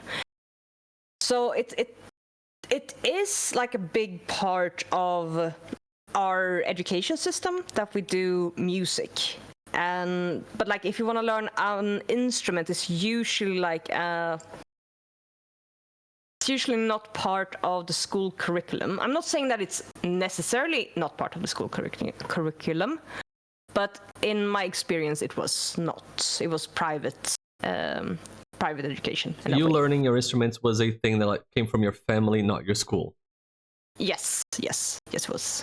But is it common for families to, push instruments onto their children? Not push, but encourage them to learn it. Somewhat, yes. I would probably say so. Not everywhere, but learning guitar, learning the piano, they are very common with a lot of kids. In my family, my parents were like, yeah, they should learn instruments. So me and my siblings did. And they're, I can't speak for everyone, but music does play in a lot with like Sweden and like Swedish traditions. We sing at high holidays. Yeah, like every holiday's like, oh, and then we sing that. And then we sing. And we sing so much. And we sing to drink. And we sing to like finish school. To welcome the sun. To say goodbye to the sun. Yeah. I mean, yes, we do. Like all of the time. There's a lot of like singing or musical situations in Sweden. So maybe that's it. I haven't looked too hard or too deep into it. But I think it's, probably not unrelated. Elementary school puts a lot of instruments in your hands and usually offers after school things to continue learning or to borrow instruments during school opening hours. So there's like some kind of, I think Poxuz probably grew up in a different place than I did, because I did not have that. No, not on that level. but they would put like tambourines in your hands, and you like have maracas and that kind of stuff. That's already Absolutely. something. Yeah. Like even developing a sense of rhythm is something that not everybody has. Like some people actually do not have rhythm, maybe because they didn't develop it early on. Anything helps. Yeah, we do have a lot of like musical education in a lot of places. And you mentioned that 6% of Sweden are in choirs. Literally 6% of the whole country sings in choirs. Apparently so.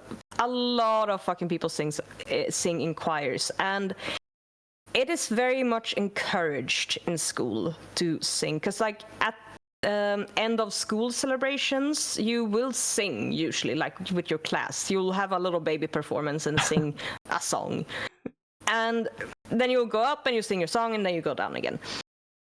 And it's sort of like, again, it's encouraged in a lot of ways to like sing together for reasons. So yeah, it's indoctrinated early. Do you not do singing? Me personally? No, I mean like Brazil in general. Or I know you sing a lot of weird shit, but in general, also Brazil. So many normal things. Come on. I'm so incredibly normal. Somewhat. So, there's the fizzy water. I knew you were gonna say that. Then why did you open it into the microphone? I had it away from the microphone. It's literally like a meter away. Oh, then it's loud. Yeah, heard it. Nice. Yeah. So, Brazil, as we keep, reiterating, is big as fuck. We have 200 million people compared to the 10 million in Sweden. It is much more complicated to have anything here which is nationwide. Like, I can hardly speak of anything which I could give you that is like any state in Brazil does that. Anytime I choose something, somebody's gonna not do it differently. So it's hard to give you a pattern. However, that said, and knowing that there are many exceptions in both directions of anything I say, I think it is fair to say that music education is not at all a focus in Brazilian schools. Public or private, elementary, middle, high, any level. Some places do have it, but it's rare, and I'd say it's usually private schools that have it. Again, uncommon too, even amongst private schools.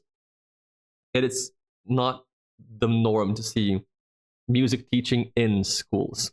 And it is not that common to have people being encouraged to sing, like, the choir thing in Sweden. Not at all a thing here. We don't have, like, so many singing celebrations and holidays. Don't have the singing after school. Like to be, oh yeah, go learn to sing, go to a choir. None of that. So it's not nearly as common to see somebody who sings as a hobby or knows how to play an instrument. Of course, people learn instruments, but if I had to take a wild shot in the dark, I say that our percentages are much lower than yours. Just because of my experience in the country and how many people I know, and if they can, do music or not. And also the fact that our education is not at all focused on music. We have something called vestibular here in Brazil. It is a... Again, how did you say it? Vestibular. Oh, wow. Literally, it means vestibular, like a vestibular, like in your heart or whatever. But that refers to a nationwide exam that you take to, you get a score, and you can try to get into a public university with that score. Depends on the university, the major, etc., etc. But that test covers several subjects. You got languages and math and physics and history, all the things. Covers all the things. We have a very similar thing, yeah. And it's even got some questions on arts, like visual arts, scenic arts, and music. But it's more like the history of these arts and not how to execute them. So like, oh, let's study music. So it's like, oh, there's music genre from 1500s that had these, this is Beethoven and Mozart, and they did this and that. It's more like art-focused history. And not like, oh, for music, you gotta learn how to read sheet music, and this is a beat and an upbeat, and these are the instruments, etc., etc. This is timbre, and this is how sound works. It's not the art, it's the history. So even for that test, you do study art, the history of it. So you go to school, you're gonna, oh, I'm gonna study music. Yes, music history. And then you gotta go take your nationwide exam, and you gotta vomit that information back on the test about music only historically.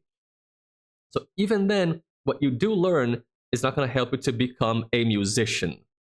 That is what I'm trying to connect here. What we do teach about music in schools is not exactly what's gonna drive you to become a musician. So there is nothing here in Brazil, like in Sweden, where like, oh, we are genre-defining, groundbreaking musicians with several bands that, you know, change the face of something along the world. And the fact that we're fucking huge helps with that, because it's a gigantic market, 200 million people. You can make a band, become famous in Brazil, and not go anywhere else. It's a fuck ton of people. You're set. You know, it's a large amount. You're good. Travel a country, make shows here. You're good. That's it. You don't got to think about anything else. You can be a large fish in a relatively small pond, because it is still a large pond. It is less conducive to do that in Sweden with, you know, 10 million people. It's way less. You could, but you'll be a smaller act than if you're a big act in Brazil. And so we have genres which we have just here in the country that people get huge performing in them, and they're only known here and nowhere else, because that's fine for them. So we have our things. Are they good? Listen, a lot of the time, no. I'm gonna be fucking honest. There are, like in any other place, there are so many extremely popular acts which are actual slop all the time. And every country goes through that for sure. And then, you know, with history and time, it gets filtered out. And like, oh yeah, the 90s were great. They were not. There was a lot of fucking slop in the 90s, but now you remember the good stuff. It always happens. So Survivor bias or something. Exactly. It's the plane with the red dots. Yeah. Little plane there. So right now, if I like, oh, the 90s were good. I mean, there was a lot of shit back then too. But right now, you know, there's a lot of slop being made, and that slop is not gonna make waves across the world. And yeah, like I look at the names from Sweden, and I see a contrast between what you guys are achieving and what we're achieving here. Not to be like not to have like fucking mutt syndrome. We say that a lot here, like síndrome do vira-lata, mutt syndrome. Like, oh, well, Brazil is third world and sucks, blah. Not just an observation on facts, on how much Sweden influences world music and how much we've done that. It doesn't compare. So I said probably the music education thing has to have some kind of relevance on that. Just where you're pushing kids to go. And also, God, having a music career in Brazil is a fucking, like an absolutely thankless career. You're gonna just, you know, do it for a lot of work, no money, nothing, fail, and get an office job. That's it. That's a musician path in Brazil. It is not at all a fruitful path for the large majority of anybody who tries to do music in the country. There's not a lot of incentive. There are so many politics involved, which relate not to your music, but to the content of your message. And that might be why you get pushed. Not because, you know, you make good stuff and everybody's going to love to hear it, but because you push a message which is in the interest of the people who have the power to make you more famous.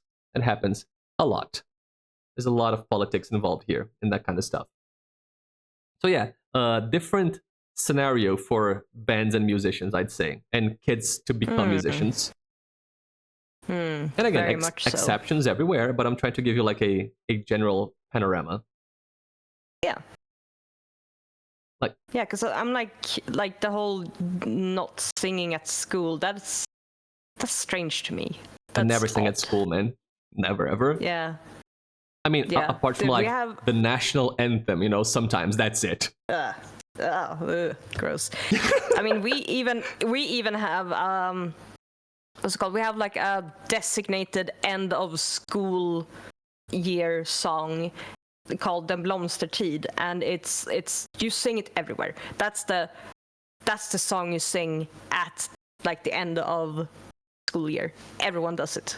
It's like the whole of Sweden does it. Everyone knows it. Even your ads have songs with which everybody sings, like Fredagsmys. It does, but like Den Blomstertid is actually a really fucking pretty song. It's a really fucking pretty song. And it's like you sing it at the end of the school year, like always.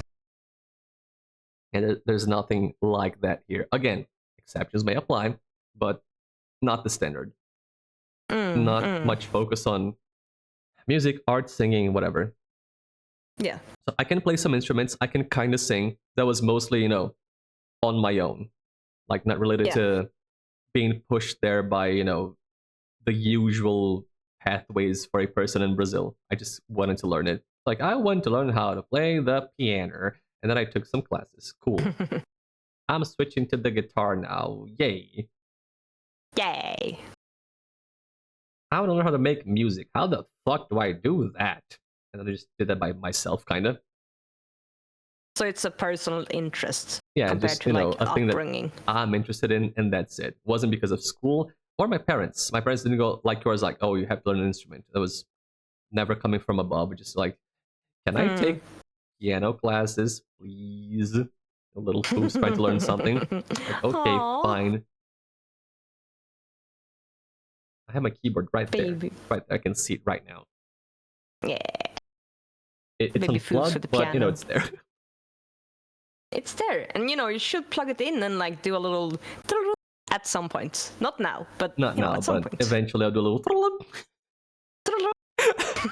I'll do exactly that. Only that and nothing else. I'm gonna clip this. I'm gonna learn the melody. I'm gonna learn how to play that and play that later for you. Just a Dude, I will be delighted if you go for me. Of course I will. I couldn't not do it. I owe you at least this much. Yeah, dude. If you can learn Swedish, you can learn the... Wait, not even 4 months, man. That's like 4 minutes. That's much easier. Exactly. That is easy way peasy, less lemon commitment squeezy. to a bit. Easy peasy lemon squeezy, dude. Let's go. Yeah, so large difference in music education. And I guess that it might not be the only factor. There must be others. But I'm sure it relates to why there's so much relevant music being made in Sweden. I wouldn't even go as far as saying good, because good is, it's a matter of it's taste. Good is a strong word. Like maybe you listen to Europe and you think, oh, Europe is shit, or like, oh, Monomarth is garbage. I hate Dansband, and you're wrong. But let's not go into taste. There's a lot of relevant music being made in Sweden, not just now, but for decades, non-stop decades. You won 7 Eurovisions. You're tied for first.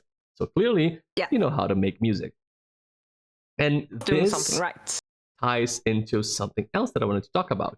Oh, does it now? The fact that Swedes are just somehow good at making relevant music. I gotta open a page on Wikipedia for this. Oh. Because I was gonna make a spreadsheet and I didn't have time, so we're gonna just use the one on Wikipedia instead. Weak. Fuck you. I'm a bastard. It's okay. Lick my ass. Oh, wait. Oh, shit. Yes. How did you say that? Fuck. Oh, shit. We talked about this. What? Oh, wait. Licking my ass? Devore oku? No, I was trying to do the devour thing. That is you kind of said devour the ass. Yes! That's the word I ended up on. Yes. I don't know if it's right, though. You may have wished for a different conjugation, I guess, but you did say, like, you were asking or commending me to devour the ass. I don't know which ass. The ass. Yes. It's only the ass. That's the only thing I can remember. No. Wait, can I tell... Yes? Can I tell... Wait. What was it? Det var det Sua? Ku? Sil. Ku is masculine. Oh, fuck. Then you're telling me to devour my own ass now? Yes, that's what I was going for. Then yes, you're correct. God. Perfect. You're telling me like devour your own Incredible. ass. How? Eat your own ass. Yeah, eat your own ass. Not that flexible, but we'll find a way. Yeah, somehow, some way. Nature finds a way. Yeah.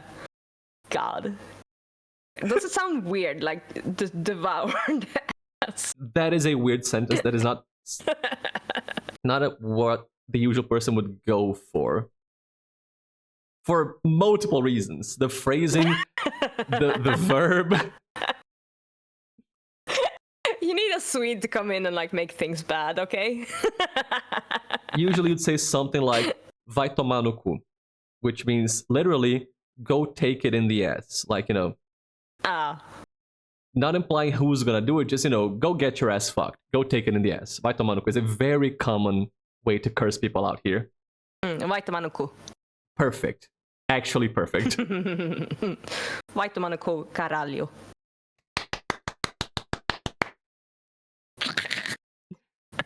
I'll rearrange your bones in alphabetical order. That is the creative swearing coming in now. Oh. Eu vou organizar seus ossos em ordem alfabética. Oh. Wait, how did you say it? Eu vou organizar seus ossos em ordem alfabética. I changed That is rearrange too to long for me. organize, because rearrange is not a common word in Portuguese. It's a reorganize, Dude. like reorganizar. Anyway, very good way to threaten someone. That is a very good threat. Like, very, very good one. I will rearrange your bones in chronological order. Chronological, not alphabetical. Chronological. I'm gonna figure out when they grew on you and order them. Oh, man. I'm gonna figure out which ones grew first. I don't know how it works, but I'm sure it's a bit scary to think that it's gonna be done to you. Yeah. You need to do some research before we like get to the practical parts, but it's coming. Yeah, we have time. Det kommer att hända, foofs. It's going to happen. Yes, indeed. Here's a guy. Oh, there is a guy. Here's a dude. Look at him. Look at him go. That dude is Britney Spears. I mean, she's aged poorly. I think she's aged elegantly, okay? Okay. Nice hair, pretty eyes, a sympathetic smile. I think Britney's looking great. Fair. Just because she grew her beard out, you don't have to judge her. I mean, oh god, he looks so Swedish. Does he? Okay. It's the eyebrows, dude. I know people who look exactly like that with the eyebrows and the beard and the eyes. I know people who look exactly like that. The hair is a little bit extra, but like the face, so Swedish, so very Swedish. Well, that is a Swedish dude who is Britney Spears, and also the Backstreet Boys, and also the Swiss legend Celine Dion. Oh. And also NSYNC, and also Maroon 5, and Katy Perry, Taylor Swift, The Weeknd. Oh. This man is called Max Martin. Max Martin is a phenomenon in music for more reasons than one. So let's talk about him. This is like, I just want to talk about this because it's one of my favorite things. One of my favorite happenings in music in general. The fact that this guy exists and guys like him also exist. So he's from Stockholm. He's called Carl Martin Sandberg, or Max Martin. He is a record producer and songwriter. Mostly known for... No, not known at all, actually. Sorry, I was mostly known. Fuck that. No one knows who he is. He is a powerhouse in songwriting. What he does is it's a thing in the pop industry especially in the US, they use ghostwriters for all those pop hits you love. They've been doing that for decades now. And nobody knows who the songwriters are, only the performers. So this man is making the music, and somebody else is putting a face on it. Much like what we talked about with Celine Dion for that Swiss Eurovision. She was the face to a song she didn't make. She's a great singer, amazing performer. She didn't make the song, but I am 100% sure that people watched that Eurovision and were like, oh yeah, I love that Celine Dion song. It is not a Celine Dion song, but for those people, it is. And Max Martin is that to like the power of 1,000. He's the biggest name in song ghostwriting for the people who know about this phenomenon. Let me get the numbers here. Give me 1 second. Here it is. Max Martin. Oh God, he went up the list. Sorry. Last time I checked, he used to be third on the list of most Billboard Hot 100 #1 singles. He was third. He was only behind Paul McCartney and John Lennon. It was the fucking Beatles, not even all the Beatles, and then this guy who nobody knows. Except Jesus. He's been making more songs, and now he passed John Lennon. It's Paul McCartney and then Max Martin. Yeah, Lennon is not gonna like make a difference on that list anymore. I don't think Lennon's gonna make another hit, unfortunately. It's 32 by Paul McCartney, 27 as of now by Max Martin, and 26 by Lennon. And then who knows what comes after, but this man is... Yes, Max? Moisturize your inside. Oh, Moisturize your inside. Thank you. Sarah, thank you for the water. Thank you. I have too many things on screen. I wasn't looking at OBS. This man, at least in this sense of making more #1 songs, he is bigger than John Lennon. And nobody knows who he is. And I think that is an insane thing to realize. This Swedish-looking fucking dude, nobody knows his name, nobody knows he exists.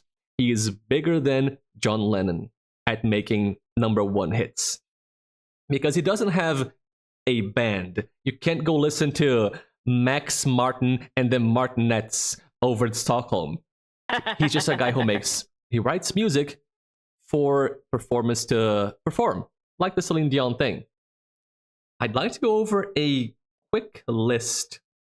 And by quick list, I mean not as quick because, my God, I'd like to go over a list of songs that Max Martin has written.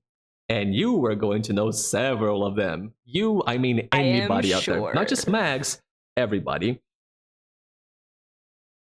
You know what? Let's first go through the 27 #1 songs. At least a few of them. At least it's 27 #1s and maybe some others.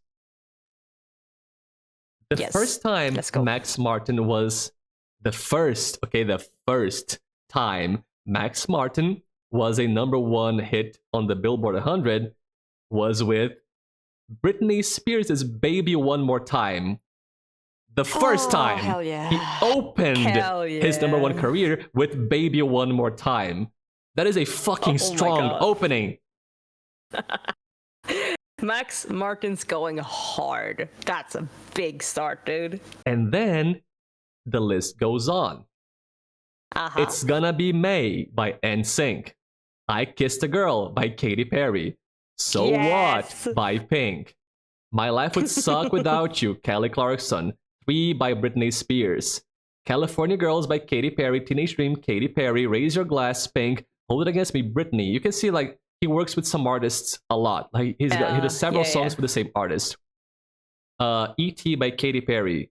Last Friday Night, Katy Perry. Part of Me, lots of Katy Perry. Oh my God, he made Katy Perry's career, basically. Katy Perry's career, yes. Dude. Almost like Katy Perry's career is just Max Martin writing songs for her. It's insane. I mean, the hair kind of sort of fits, so I see the, how it can be Katy Perry. Katy Perry's just him with a bra. Yeah, yeah. And then we're gonna get some T-Swifts. We got One More Night by Maroon 5, and then We're Never Ever Getting Back Together, T-Swift. Roar. Oh, He yeah. wrote Roar by Katy Perry. Come the fuck on. Oh, Dark what the Horse, fuck? Katy Perry. It's all him. And then Shake It Off, Taylor Swift. It was Max Martin. Blank Space, Taylor Swift. Bad Blood, Taylor Swift. Bro, come the fuck on. Oh my god, I love all those songs. They're so good. Can't Feel My Face, The Weekend. Can't Stop the Feeling, Justin Timberlake. This man wrote Blinding Lights by The Weekend, one of the biggest pop songs in history as far as numbers go. Wow, that's insane, dude. Save Your Tears, That's a The massive Weekend. song. My Universe, Coldplay, Yes and Ariana Grande. We Can't Be Friends, Ariana Grande. Oh, This dude is like largely responsible for what you out there think is pop music nowadays. Just him, Max Martin, that's it. This little happy face there. He's just pop, Mr. Pop. He is Mr. Pop, Mr. Worldwide. He did it all. Like, he built Katy Perry. He built Taylor Swift. He's done so much for so many artists. And please keep in mind, I just read to you the 27 #1 hits. He has written hundreds of songs. Holy shit. Hundreds. I just gave you like the cream of the crop as far as, Billboard placements go. He's gotten quote unquote nominated for so many Grammys and won so many. He doesn't get all of them because Britney Spears best song of the year, and then Britney goes and says, "Oh, thank you, I got the award." No, Max Martin wrote that. Does he get like the solo credit for all of them, or is it like shared productions? Depends. Some are solo writing, some are co-produced, co-written. It's a mishmash. Like some is like solo written, co-produced. Co-written, solo produced. It's a mishmash. We'd have to go one by one. It's not always just Max Martin working on a track. Like I said, sometimes he'll write it and the production is in a group. Sometimes he'll write it in a group and produce by himself. Sometimes it's all him. Sometimes it's all a group. But his name is always there, and he is like the senior dude behind those works. Yeah. He's not always the only brain working on it, but he's definitely like one of the leading forces in all those works I listed. One of the driving brains. Yeah. Sometimes he'll get an award for producer of the year, and he'll go get it himself. And people are like, wait, who the fuck is that? He's like, hello. And they don't like, hey. I come from Stockholm. Hello. You're coming from Sverige. Other people are like, who the hell is that? It's Max fucking Martin. And he made all of you. He walks up. Tack så mycket. Leaves. That's gonna be part of, because I'm gonna talk about him and the phenomenon of Swedes doing that, and that kind of Swedish mindset of I didn't have a name for it back then. It's Jantelagen. Now I know what it is. Oh, pieces falling into place. It connected so hard. Dude. This thing where you don't try to stand out, brag about it, call attention to yourself. You just kind of go do your job and then you're fine. Whatever happens, happens. That plays a huge part in somebody like Max Martin because he is the pop industry. Like, not just him, of course, but my God, I just read you only 27 of his songs. There are so many more. I'd like to go over a few more, but he made all of those. Like, those are some of the biggest pop hits in history. He's bigger than John Lennon. He doesn't get talked about enough, and he doesn't give a shit about getting talked about. Because I can only assume of Jantelagen. The Law of Jante. We talked about that in like part 1 of this collab. I think so. Yeah. A week ago. But yeah. He's crazy. And he's not the only one who does that. There is a documentary on how Max Martin rose to power, let's say. And he didn't do it alone.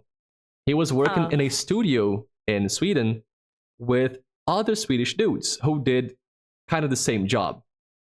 He became the biggest name for sure. He's super talented, super creative. He's amazing. But there were others doing that. I think one's called, I want to say Shellback is one of the Swedish dudes. Anyway, guys do the same thing. And a common characteristic of those dudes is being low-key about their achievements, not trying to call attention or try to either put down the performer or overshine them. They just, I did it, cool, let's move on to the next song, whatever. This is your song, go perform and be the star. Finding dudes who were willing to do that, who were musically talented and also, socially low-key enough, was not something that people were getting done in America. And somehow they went to Sweden and like, oh, yep, these guys are fucking perfect. They're great at writing music and they don't give a shit about, becoming shining stars. Musicians, conflict averse, low key, perfect. Put them in the back. Low key, awkward, just want to vibe by themselves. If they get mad, they'll just write notes instead of fighting.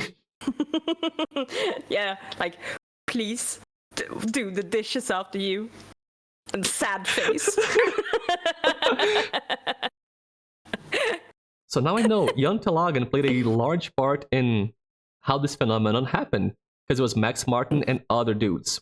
I can't recall the names right now, but those other dudes also made big stuff. Doesn't compare to my man Max, but also big stuff. And they all have that characteristic in common, being low key, musically talented, and socially low-key. Is a perfect combination to prop up those stars over, in West Coast America and Hollywood, Universal, MGM, all those studios. Just making songs to prop them up with somebody else's talent. Of course, you have performing talent, but the musical talent is a different one. There are multiple who do that. I think Red One is French. Hang on. Let me just check another name. Red One is... Oh, no. Fuck. Okay, I knew it. Red Is he One... Swedish as well? He is... No. What do you call somebody from Morocco in English? Probably Moroccan. Moroccan? Yeah, Moroccan. He's Moroccan Swedish. I'm trying to see where he was born, but Wikipedia just exploded. It is not opening anything. Yep, I'm getting errors now. Amazing. Max, could you check if you can open the article in Red One? He's born in Morocco. And then went to Sweden. Looks like it. He immigrated in 1991 to Sweden when he was 19. Okay, so to pursue a career as a musician. Red One is another huge name in the sense that Max Martin is a huge name. Not huge in fame, but in achievements. Red One is behind so much of Lady Gaga's career. Can I put in a tiny little insert here, from the why he immigrated to Sweden? There was so much good music coming from there, mentioning ABBA, Europe, Roxette. Bro. It's basically you. See? He's you, man. He was just way closer. He was in Morocco, right there. Yeah. He had less land to cover. Yeah, quick flight. No, not many time zones move. Yeah, I have so much water to cross. That's a problem. God damn it. Wait, Red Please One. do continue. Red One is like Max Martin. Okay, the thing with Lady Gaga is that if you look at the credits for Lady Gaga's songs, she is always there.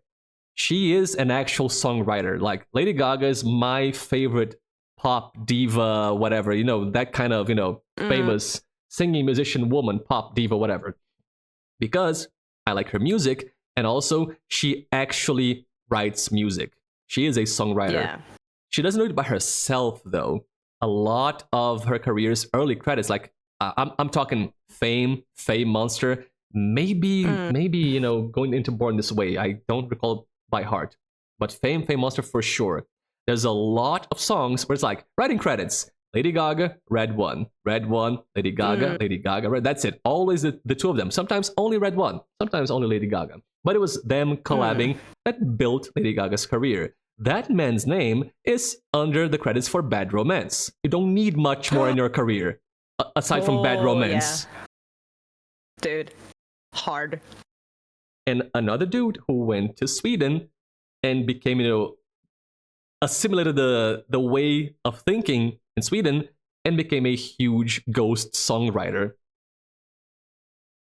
I think the biggest names that I know who do that are Max Martin, Red One, and maybe Shellback. There are, again, others.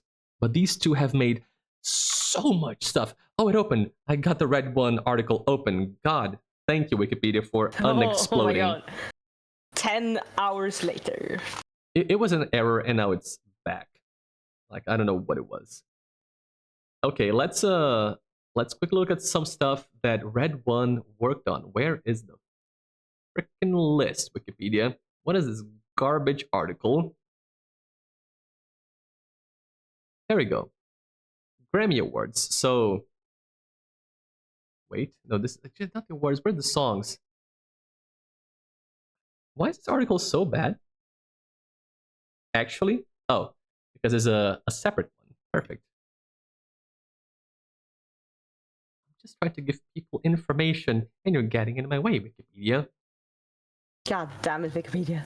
Come Okay, on. this article is much less well organized than Max Martin's, but let's go through some quick stuff that Red One produced and like co-produced, co-wrote, remixed shit that Red One worked on. Is there like this is just production? Is there a songwriting?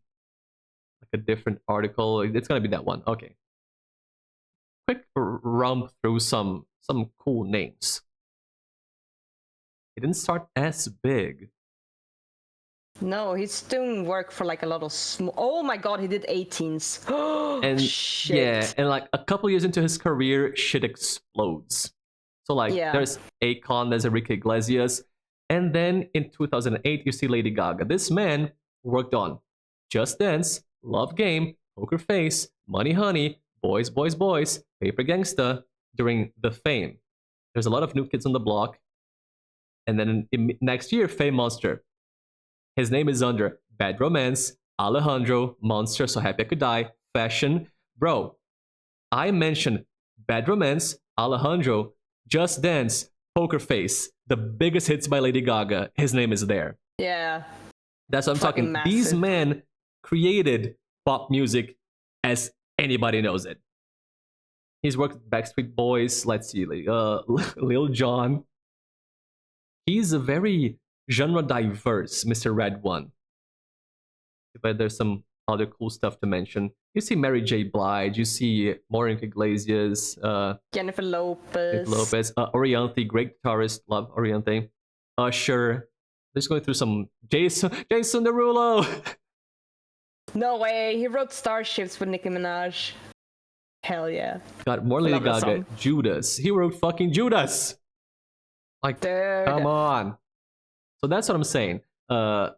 These fucking Pitbull. These dudes are responsible for a lot of pop music as you know it. Do they see The Matrix? I guess they do. They're just super talented at writing music in different genres and getting hits nonstop.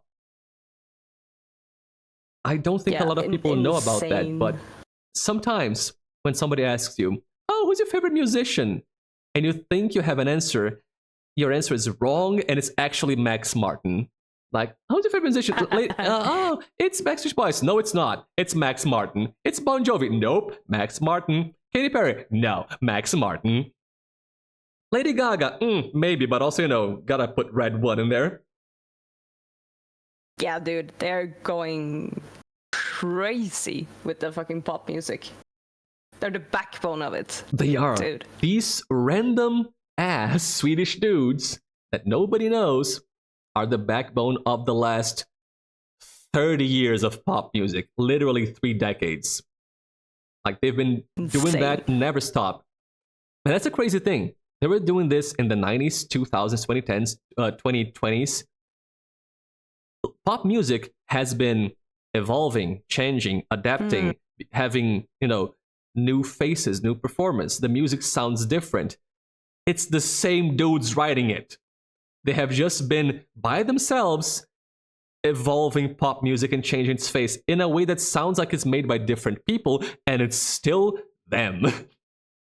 Yeah, they just like, we're changing now. Yeah, like, It's fine. I'm just gonna change how I make music, because my boy Max Martin was getting #1 hits in 1998, but also in 2024. I don't think somebody would guess that Baby One More Time was written by the same person who wrote We Can't Be Friends by Ariana Grande. Like, I don't think that's a thing that somebody would usually think, but it's Max Martin. We're talking 98 to 24. That is 26 years difference. He's still making music and evolving, changing. He decides what pop music looks and sounds like. Absolutely mad. It's one of Absolutely my crazy favorite things about Swedish music and music in general. Just having this knowledge. And now finally sharing, because not a lot of people know about these guys. And they're absolute titans of music. All you think you know, it's them. Like, if you go into like writing credits for pop music and you look into some strange unknown names, you're gonna find a bunch of random Swedes. Because it's not just Max Martin and Red One, there's others. And it's not always a Swede, but the Swedes are extremely prevalent. Like they are in pop music, in metal. And I think it's all the same like fountain, let's say, where they draw from. Like, because so many good pop bands and good metal bands and good songwriters happen in Sweden. I think they draw from the same source. They just go into different directions with that. But there has to be like some kind of, common origin for all of this, which might be your music education, or who knows, maybe it's something you put in the water. Maybe your air tastes different. I don't know. The choir singing. It's all that fucking choir singing. Nah, that's how we get them. It's all those end of school songs. Motherfucking dem blomstertid. That's what made Max Martin. Exactly. He was singing too much at school and he was like, I'm gonna make music now. Yeah, dude, that's insane. That's such a crazy. I want to find a full list of Max Martin stuff. There you go. Max Martin production discography. Because let me just read a few more. Because I only read to you Max Martin's #1 hits. There is so much more. For example, Everybody by the Backstreet Boys. As Long As You Love Me by the Backstreet Boys. You know Robin? Yeah. Robin with a Y? Yeah. He wrote Do You Know What It Takes and Show Me Love. That's Max Martin. Of course it did. That is not. It's not Robin, it's Max Martin. Yeah, they look similar. Come on, they're next to each other. In defense of Robin, she is a co-writer of the songs. She did work on the songs. It's not just Max Martin. Let's see, God, who else? Just scroll down real quick. NSYNC, more NSYNC. There's Baby One More Time. There's so much Backstreet Boys. Max Martin wrote Larger Than Life, I Want It That Way, Show Me the Meaning of Being Lonely. Oh, dude. Hell yeah. He also carried the Backstreet Boys like on his shoulders by himself. This man is insane, bro. Fucking mad. God, Shape of My Heart, Backstreet Boys again. Another one I like to say. Max Martin wrote Bon Jovi's It's My Life. Also no him. Way. Oh, hell yeah. More brother. Britney. Oops, I Did It Again. Stronger. Like, I'm skipping over songs which are slightly less known. There's so much more. Like, it's Britney. There are 7 songs on the list. I'm just giving you 2 which are more famous. Oops, I Did It Again and Stronger. Yeah. There are 5 more. He carried Britney, NSYNC, Backstreet Boys, Katy Perry, Taylor Swift. He wrote for Def Leppard. Holy shit, he wrote Unbelievable by Def Leppard. I never recalled that one. Unbelievable. It is unbelievable. He wrote I'm Not a Girl, Not Yet a Woman by Britney Spears. Hell yeah. Because of course he did. Let's see. Kelly Clarkson, Since You've Been Gone was Max Martin. Oh. I'm telling you, it's all Max Martin. Everything you think you know is by Max Martin. I'm trying to like quickly skip over stuff, but there's so much. Like when I'm quiet here, I'm scrolling down like 30 songs, trying to find something that's like definitely well known. There's so much by so many people. I'm talking dozens of artists.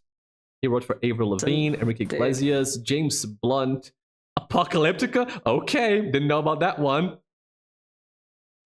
Fucking versatility, man. We're talking about Katy Perry, I Kissed a Girl, Hot and Cold, both Max Martin, along with Roar and Dark Horse. He wrote the entirety of Katy Perry's career. Holy fucking shit.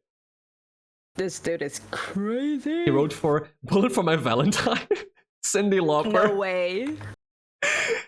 No way. The range on this man. Fuck, a lot dude. for Pink. I wrote a lot for Pink. A lot for Kelly Clarkson too. Hang on, I'm trying to find some. Oh, so much for Kesha that I didn't know. Like, there's 6 Kesha songs here. What's the one about TikTok? Suck my cock, drink my bottle of with a sock. Isn't it just called TikTok? Might be just TikTok. So that one is not on the list yet, and I don't think those are the lyrics. But you know what I mean. TikTok, suck my cock, drink my water with the sock. That's not how it goes. But almost. But I can't remember. Dude, what the fuck, man? Katy Perry, California Girls, Teenage Dream, Last Friday Night, The One That Got Away, E.T. All of Katy Perry was him. Oh my fucking god. More Robin, more Britney. A lot from Miranda Cosgrove. You know, the one and only Miranda Cosgrove from iCarly, the legend. Oh yeah. He made stuff for Glee. Like, he made Glee versions of songs. Pitbull. I'm telling you, it's cool. All Max Martin. Nicki Minaj, a couple for Nicki Minaj. Maroon 5, some Usher, some Justin Bieber. will.i.am, Pink. A bunch of T-Swift songs. Yes? Can you like entertain chat for a minute? I need to like check the hallway again, the neighbor thing. I'll be right back. Okay. Yeah. Well, fellas, we have been abandoned by the cat girl, but that's fine.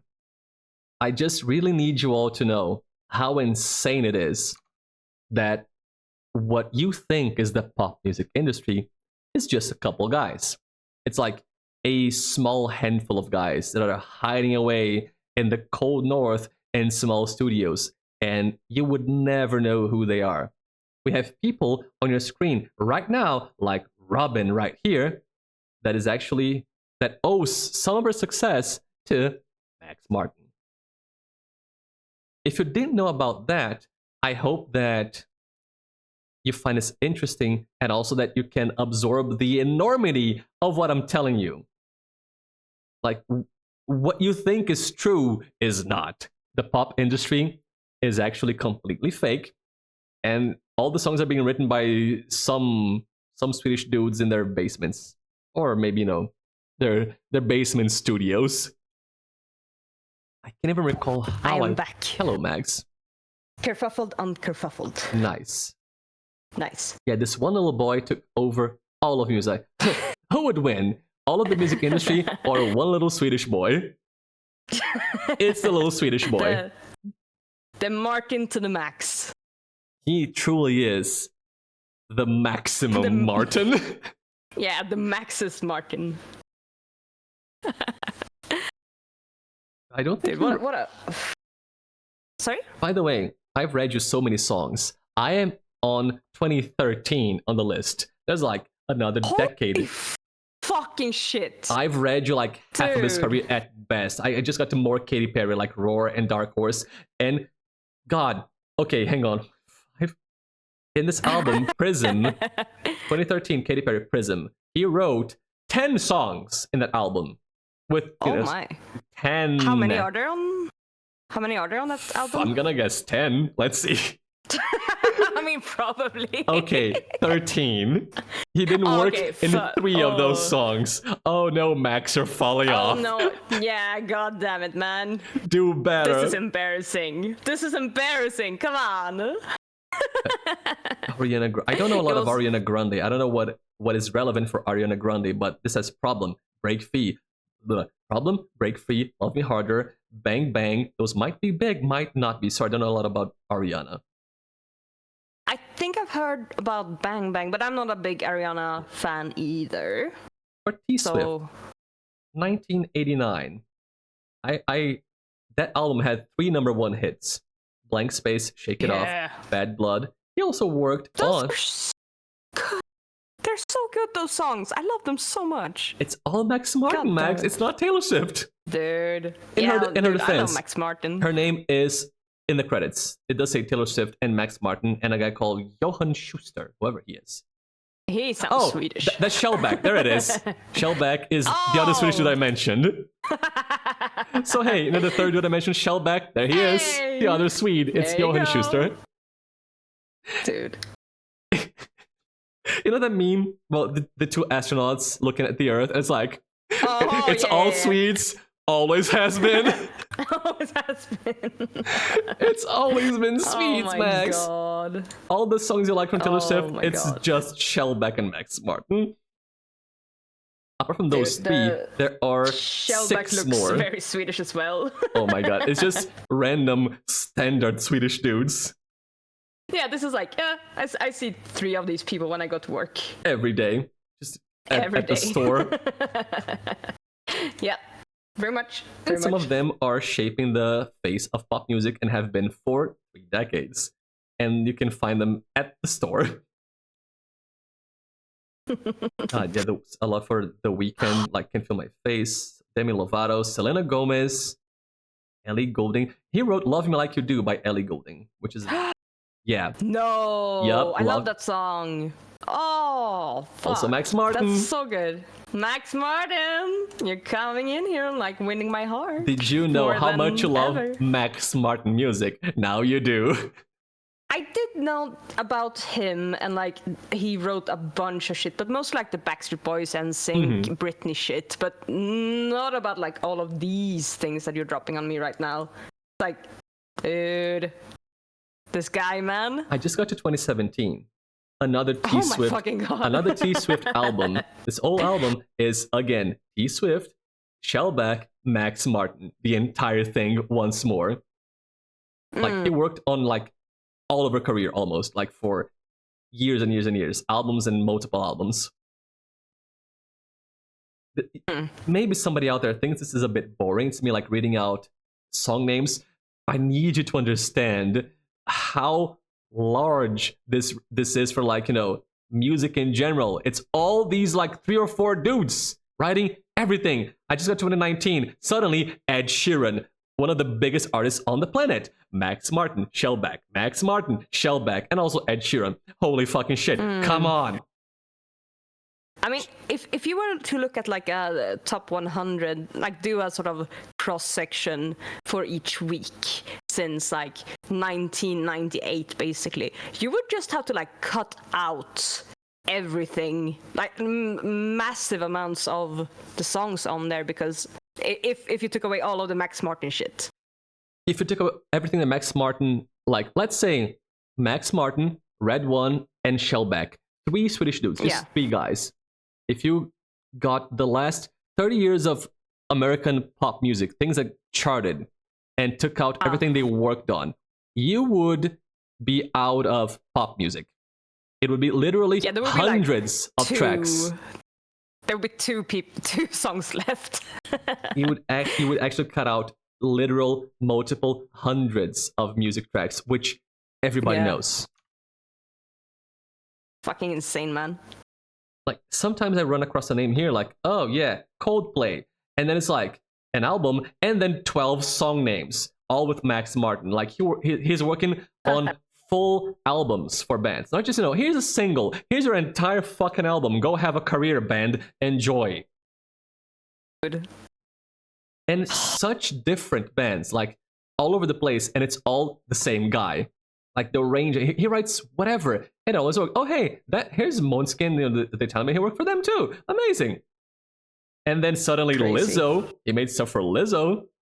Oh really? What did he do for Lizzo? Special Girls to Be Loved. Am I Ready? I don't know Lizzo, but here's more Måneskin. Yeah. Oh my God, Kim Petras, more Lizzo, Ed Sheeran, Post Malone, all those big names. Oh wow. All Max Martin.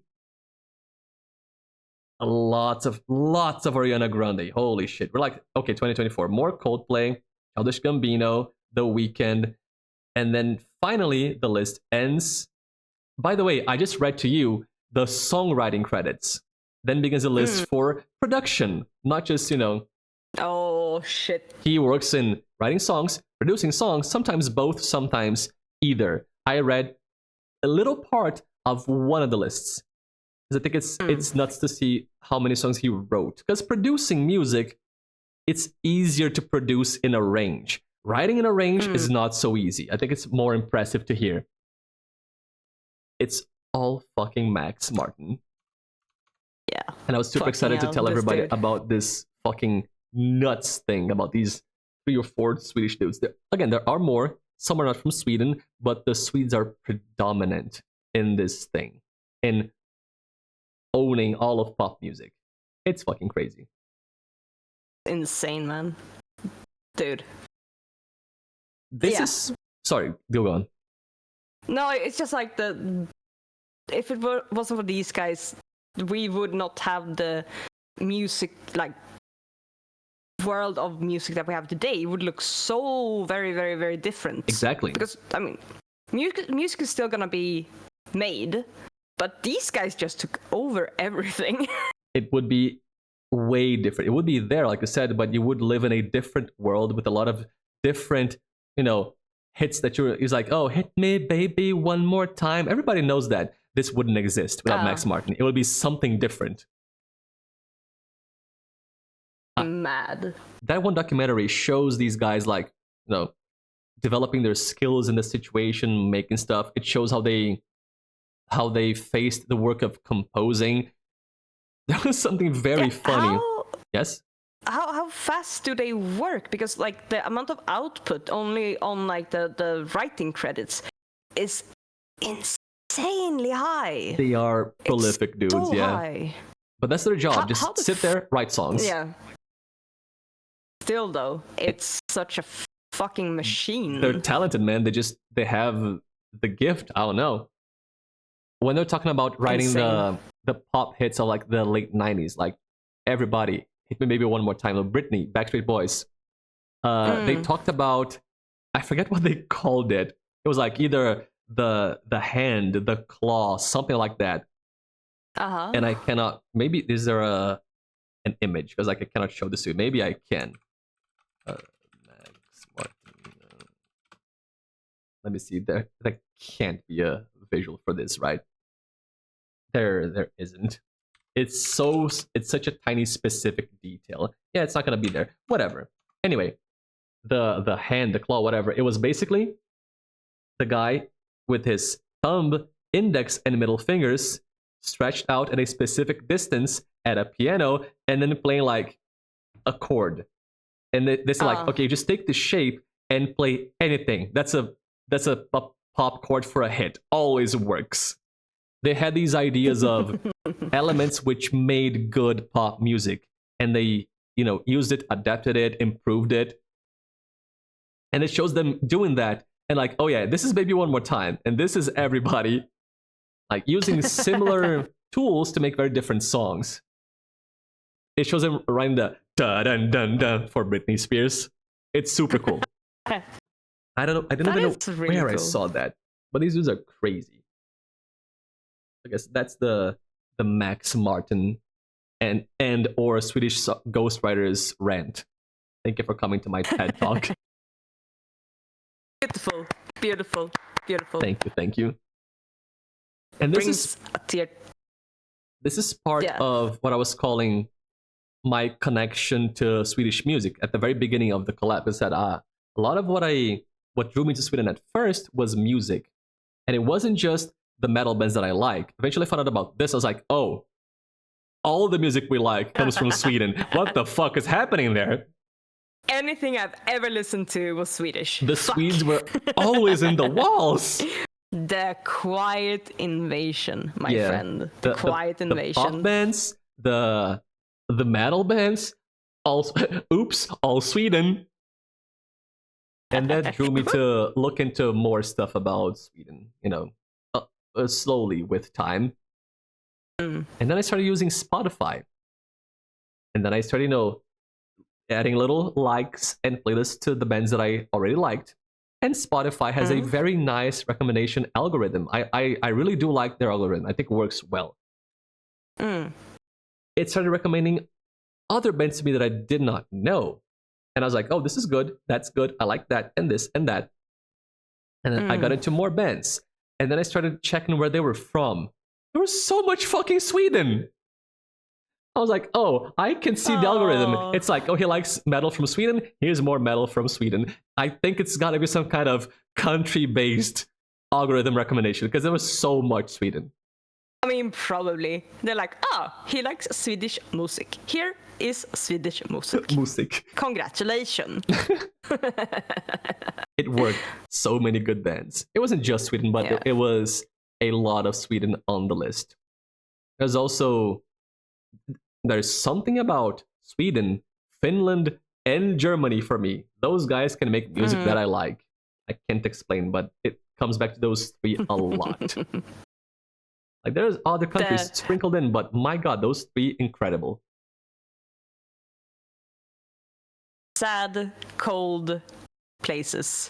That's where you find your vibes and your inspiration. My vibes are sad and cold. Perfect. Amazing. Sad, cold, vitamin D deficient. That's funny because it is 9 p.m. right now. And the temperature here is at like 25 degrees Celsius. All right, let's have a look. What is what the fuck's temperature? The cold part is not relatable to me. There's no cold. Maybe just the sad. Yeah, we have -3 degrees, so it's like almost warm. Almost warm. This is the Swedish coping mechanism. -3 is almost warm. Bro, it's 25 at 9 p.m. here. Not cold, just sad. At least it's like, wow. It's getting late there, isn't it? Oops. It is. Like here? Yeah, it's almost 1 a.m. there. Yeah. No, it is 1 a.m. Your clock is wrong. Fuck off. Your face is wrong. Some of the time, yes. Fine, it's 1 a.m. I guess it's a good time to have -2 degrees. If I look at the temperature here at 1 a.m. later, it's probably gonna be still 20-something degrees, man. That equator business is so real. Yeah, so like the lowest point would be around 20? How low do you get? How low can you go? Yeah, how low can you go? You know, it's summer right now. It's still summer. Summer is ending. That's true. I'd expect to have the whole entire day over 20 degrees easy. Anywhere. And then, you know, later when we get to like winter, it may go down to like, you know, oh, it's super cold. 15 degrees. It's freezing. Yeah. Like the depths of winter. Do you know what we call it when it's over 20 degrees? Summer? Here? Like all at night. Hell. In the summer. No, they're called tropical nights and tropical like 24 hours. I mean, we call it this tropic. It makes sense. The tropical country is getting that on any Tuesday. Yeah, dude, we're like, yes. Oh my god, over 20. It's so tropical here. Dude, that's like, it gets news like coverage. Now it's gonna be very warm this night. It's gonna be above 20 degrees, so it's a tropical night. Dude, that happens on like the weather report. Not even joking. Oh my god, it was like 35 here this week. Oh my like god. a regular whatever Yeah. day. Here's 35 degrees. Enjoy. Now that you would call hell. Yeah, no, it's. She's imagining existing in 35 degrees Celsius.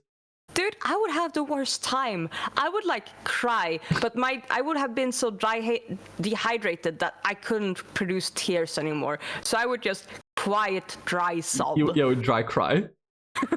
I would try and cry. Like, people are like, oh, what's wrong? I'm like, I'm crying. No, you're not. Yes, I am. Hey, Mags. Yes. Come to Brazil. It sounds like a bad time.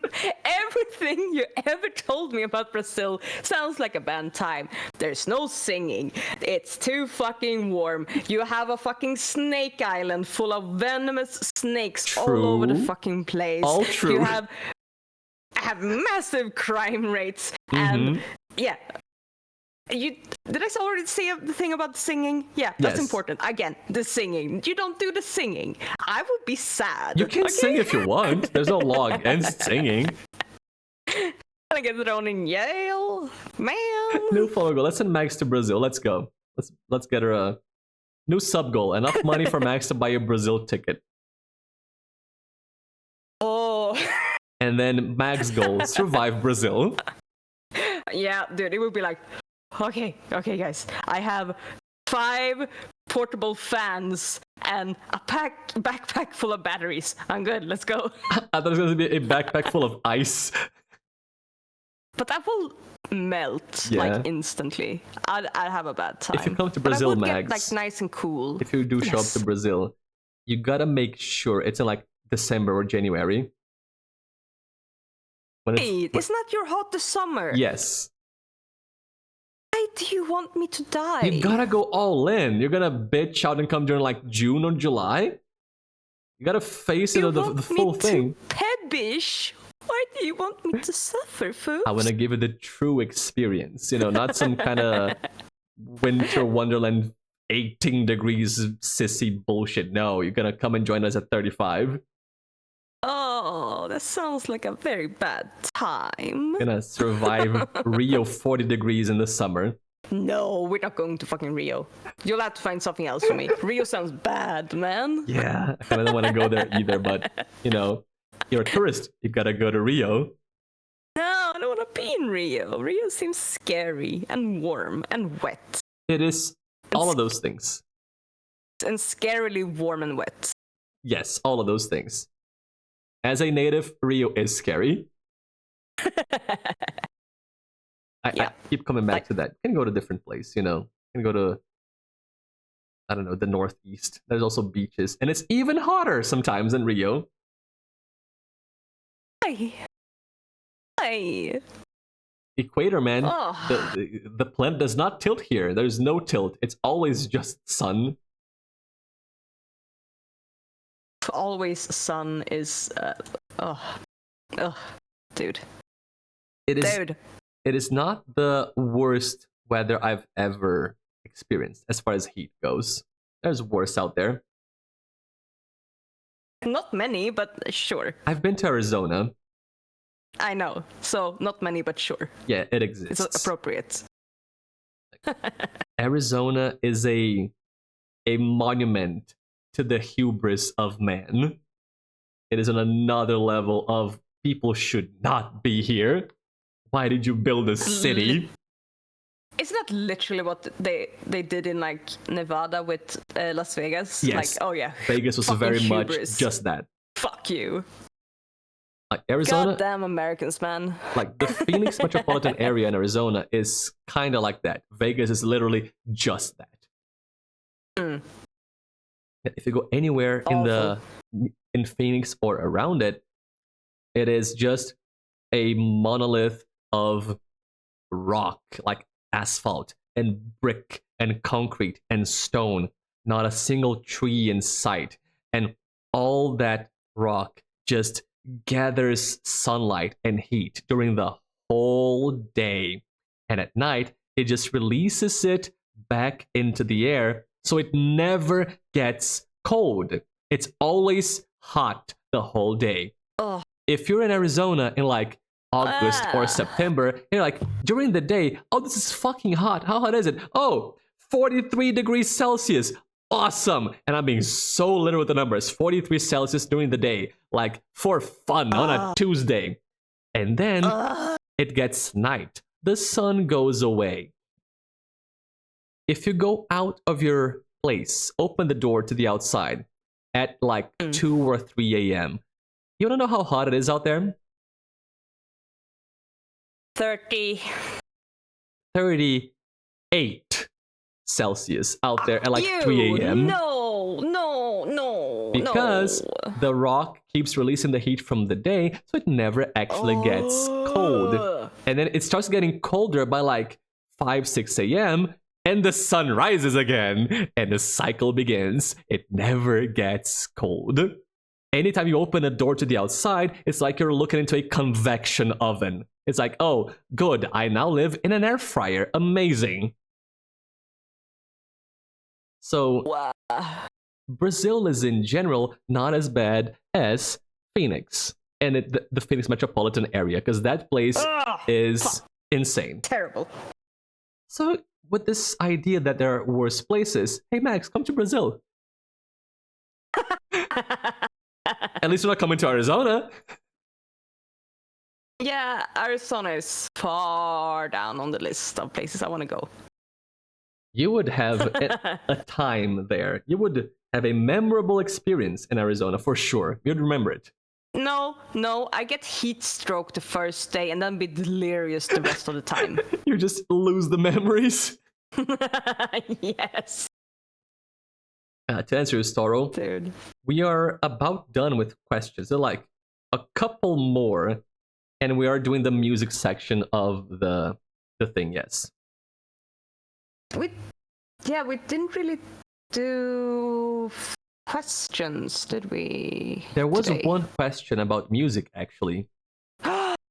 We haven't done that. Hedy wanted to know about the myth about how ABBA's Dancing Queen is about a Swedish queen, and I think you can take that one, Mags. Can take that one. So, I mean, we've talked about ABBA. ABBA are queens and kings of pop, like of music, and we love them. We love them. And back in the 1970s, I wrote down a bunch of it, but not the date. Of course, why would I do that? 1976. Fuck you, I prepared a lot. 1976. Then, like, they were working on the song Dancing Queen. They were working on it and like composing and doing a lot of things for it. And around the same time, we have our unmarried king who's supposed to marry a new little queen. Wait, we need pictures. Can you bring a picture? Can you not post things anymore? No, it's okay. I just zoom in on Max Martin so he can look into your soul. All right, fair. He does look into my soul. I can erase some stuff.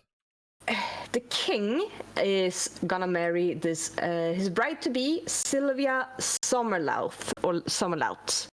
I'm gonna post it so you can see how it's spelled. Dear Sylvia is German, actually. Where? Oh, so there she is. There's an H at the end there as well. Yeah, she's German, Sylvia, and not Swedish. Let me bring out princess. No, queen. She was a princess at some point. No, I don't think she. No, I don't think she was. Oh. Not technically, because she's not royal in any way. Scandalous. And if I don't think she's ever been called princess. No. And her Oh my god. Dude. Her father is Max Martin. My bro. Almost. Her father was German and her mother was Brazilian. No. Yes. It's Alice Suarez de Toledo. Alice Suarez de Toledo. It's Yeah. Always been Brazil, Max. It's always been Brazil. Our queen is half Brazilian. Oh my god, she's from Sao Paulo. São Paulo. Sao Paulo, yeah. Dude, I did not know Your that. queen is half Paulista. What the fuck? Fuck! Our collab was What? destined to happen, Mags. This is fucking meant to be, man. But yeah, she was not born like with any sort of what's the word? Royalty. She's not royal. I don't know if there's anything about her. No. And she ended up meeting and getting to know the good Kung Carl den 16 Gustav, the king himself. So yeah, Miss Sylvia was never princess, but she did become queen when she was marrying the king. But around the same time as they were making the song Dancing Queen was when, they were sort of getting ready to get married. And that's where the myth comes from, that they made the song for her for the royal wedding, the Dancing Queen song. It's not true. They didn't. But they did on the night before the wedding. They did do a performance. They had some sort of like gala, televised like celebration for the royal wedding, the coming royal wedding. ABBA was performing, and they did perform Dancing Queen at the gala. So they didn't write it for the queen, but they performed it like in relation with the royal wedding. Which probably helped cement the myth. Yes. It did. So that's the sort of the myth that, yes, they wrote the song for the queen. Not true. But they have kept like performing it for her for different events. Like on the queen's 50th birthday, Anne-Frid Lyngstad, who's one of the ABBA people, performed it in a sort of word. Yeah, she performed it in a sort of setting with choir people, I think, as well. Of course, it's a choir. Of course, it's a choir. Yeah, so they have played for her a couple of times, and it has sort of like fallen in the same meaning as the Queen Sylvia, but it's not actually for her. So yeah, fun little fact. And holy fucking shit, I had no idea she was half Brazilian. Yeah, like Dude. The fun fact was about the song, but now it's about the fact that your queen is half Brazilian. Dude, this was meant to be all along. Holy fucking shit. You said her mom was Brazilian or her dad? Her mom. Fucking Brazilian mom. Oh yeah. My god. How does nobody in Brazil talks about this? How? How's this not a thing in media? Dude, you need to start talking about it. The Swedish queen is half Brazilian. Holy shit. Brr, brr, brr, brr, brr. Yeah, it's time to go to Sweden. Dude. And we all become citizens because our queen is half Brazilian. So we're citizens now. Holy fucking shit. That is incredible. If I was Sweden, I would try to not invite that kind of attention. There's way too many Brazilians for, the size of your country. I mean, the thing that makes like the Sylvia connection a little bit iffy, it's not the Brazilian mom. She's fine. No, it's the dad, German dad who lived during a certain time in German history from 1901, born 1901. So that's the sort of the this 20th century German discussion. dad. Yes, it was. So yeah, that's the thing that they kind of don't want to talk about. The mom is fine. No one has ever said anything weird about the mom, but yeah, because they don't know enough about Brazilians. Oh my god, they're sleeping on that issue. Dude. The dad, after World War II, Samuel served as president of a Brazilian subsidiary of the Swedish steel parts manufacturer Uddeholm Tooling. It's all coming together, man. It's always been Brazil and Sweden. What the fuck? It's always been Brazil and Sweden, and we had no idea. And the craziest part, by the way, no idea. I don't think we've mentioned this during the collab yet. We were looking up how much immigration happened from Sweden to Brazil along history. As it turns out, during most of, apart from like maybe recent years, but back in when people were, immigrating a lot, escaping from like, wars and shit, 10,000 Swedes went to Brazil. A measly 10,000. Yeah, over like 150 years or something. It was like a real long time. Over a century. Only 10,000. Literally every single one of them went back to Sweden. No, it was not every one of them, but it was like 2/3, I think. It was most of them. It was so many. It was most of them. They all left. They thought this place fucking sucked. They're like, brr, no good. Going back. They're like, oh, this shit is so ass, and went back to Sweden. But I guess a few stayed, and amongst them were enough Swedes to, make a queen be half Brazilian. That's all you needed. All you needed was like fucking Swedish queen out of a German and a Brazilian. Beautiful. Like 2,000 Swedes. That's it. Enough to connect to Sweden in a way that, a woman from here married a German dude, had a daughter, Swedish queen. Incredible. 10,000 Swedes. What the fuck? Most left. Amazing. 10,000 things. That's nothing. The Brazilian left Brazil to make a Swede. I don't think you know how tiny 10,000 people is for, like, what I consider like a city. I mean, it would be quite small in Sweden as well.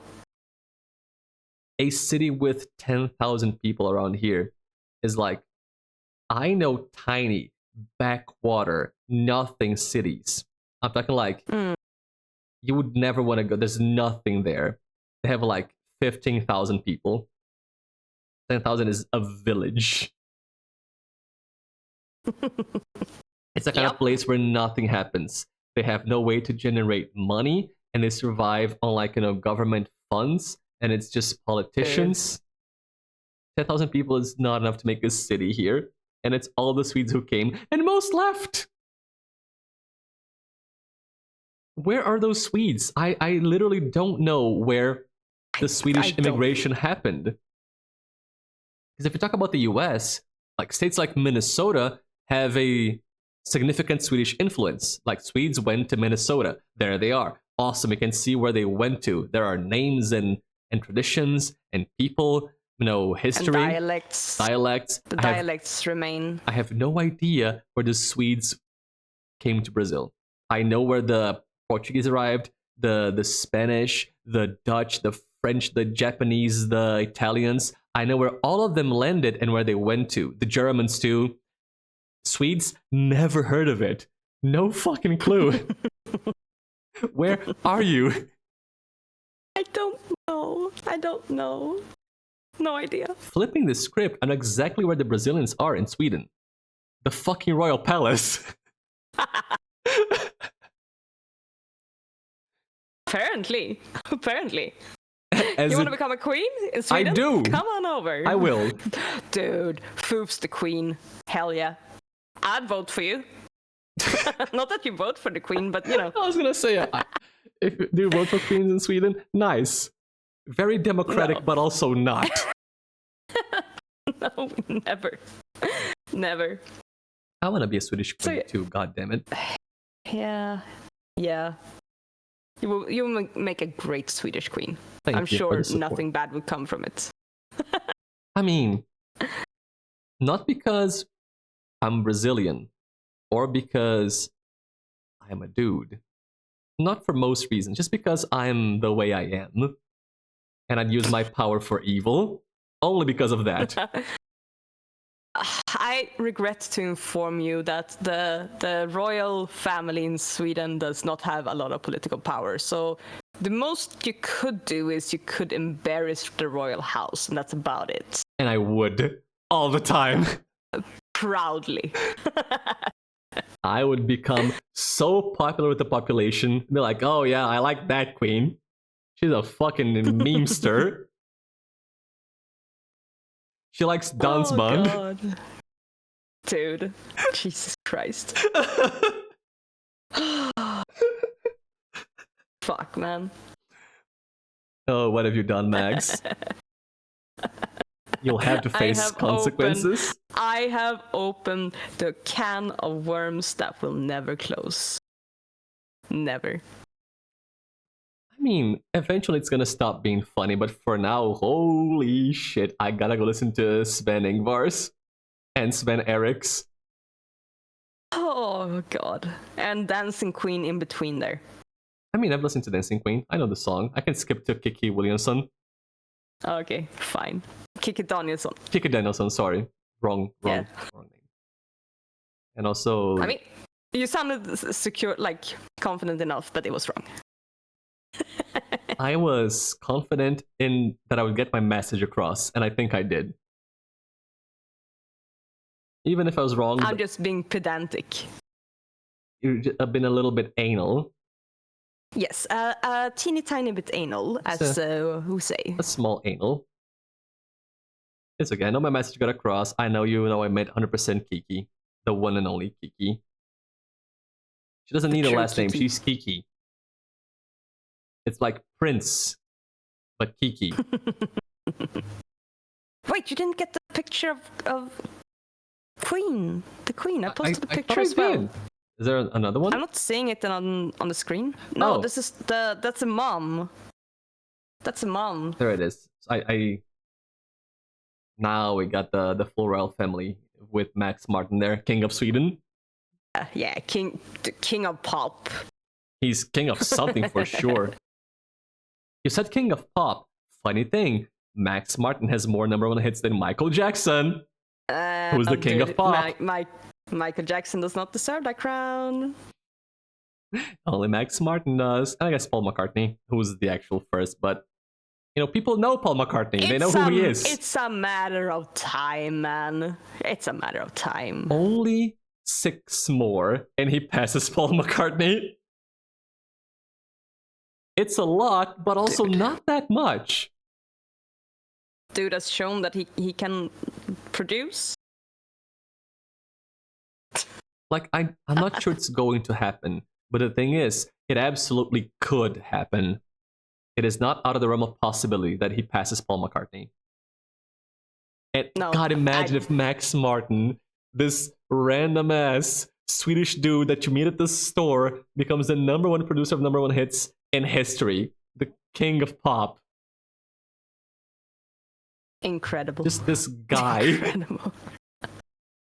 Holy shit. Like this actual guy from, you know, from the neighborhood. Yeah, this dude's just like hanging around.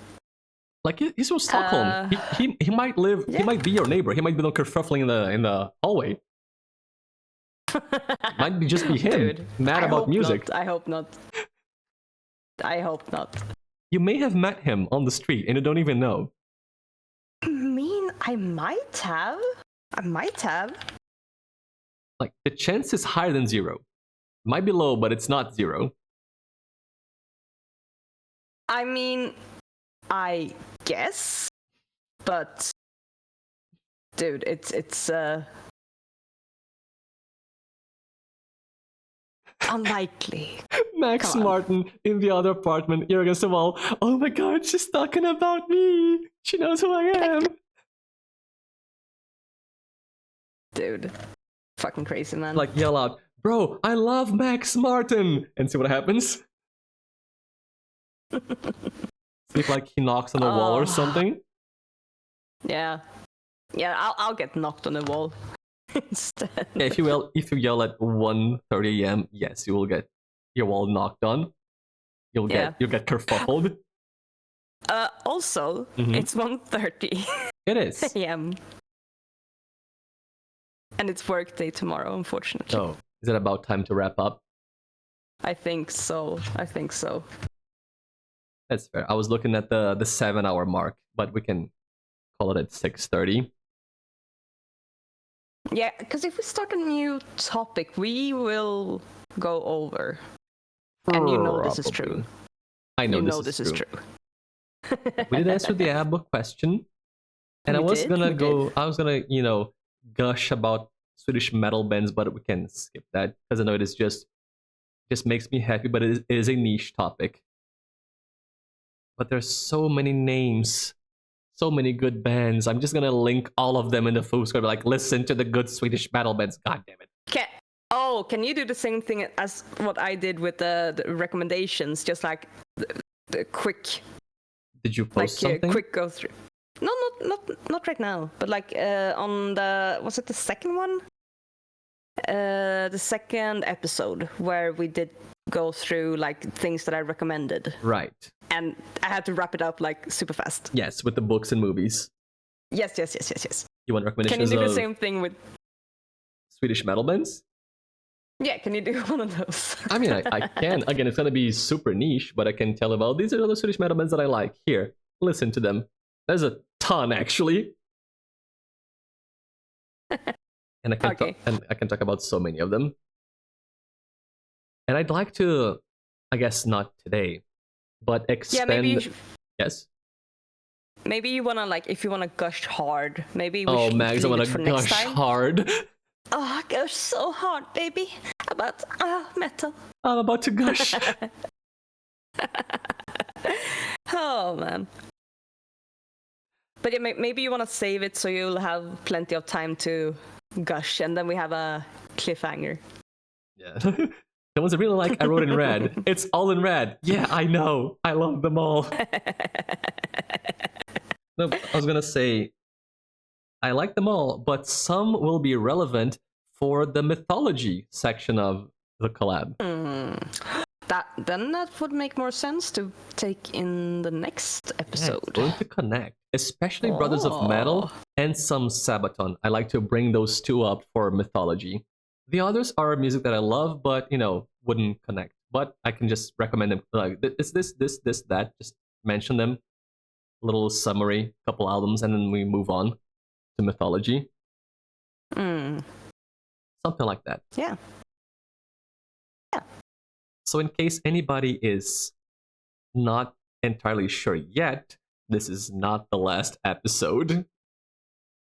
I know, it was going to be one stream. It was. We thought it was. We're so fucking dumb. 5 streams later.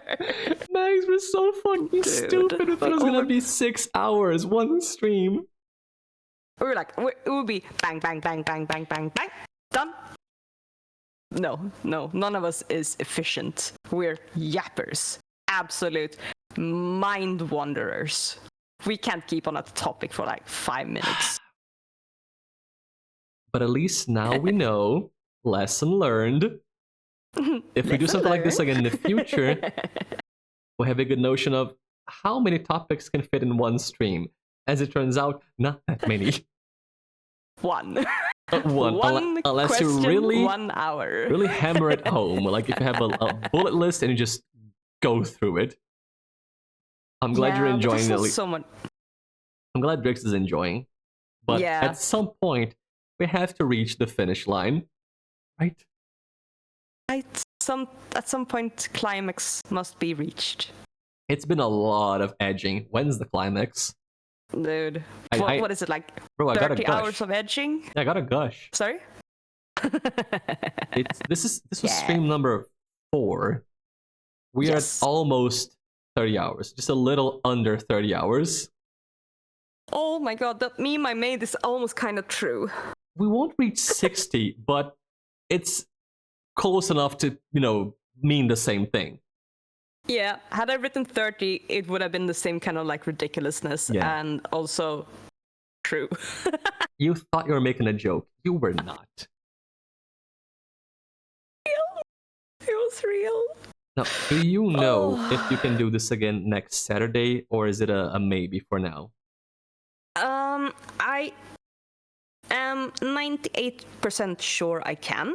I might have to double check some things, but I am fairly certain I can, yes. Is the 2% like death and sickness or some other stuff too? death, sickness, and maybe double check the plans if I haven't forgotten something. Okay. So there's a high likelihood. Which I don't think I have forgotten something, but it is death, sickness, and forgetfulness. Okay. Which are, 3 inevitable things in life. Yes. But high chance that we do this again next Saturday. If not, probably Sunday, right? Yeah. Because then I do stream, so. Yeah. So next weekend, either Saturday or Sunday, we're doing part 5 of this, and probably ending question mark? Right? Question mark? Like, I hope surely so. 5 parts. I hope so. Yeah, because then we have mythology. You're gonna gush about some metal stuff. History. I have a couple of things I want to talk about that are cool. And then we haven't talked so much about Swedish, the language itself. Oh, Mags. You know what you're doing, right? What am I doing? You are manifesting part 6, my friend. No, foofs. Shh. You're like, oh, we gotta talk about this and that. I didn't mention. Oh, I gotta talk about this. I want to talk about this. We didn't mention this. You were Foofs. You were manifesting it. Calm down. It's gonna be fine. I have seen this pattern before in the previous weeks. Several times. Alright. Yeah. We're gonna be so awful. focused. So directed. We're just gonna, knock out those topics one by one fast. Dude, we're gonna have to get some, Adderall and just, focus the way out. Problem is, if we focus on the wrong thing and just go off on a tangent, which we might do, it's kind of how we work. I like the way you look at that. It's not that we are unfocused, that we can focus hard on the wrong thing, but we are focused. Yes. We're just bad at prioritizing. Yes. We are shitty POs. Yeah. Just to maybe trigger some people out there, including you. Thanks. I appreciate it. We gotta get better at prioritizing the backlog of topics for the collab. Dude, we are. We've done so much. We answered one question. One. Today? We answered one. Yeah, the ABBA question. I mean, yeah, and we went through so many notes that we had. Okay, hang on. We went through, let me go to my notes. We went through 2 things in my notes. Fuck yeah. 2 How many things. do you have left? How many are left? How many do you have left? 1, 2, 3, 4, 5, 6, 7, 8, 9, 10, and 12. No. Oh, no, foofs, no. There's 12 items left.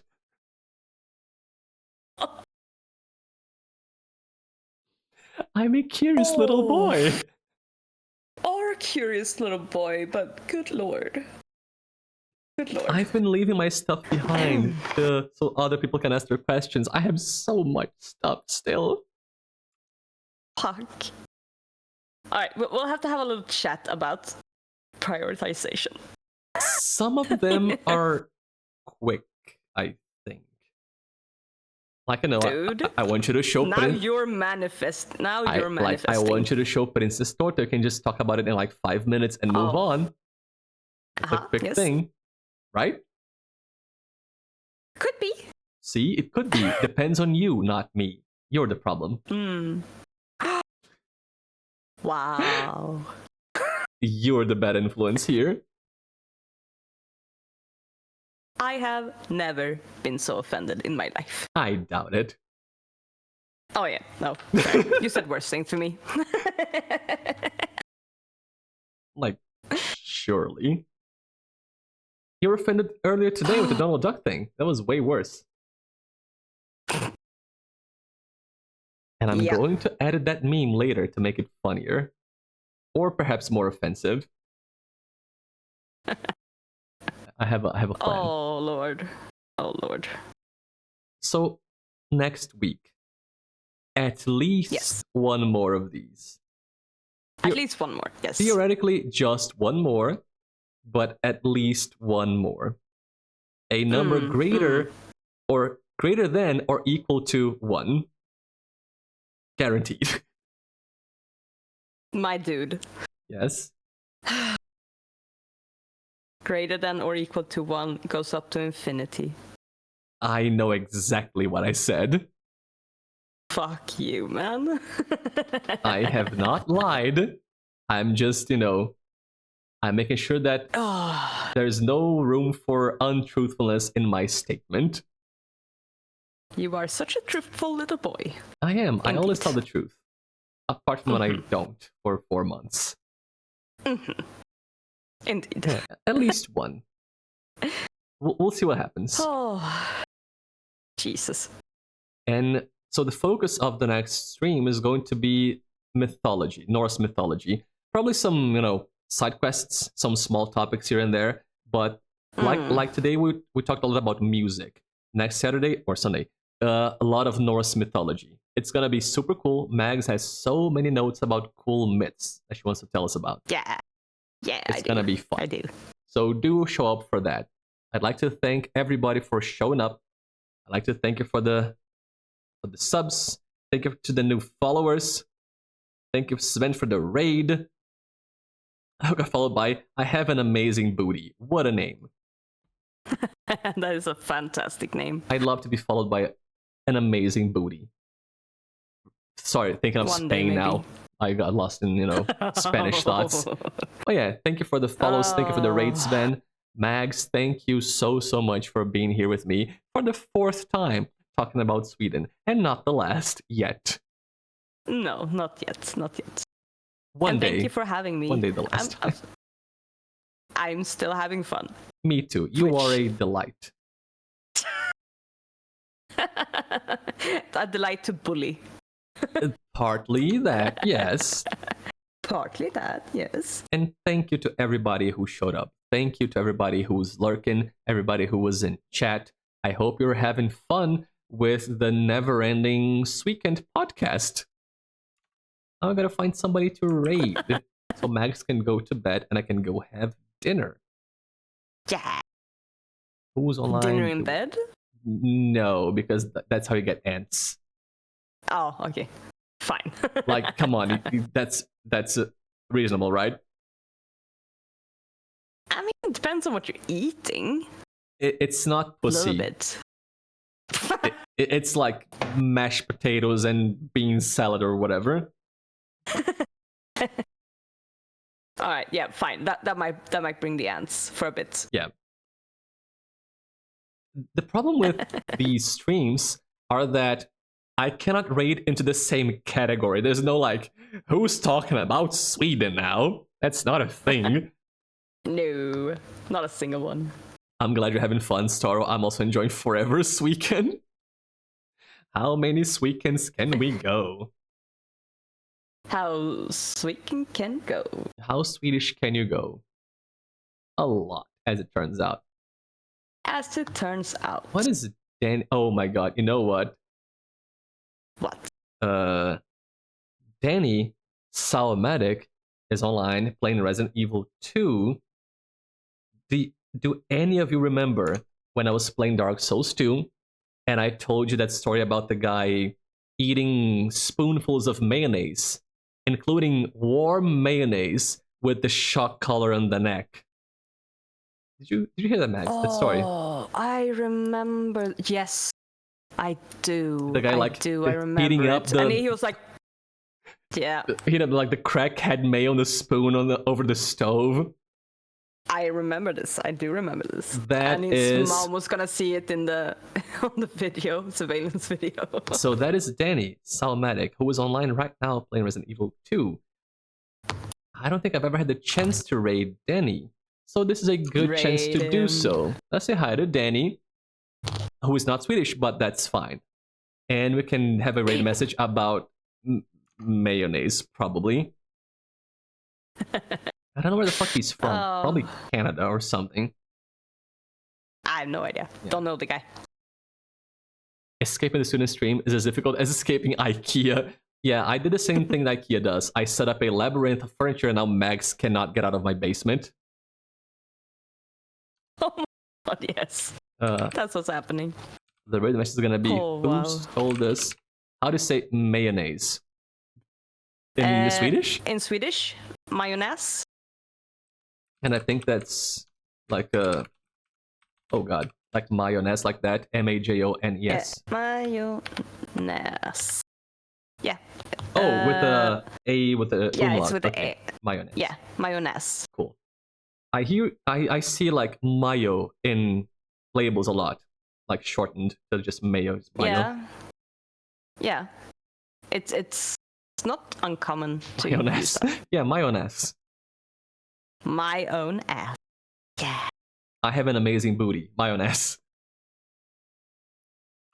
My own ass. Yeah. The written message is going to be something like midnight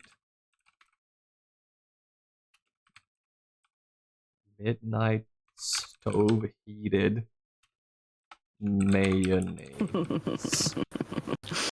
And then like the Hans run, because I want to use the Hans run. Yes, use the Hans run. Okay, there is your raid message. Midnight stove heated mayonnaise. I'm sure it's gonna make sense to Danny. He's gonna be like, what the fuck? So raid, Salmatic.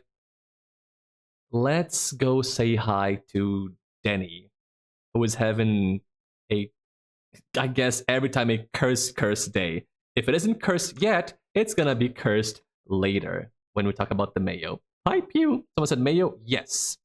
We're gonna raid the guy from the story with the crackhead mayo with the shock color. I think you were here for that during Dark Souls 2. Let's go say hi. You gotta go do something like go to bed, have a shower, have dinner. That is understandable. Go do your own thing. But let's at least go say hi to Danny, drop the raid message, and then we scatter. Or if you can stay, that's also cool. Max, you got any parting words? You got like 15 seconds. Go. Oh, fuck. No pressure. Go. Schlagerfestivalen is great. Listen to it. Become the Brazilian Swedish queen. Be cool. Listen to Dansband. No, don't add that one. Listen to Dansband. I'm gonna post it on the foofs card later. Oh, god damn it, man. Thank you, Max. You're amazing. Let's go say bye bye. Time to go to the bye bye screen. Bye bye.